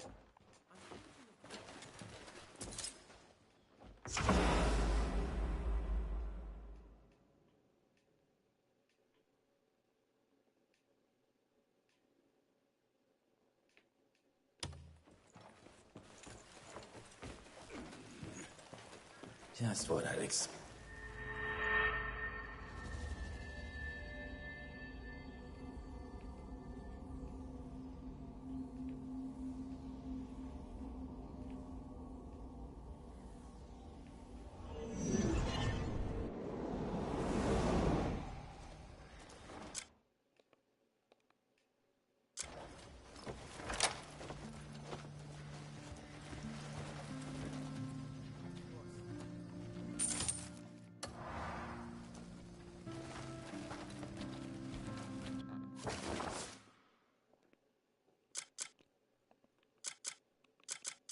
I sell the gold bar.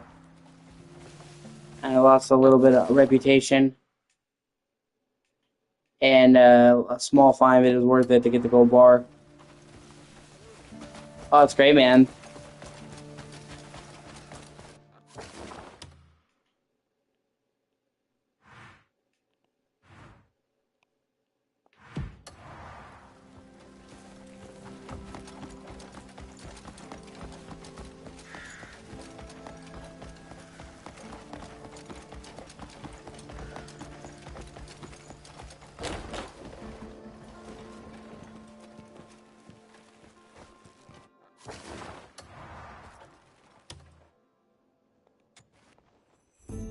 We guarantee safe transactions. There we go. I got 500 silver. Money is a noble thing.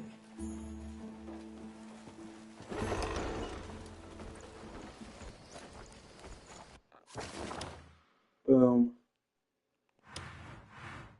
Because I was almost out of money. Cha-ching.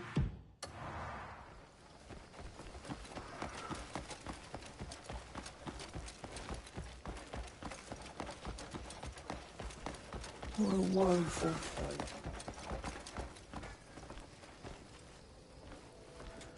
Welcome. Ask if you need anything. What's it you're after?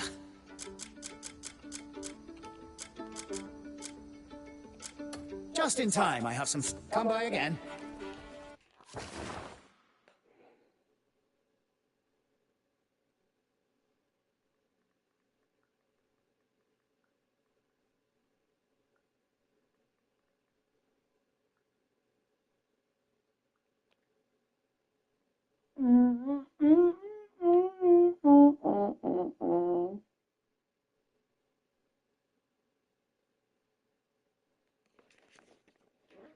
Okay, I should have plenty.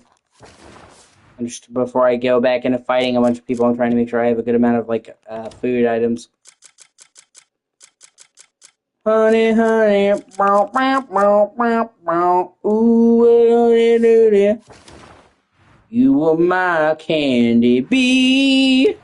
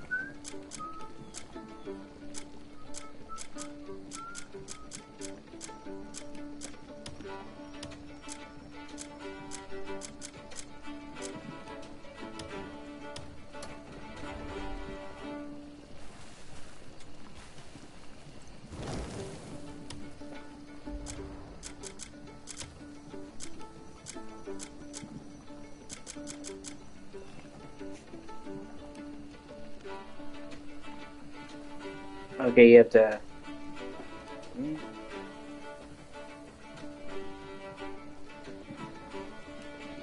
Yeah.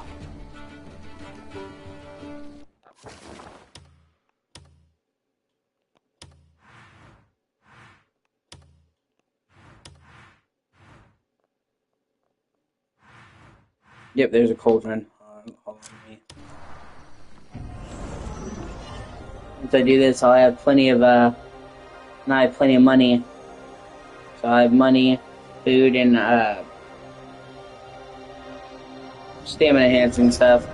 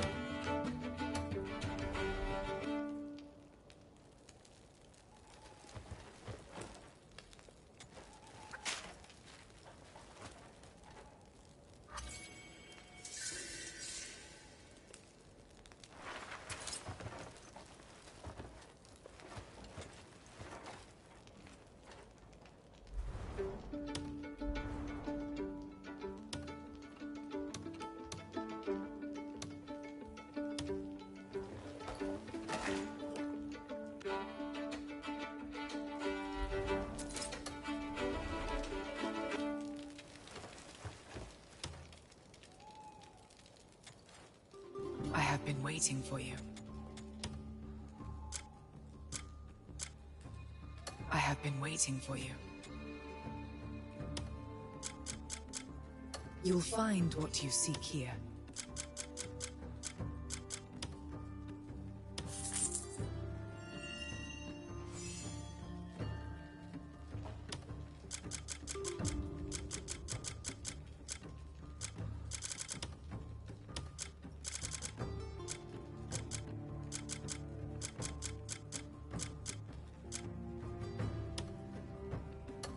You'll find what you seek here.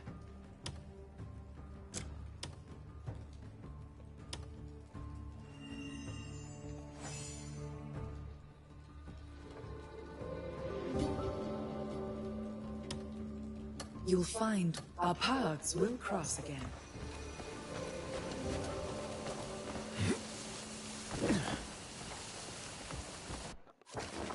Okay, now I go back to my house and rest. And I get on with the main story.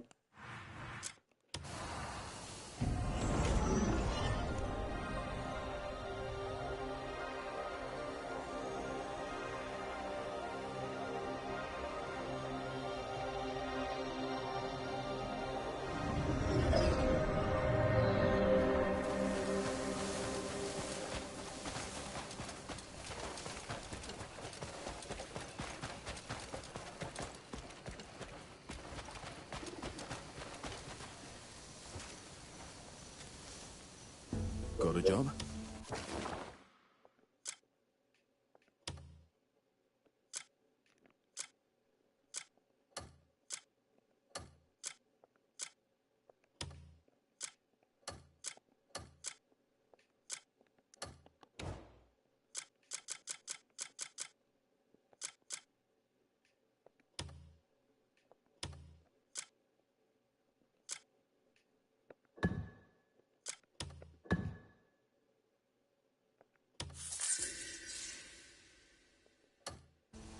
Got a job?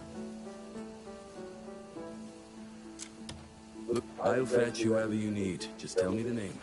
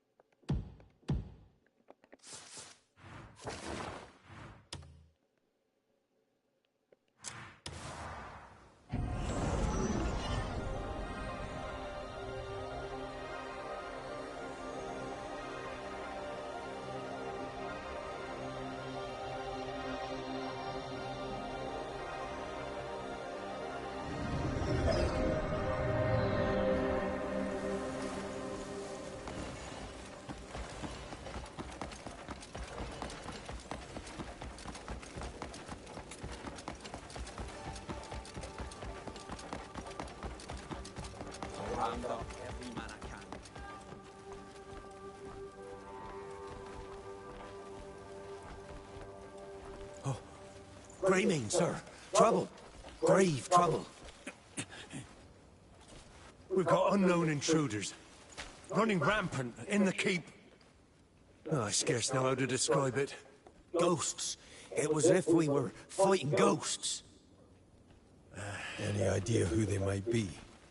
None. Just crow feathers strewn at the sea. Hey, we've got something. Intruders got past the guard. They've breached the inner keep. They were tearing the place apart, as if searching for something. What the hell is going on? Then, suddenly, they vanished. They might still be lurking around the castle. We should keep an eye out.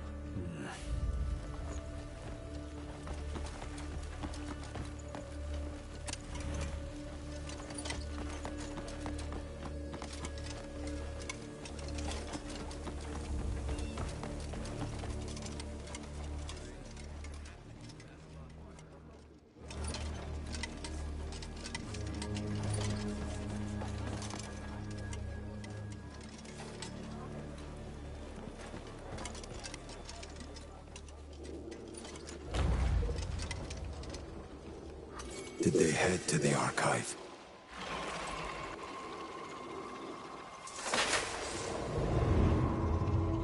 All is ready. Now to wait for one worthy enough to walk this path.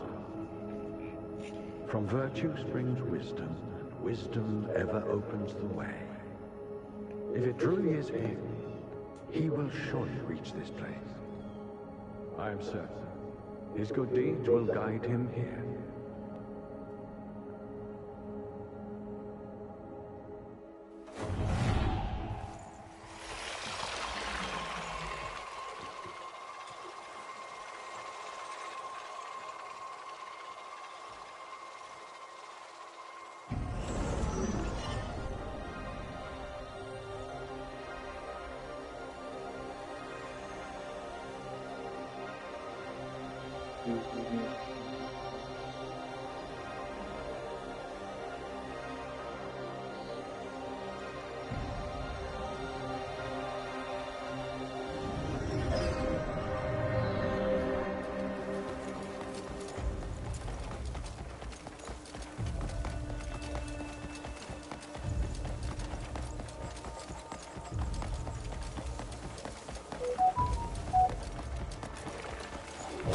Oh shit.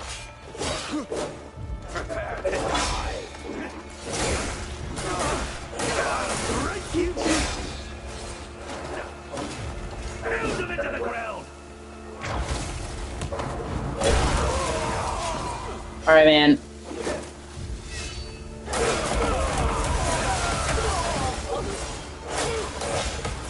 Yeah, you too. I hope you have a good night.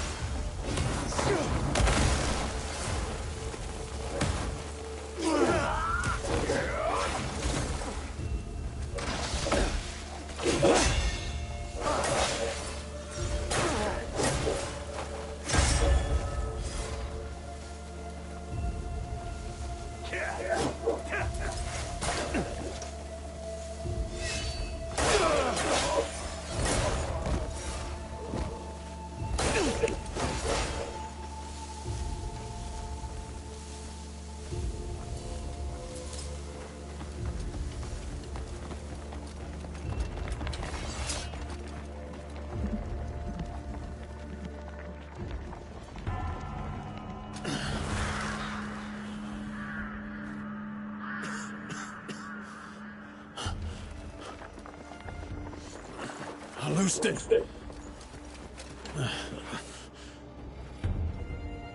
It's you. Alustin, stay with me.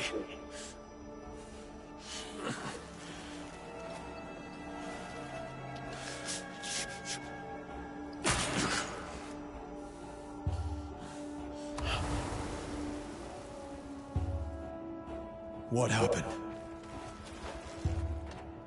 White Crow has been taken. What do you mean? Who did this to you? My wounds matter not. You must find her quickly.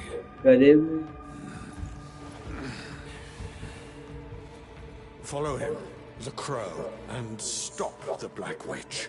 Who is that? One who covets White Crow's power. If she succeeds in claiming it, White Crow must never fall into her hands, no matter what. You must do whatever it takes. Go after him. Find White Crow.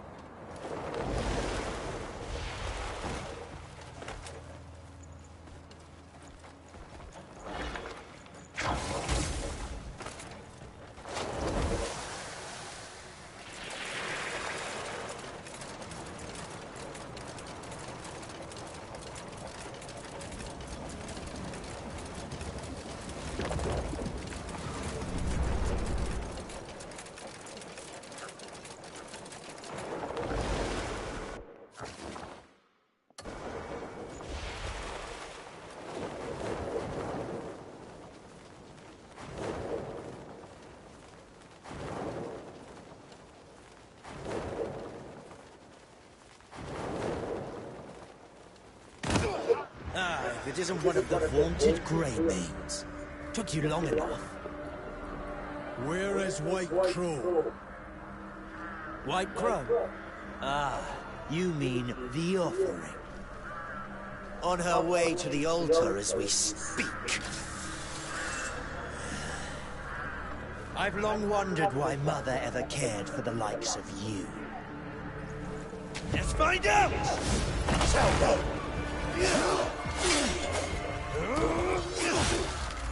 The system that's so good. Seems you have no will to fight. What an utter disappointment. If this is the true extent of a grey mane, then I've no more business here. Stop right there. Why would Mother bother with such filth? Kill him. You expect me to kiss his back up? Fucking chair, dude.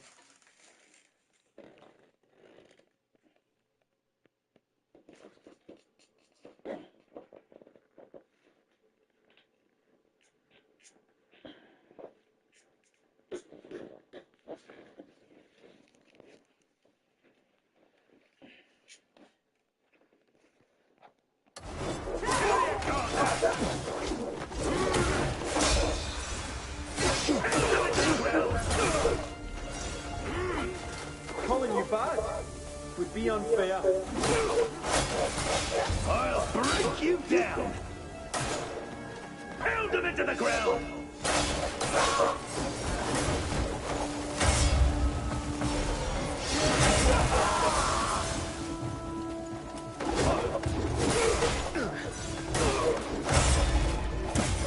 This one's done for.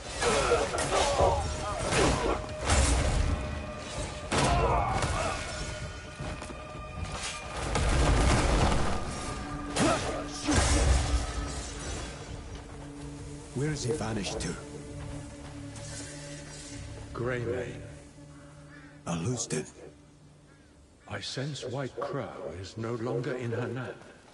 They're heading to Demonis.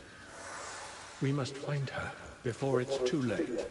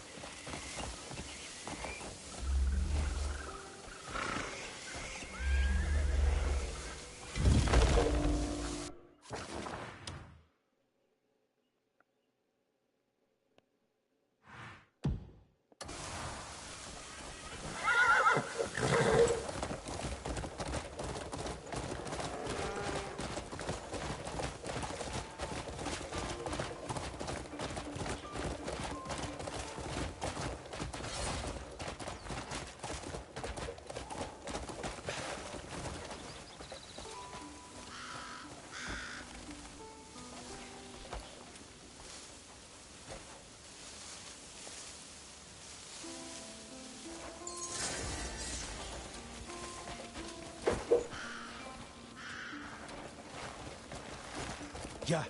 Faster!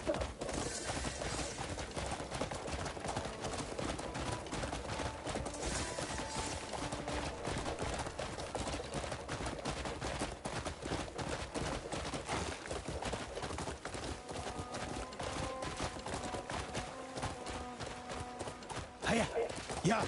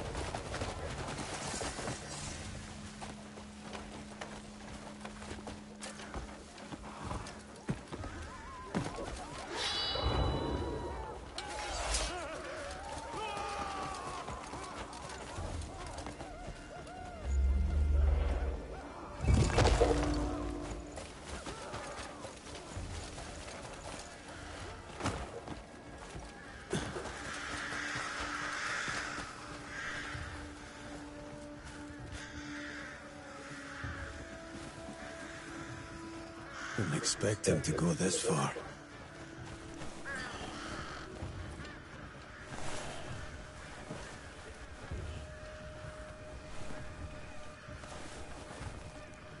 Crows. Kill him!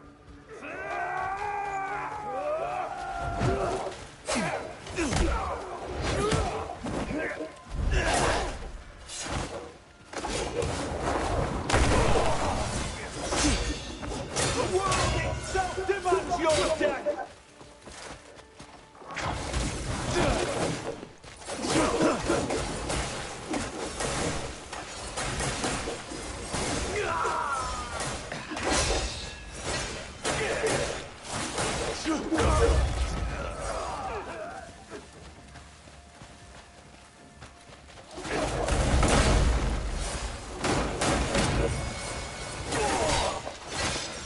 I'll kill you myself, Raymane!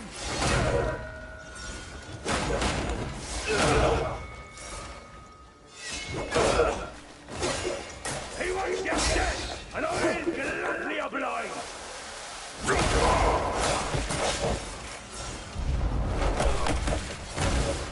Making me work for it, eh?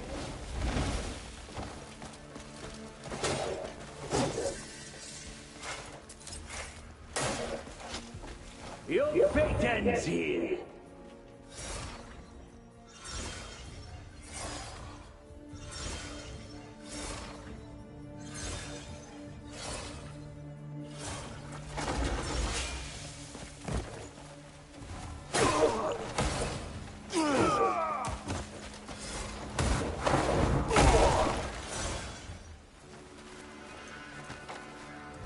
You don't know your place. Came all this way to meet your death, did you? Your carcass isn't worth claiming! I'll leave it for my crows! Let me remind you of your weakness. Get up!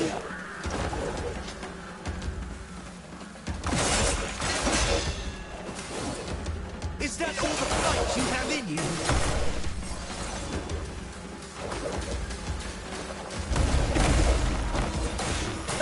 You think this pathetic display is worthy of money?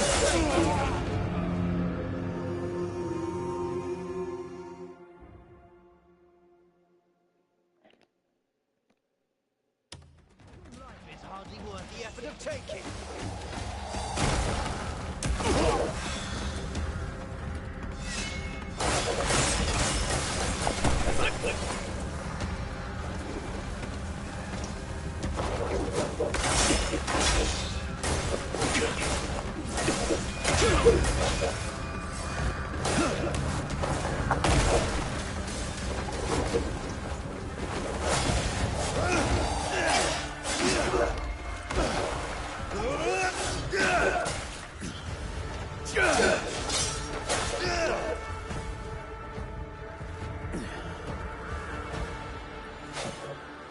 Should I be feeling overpowered yet? Don't get cocky, Greymane. Come and find me. Doom awaits.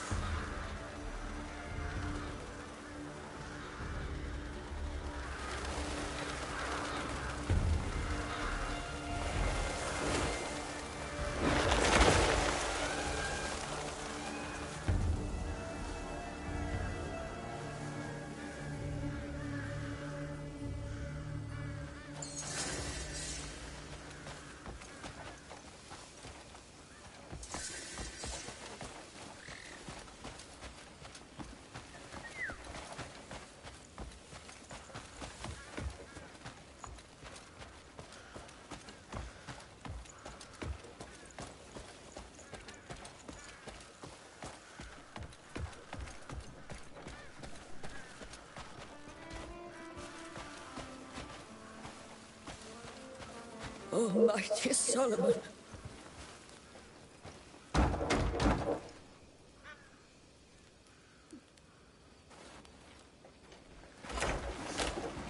Die, foul beast! Calm yourself. I'm looking for a man clad in black feathers. I was pursuing him, lost the trail at the altar. Almighty Solomon. You know something about this? Even after all that bloodshed, those fiends forced open Heaven's Gate. Heaven's Gate? It's the sanctuary we have stood watch over for generations. Not simply because it was sacred. There's more to it. It is said that the gate leads to a world beyond our own. But now those wicked souls have passed through. So this was the showdown he sought. They were evil incarnate. They sought the secret to open Heaven's Gate and slaughtered the faithful who held their tongues. That's what befell all those people. Most were murdered. A lucky few were taken away. It was hell itself. They said it was all for the mother. Madman. In the cellar lies a relic that can open Heaven's Gate. Here, take the key and stop those monsters. Find somewhere safe and stay hidden.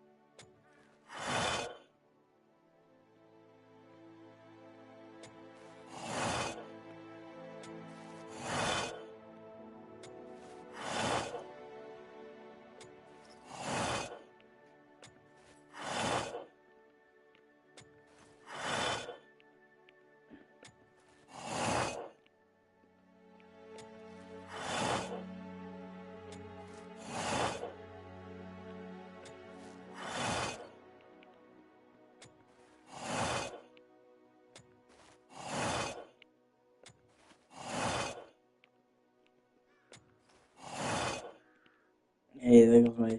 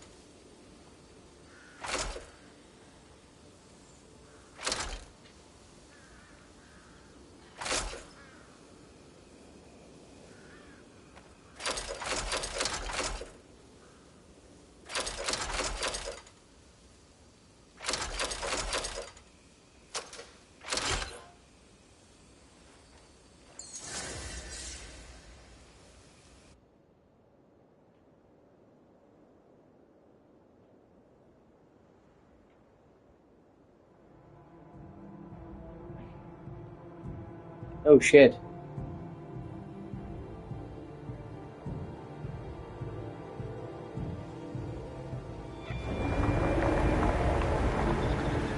Oh fuck.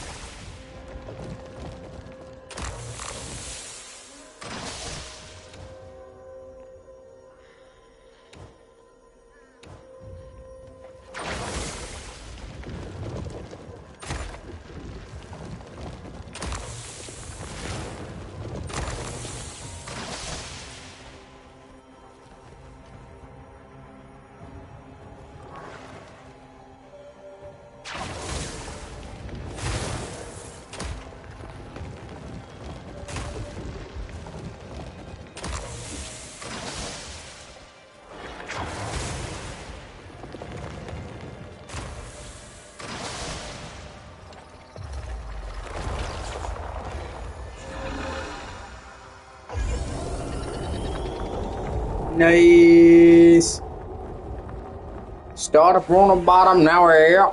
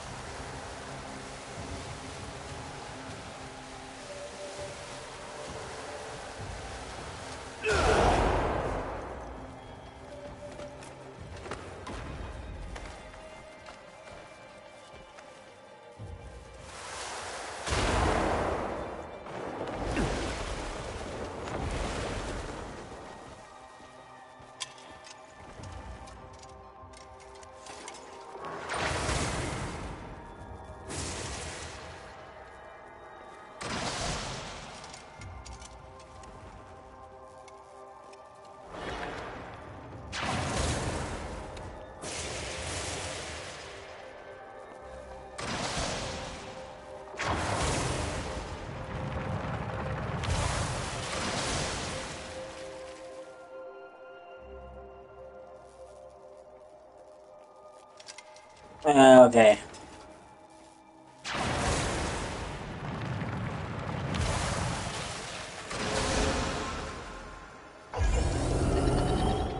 Yeah, baby.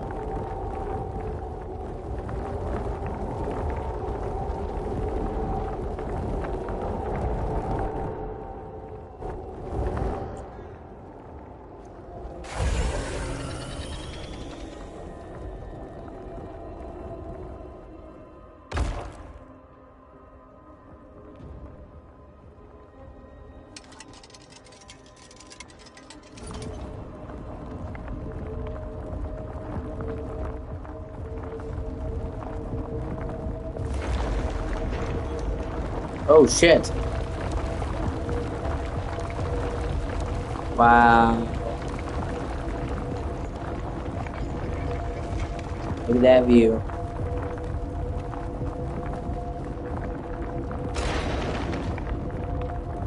We're going up. We're still going up. Holy fuck.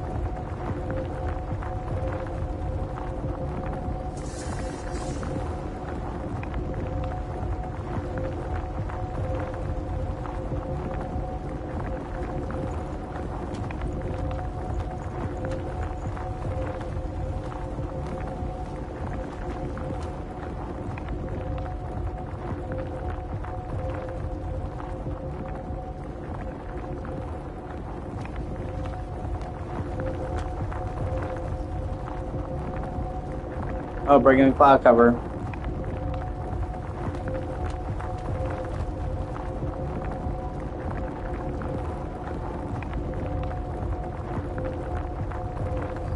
Yep.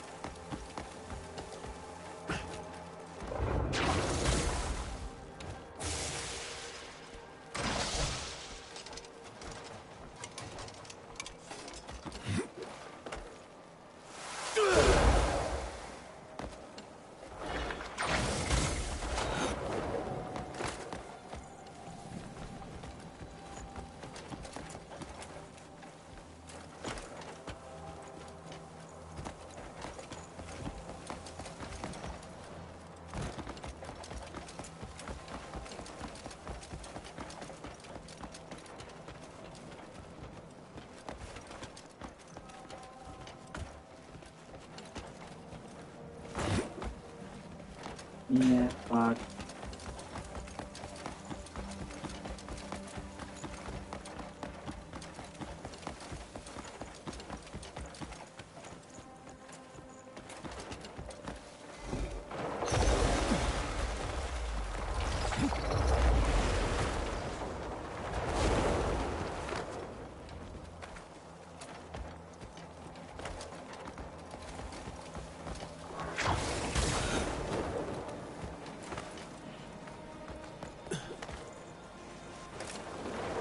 Oh shit.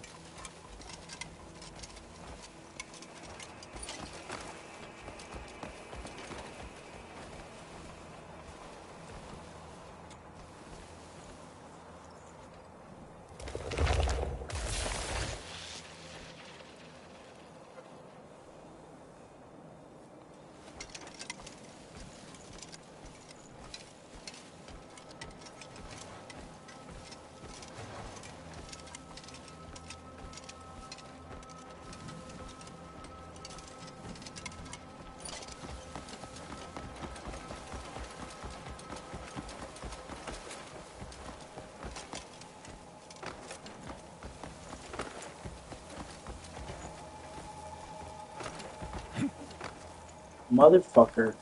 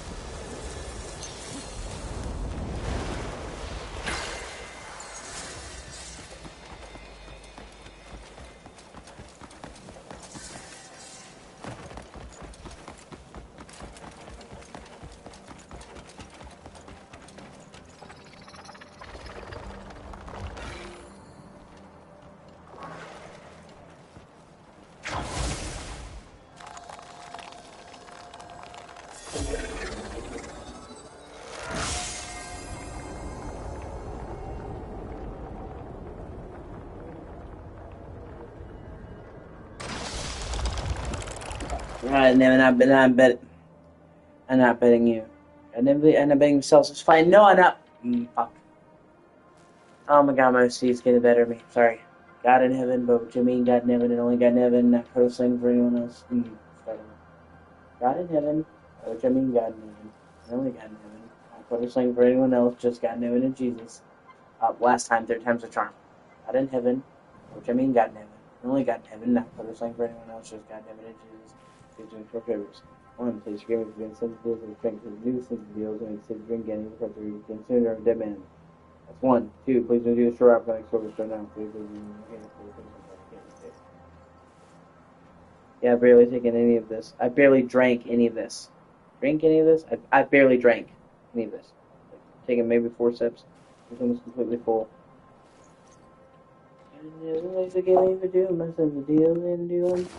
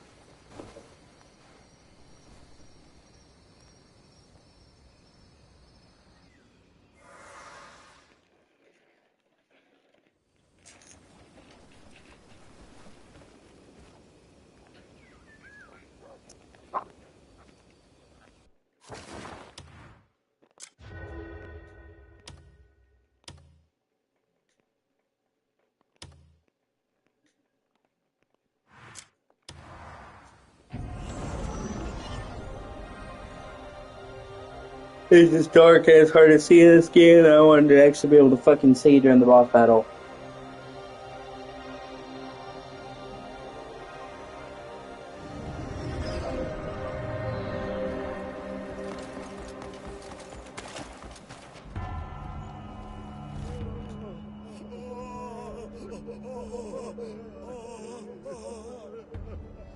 The light will illuminate your sins, heathens. Oh, Sullivan, hear us. What is this? Fuck. God never leaves a game. God never leaves a game. Welcome to us.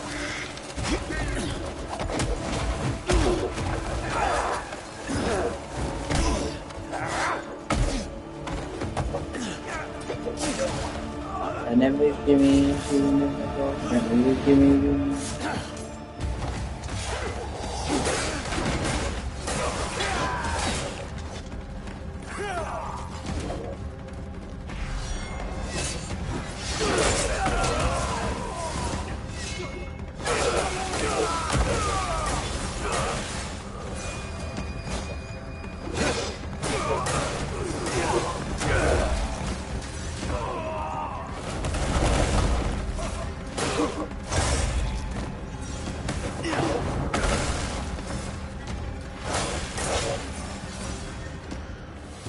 Come out! Let's end this.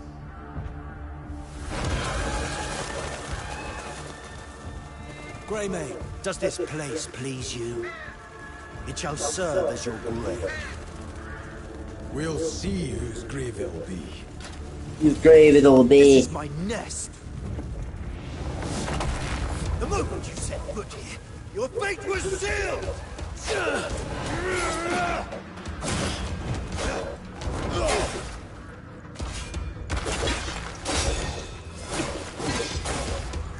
Bold you not to flee, Greymane. I'll grant you that much.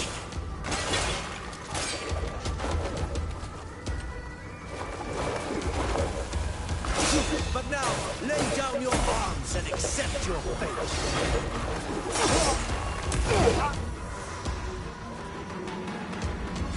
Resist, and you'll only know greater suffering.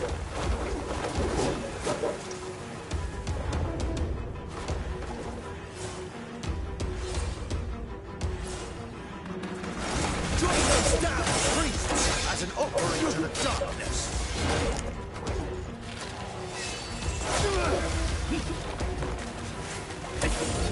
Oh, come on. What a twat.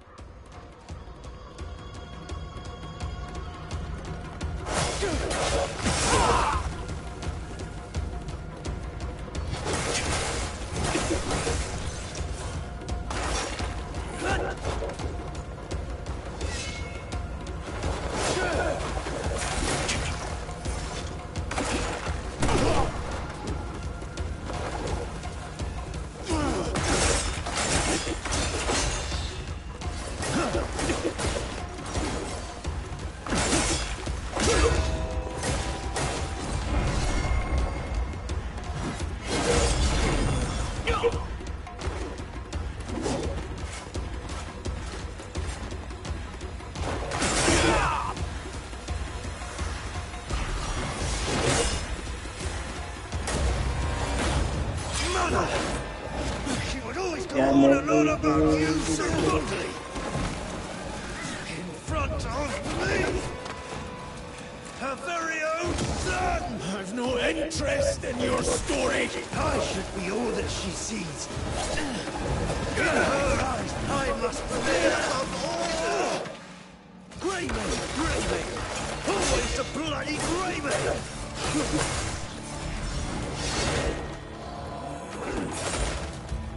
Every day I dream of tearing her beloved Greymane limb from limb.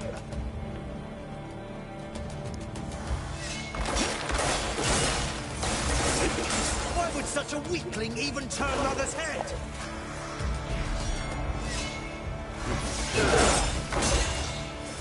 Her gaze shall remain fixed on me, always. Okay, you got some serious problems, dog.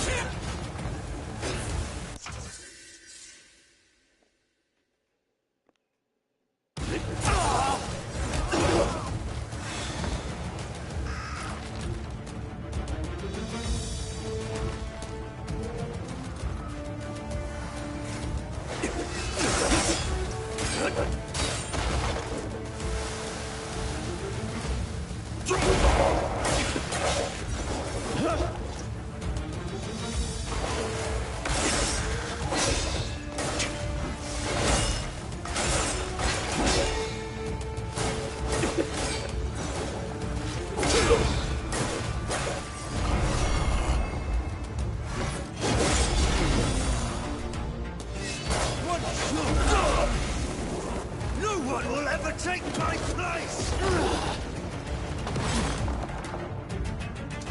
Mother has yet to deem me worthy!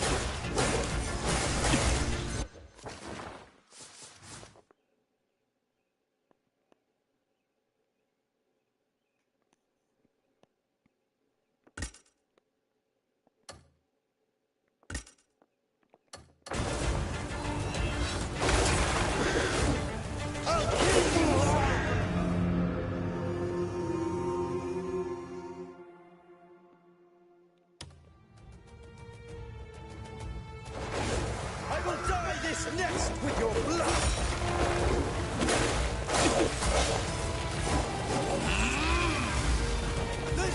better go, but to your grave.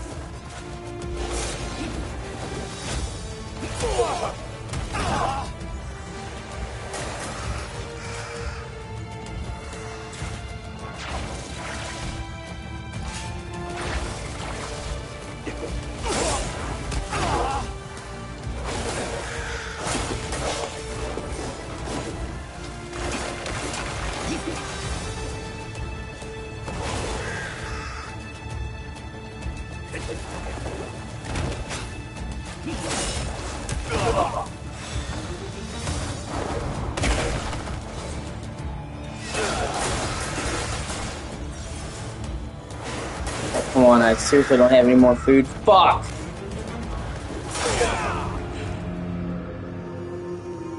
All the fucking times, man.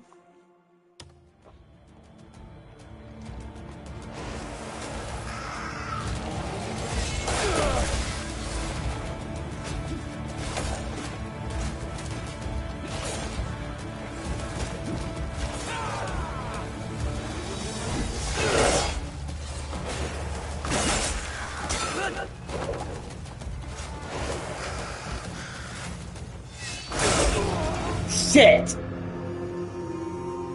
What a fucking twat waffle.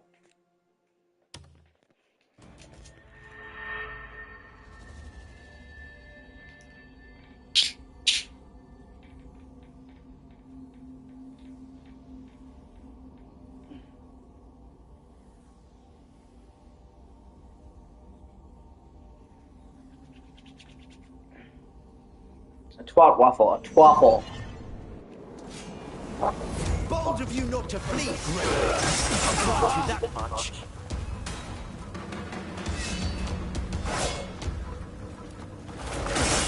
Now, lay down your arms and accept your fate.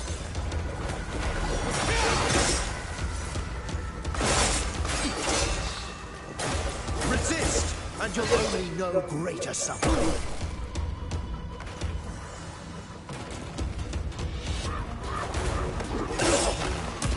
Those damned priests as an offering to the darkness.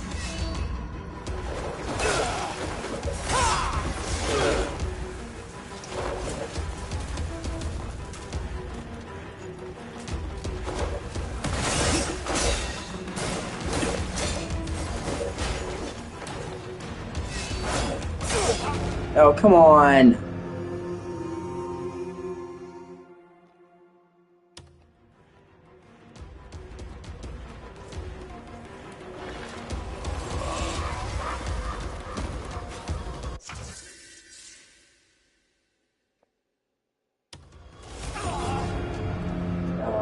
What a fucking douche.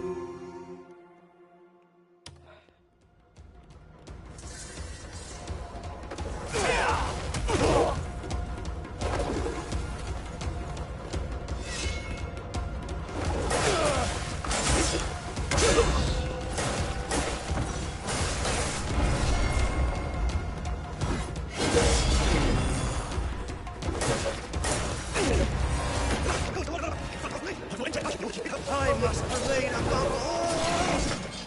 Greyman! Always the bloody Greyman!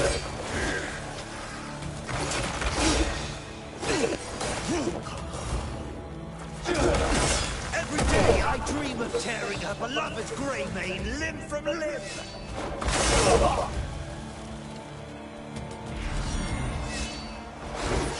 Would such a weakling even turn Mother's head?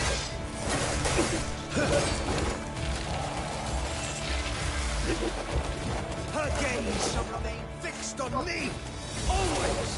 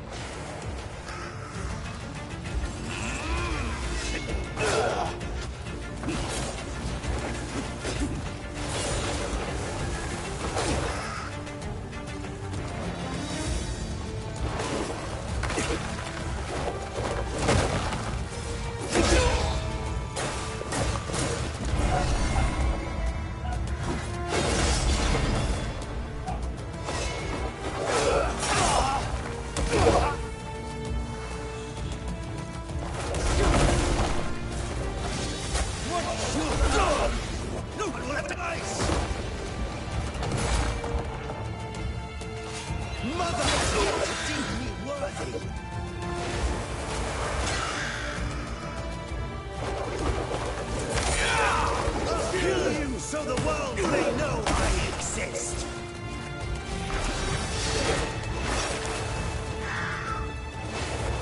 I will dye this nest with your blood.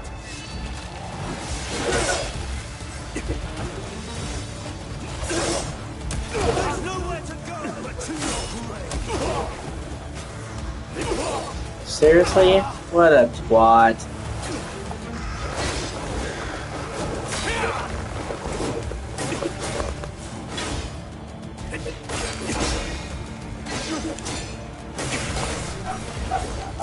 What's up?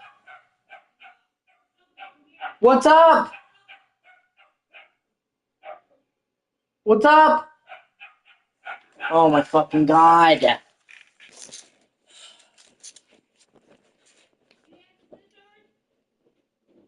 Yep.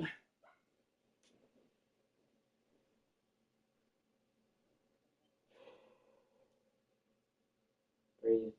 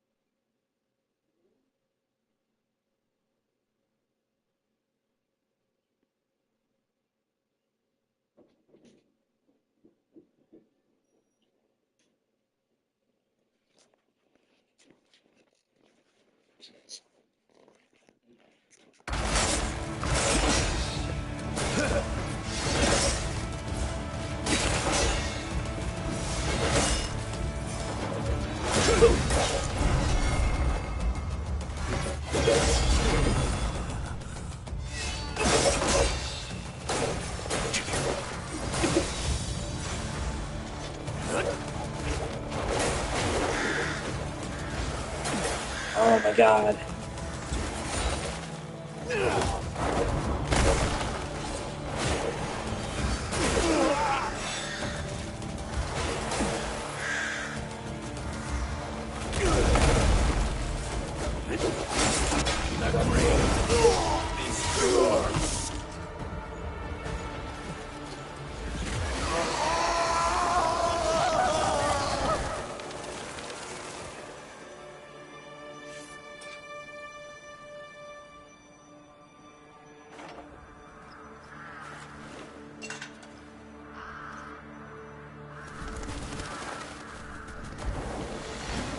Are you all right?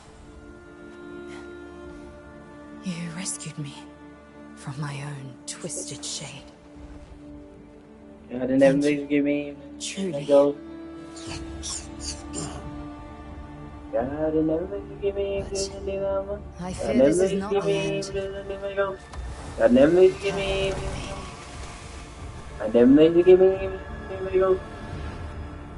And everything give me. Do me.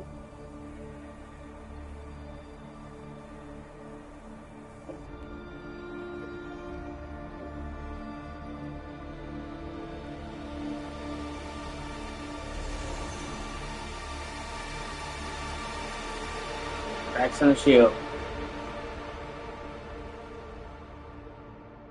I think this is where I unlock Pyloon. I'm actually really excited to be able to explore Pyloon. To be able to freely explore outside of just the starting area would be great.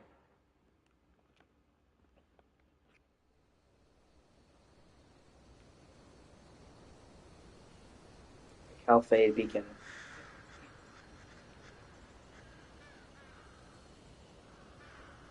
Something feels off. Is that... We're being attacked! Quickly! Go light the beacon! Yonder calls for aid!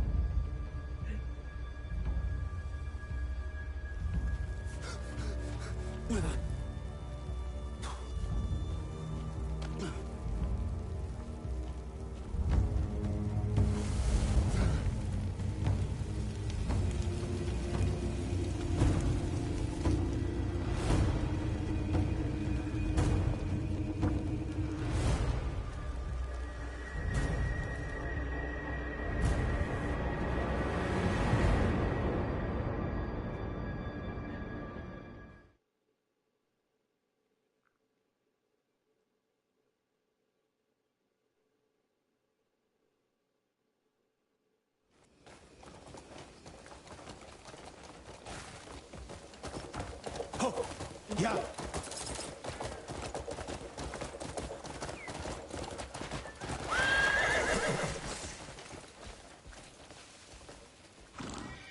Aim for the cock.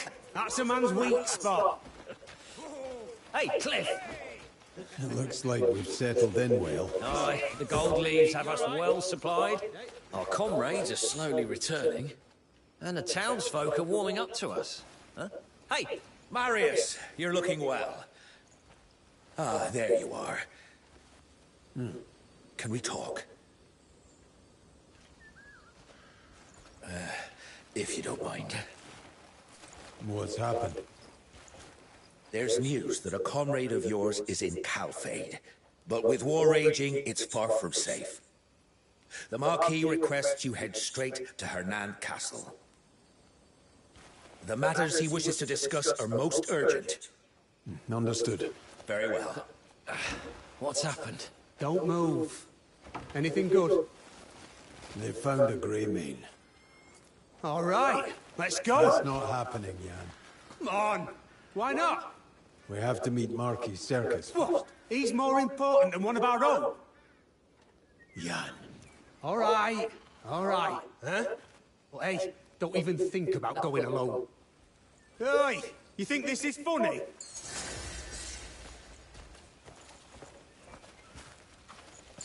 You're not nice at all.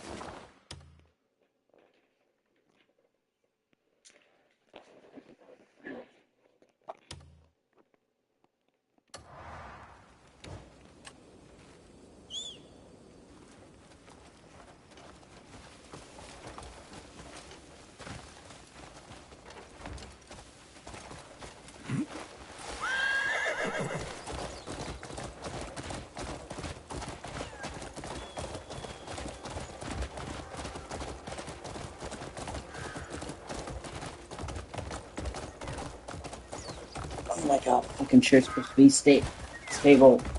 Everything on. Keep slow sliding back, man.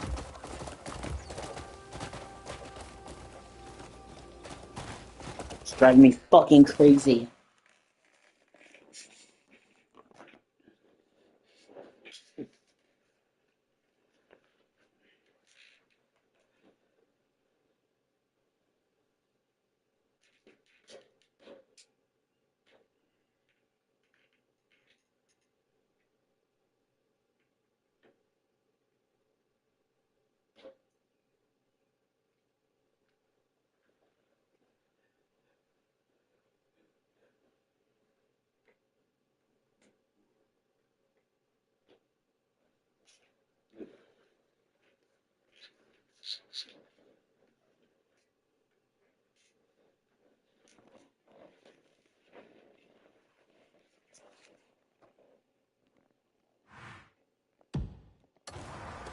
Go!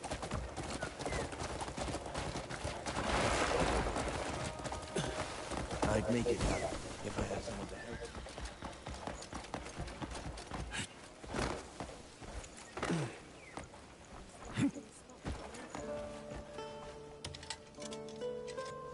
You look knackered. Meat. A full belly of meat is an adventurer's dream. Thanks. Hope you cook up something nice.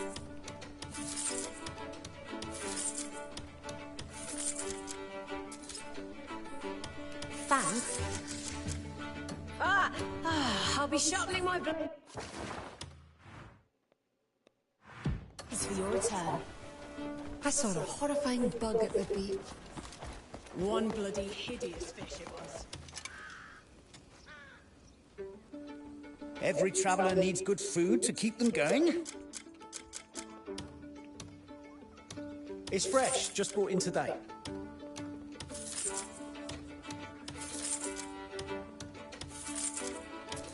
Our quality is top-notch.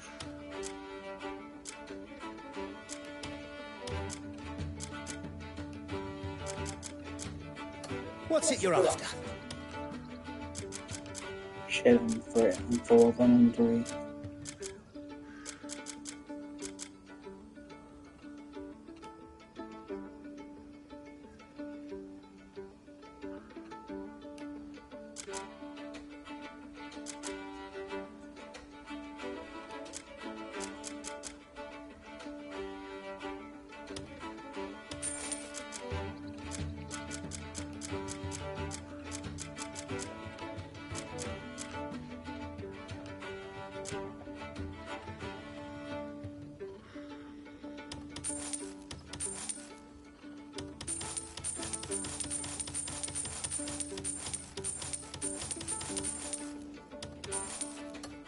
Yes, what can I get for you?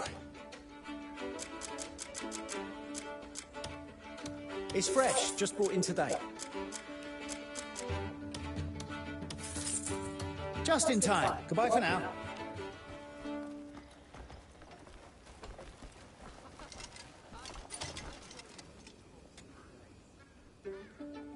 Just in time. I have some fresh fare in. You won't regret it.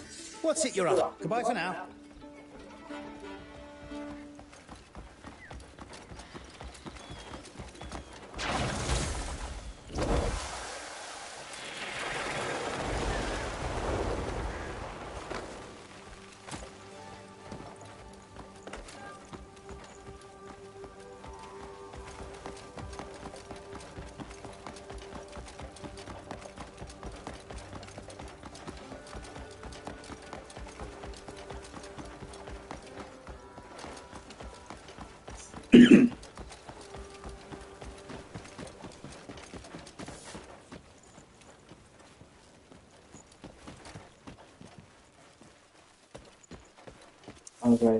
I have to go upstairs. My bad, I forgot about that.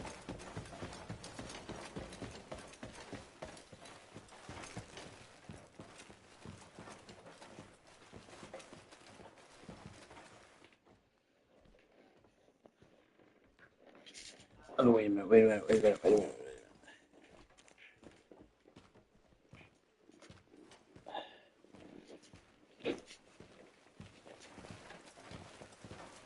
Yeah. Hail and all that shite. Good health to you. I heard the black bears are practically at our doorstep. Ah, there you are. I heard you found one of my comrades. His Grace is waiting. Shall we?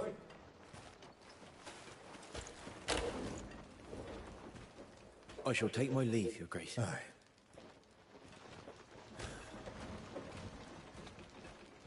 My lord, carry on.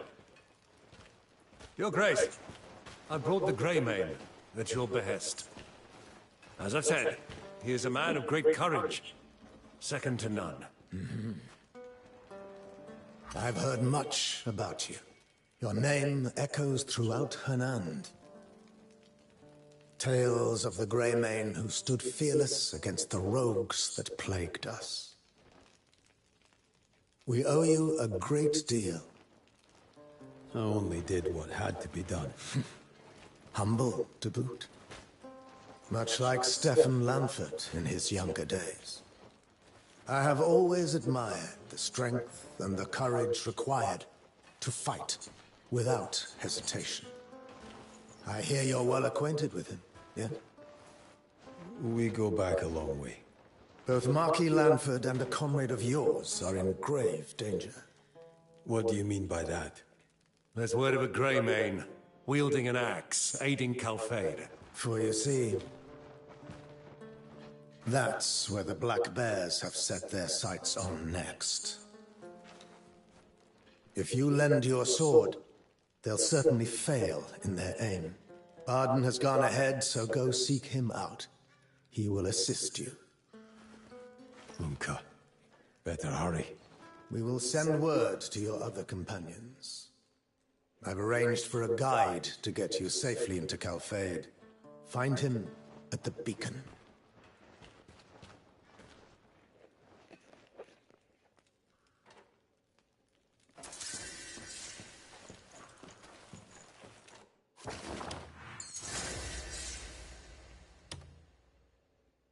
Finally going into Pyloon.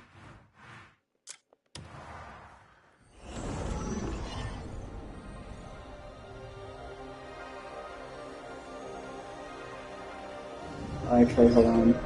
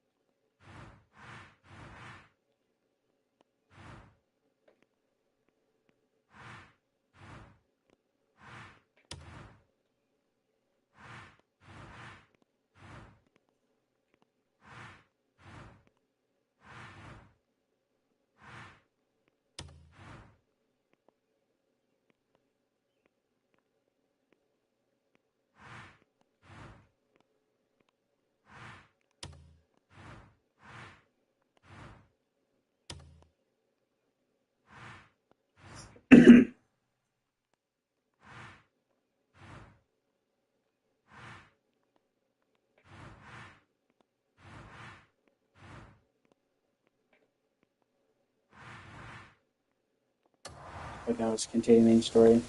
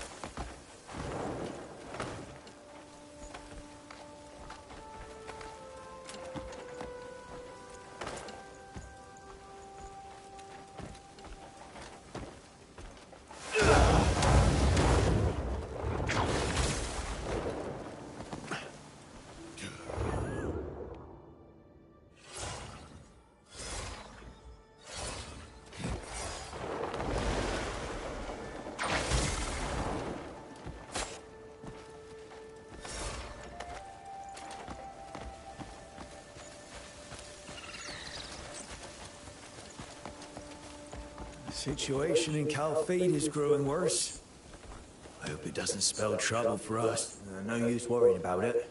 And mind what you say, huh? You're bound for Calfade, are you? Yeah, by order of Duke Celeste. Any word from Marshal Midler? None. Not since he left for Calfade. I just hope nothing's happened to him. I'll watch the horses. Let me know when he arrives. Make ready at once. Go on. Situation's growing grave. I'm looking for a guide. Ah, Greymane, you're here. I hear you're headed for Calfade. Aye. We're controlling the road, so you'll need an escort. We would ride with you, if we could. But our duty is here. Is he still not ready yet? We'd appreciate it if you could just wait a little longer, eh? Greymane, you've arrived. Oh, once you're ready, I'll lead the way. At ease, lads. Let's go. Godspeed. Keep him safe. As you wish. We shall prepare the beacon of victory.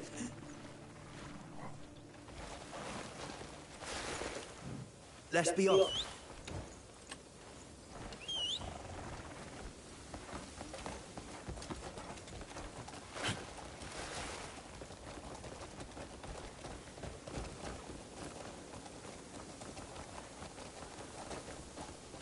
His Grace ordered for your safe passage.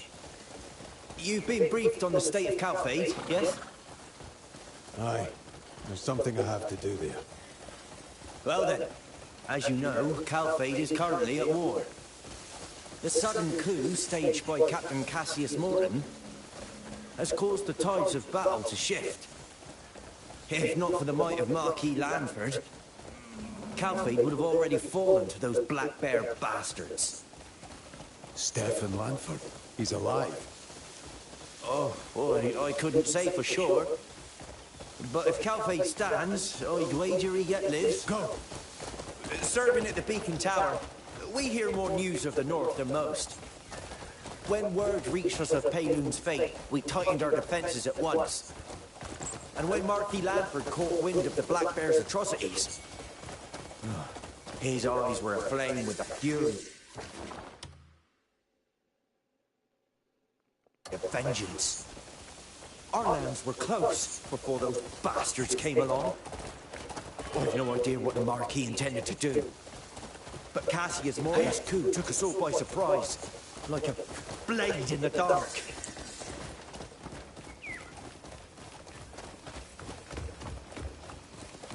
Yeah. Oh! Wait! These are our men.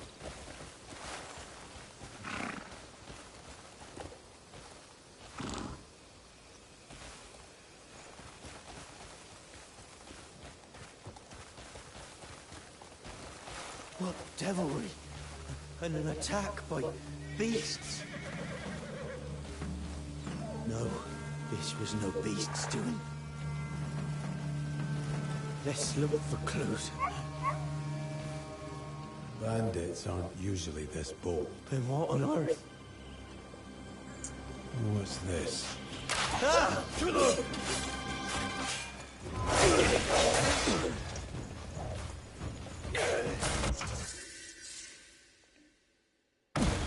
I'll grind you to dust! You picked the wrong fight!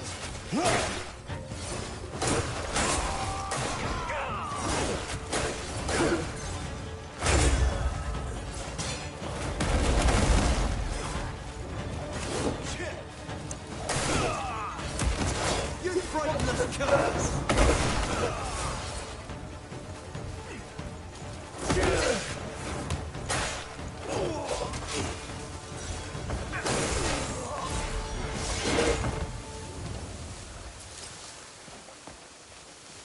Let's get going.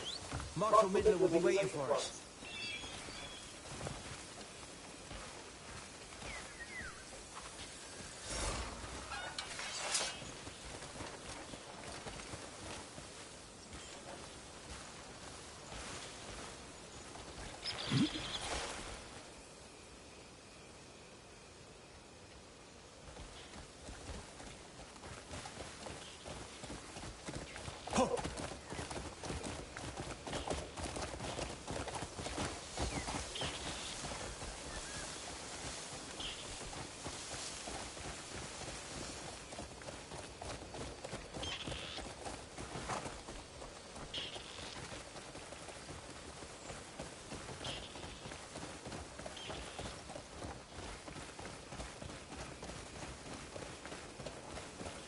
We narrowly escaped danger ourselves.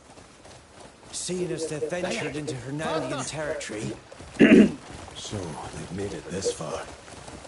The situation is far graver than we anticipated. I worry for our citizens who couldn't make it out.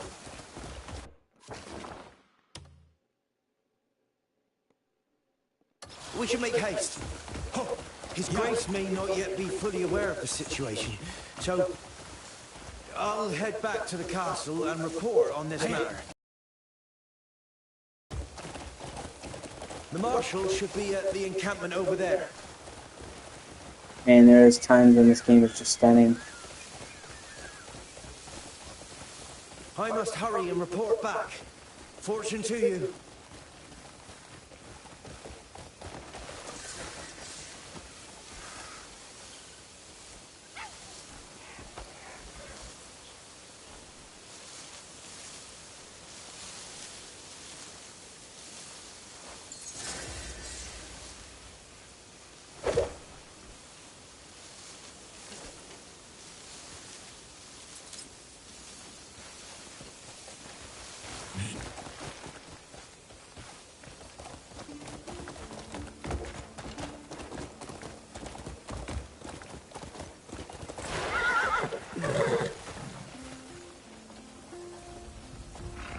The Duke sent me. We were expecting you. This way. How's the situation? I've got the broad strokes. It's all bad news, I'm afraid. The odds weren't in our favor to begin with, and now there's a mutiny within.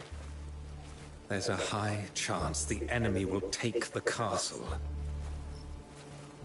If Marquis Lanford falls, then the entirety of Henan will be in danger. We've lost another outpost to the Black Bears. Understood. Heard one of my men is on the front lines. Indeed. My scouts say he's fighting in the keep. I'd expect nothing less. Marshal. Everything is prepared. Good work. I'm listening. Your comrade is likely holding out in the keep with the Marquis. I've got to get to him. Going in alone, given the present situation, would be suicide. You'll have to cut through occupied strongpoints, where enemy forces are thickest. If you must go now, first visit the watch post to assess the situation. Marshal, we've been waiting for you. We need more tents to treat the wounded. Make it happen. Lift your sword and lower your stance. The battlefield awaits, Greymane. I hope you know I'd rather you didn't go, but seeing as it's you, I know you'll go anyway. Aye. Head to the watch post. My men will be waiting. Best of luck.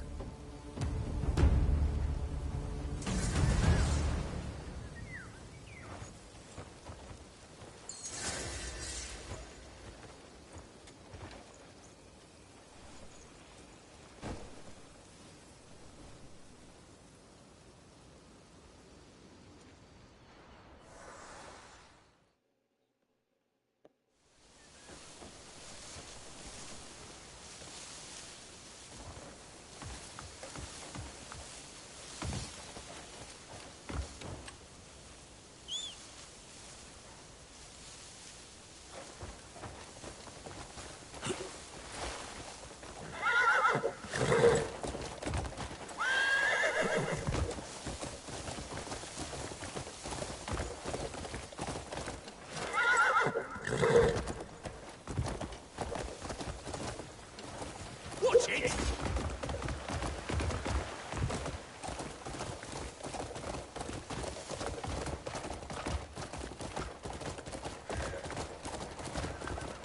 Greymane, you heading to the castle?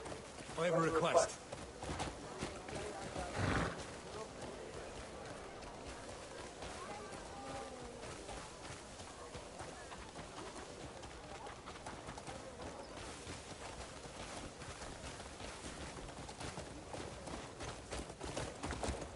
Means a great deal to have your help, Greymane. We tried our best to defend the outposts. We couldn't hold off the enemy assault on our own. Their attacks have scattered our forces. We can't set up a line of defense, much less a counterattack.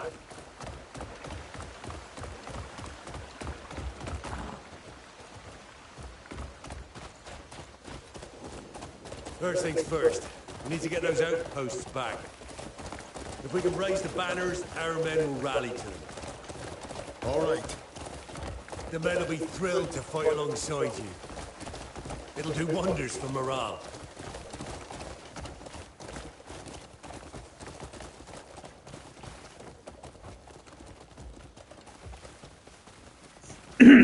That's the banner, right there.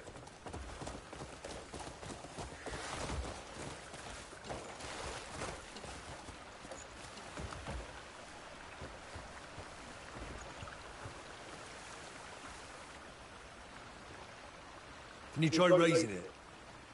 It's heavier than it looks. You raise these banners, and it'll give our men the courage they need to fight on. Else we're entirely fucked, so?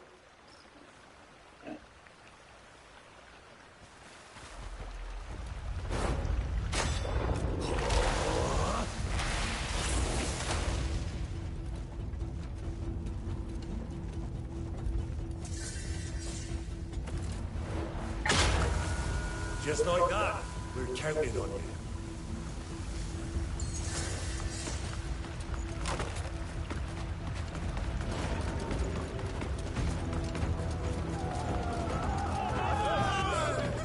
Nothing on it. Kill him.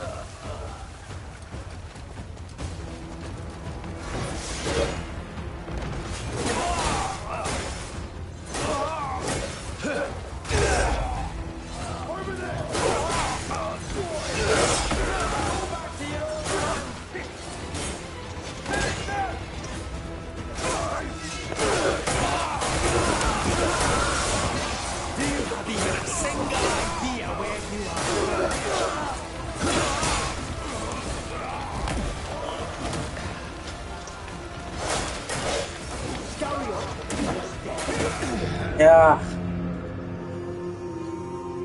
Oh, come on. Fuck. You son of a bitch. I kill you.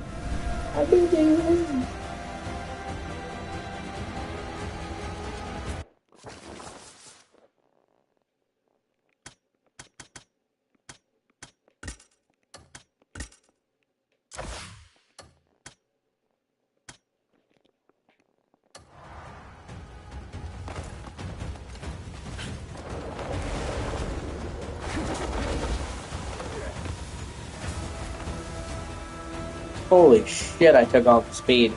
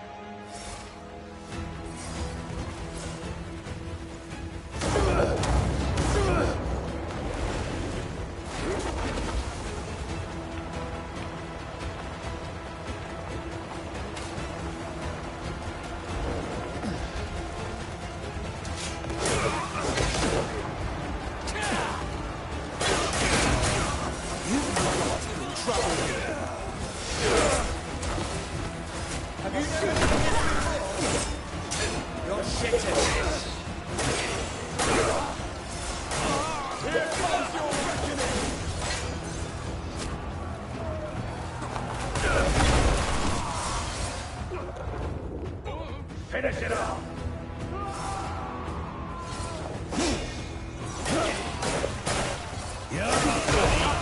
Oh my god, what the fuck?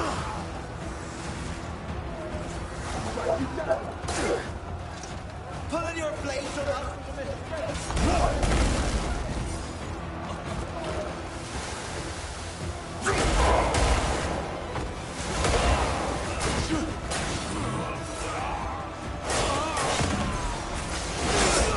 You've got nothing!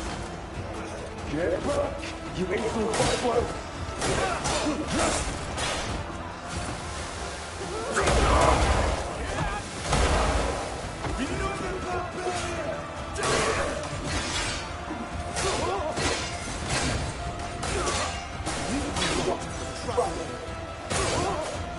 General Bastille, you're on me straight! Scurry off to the face there.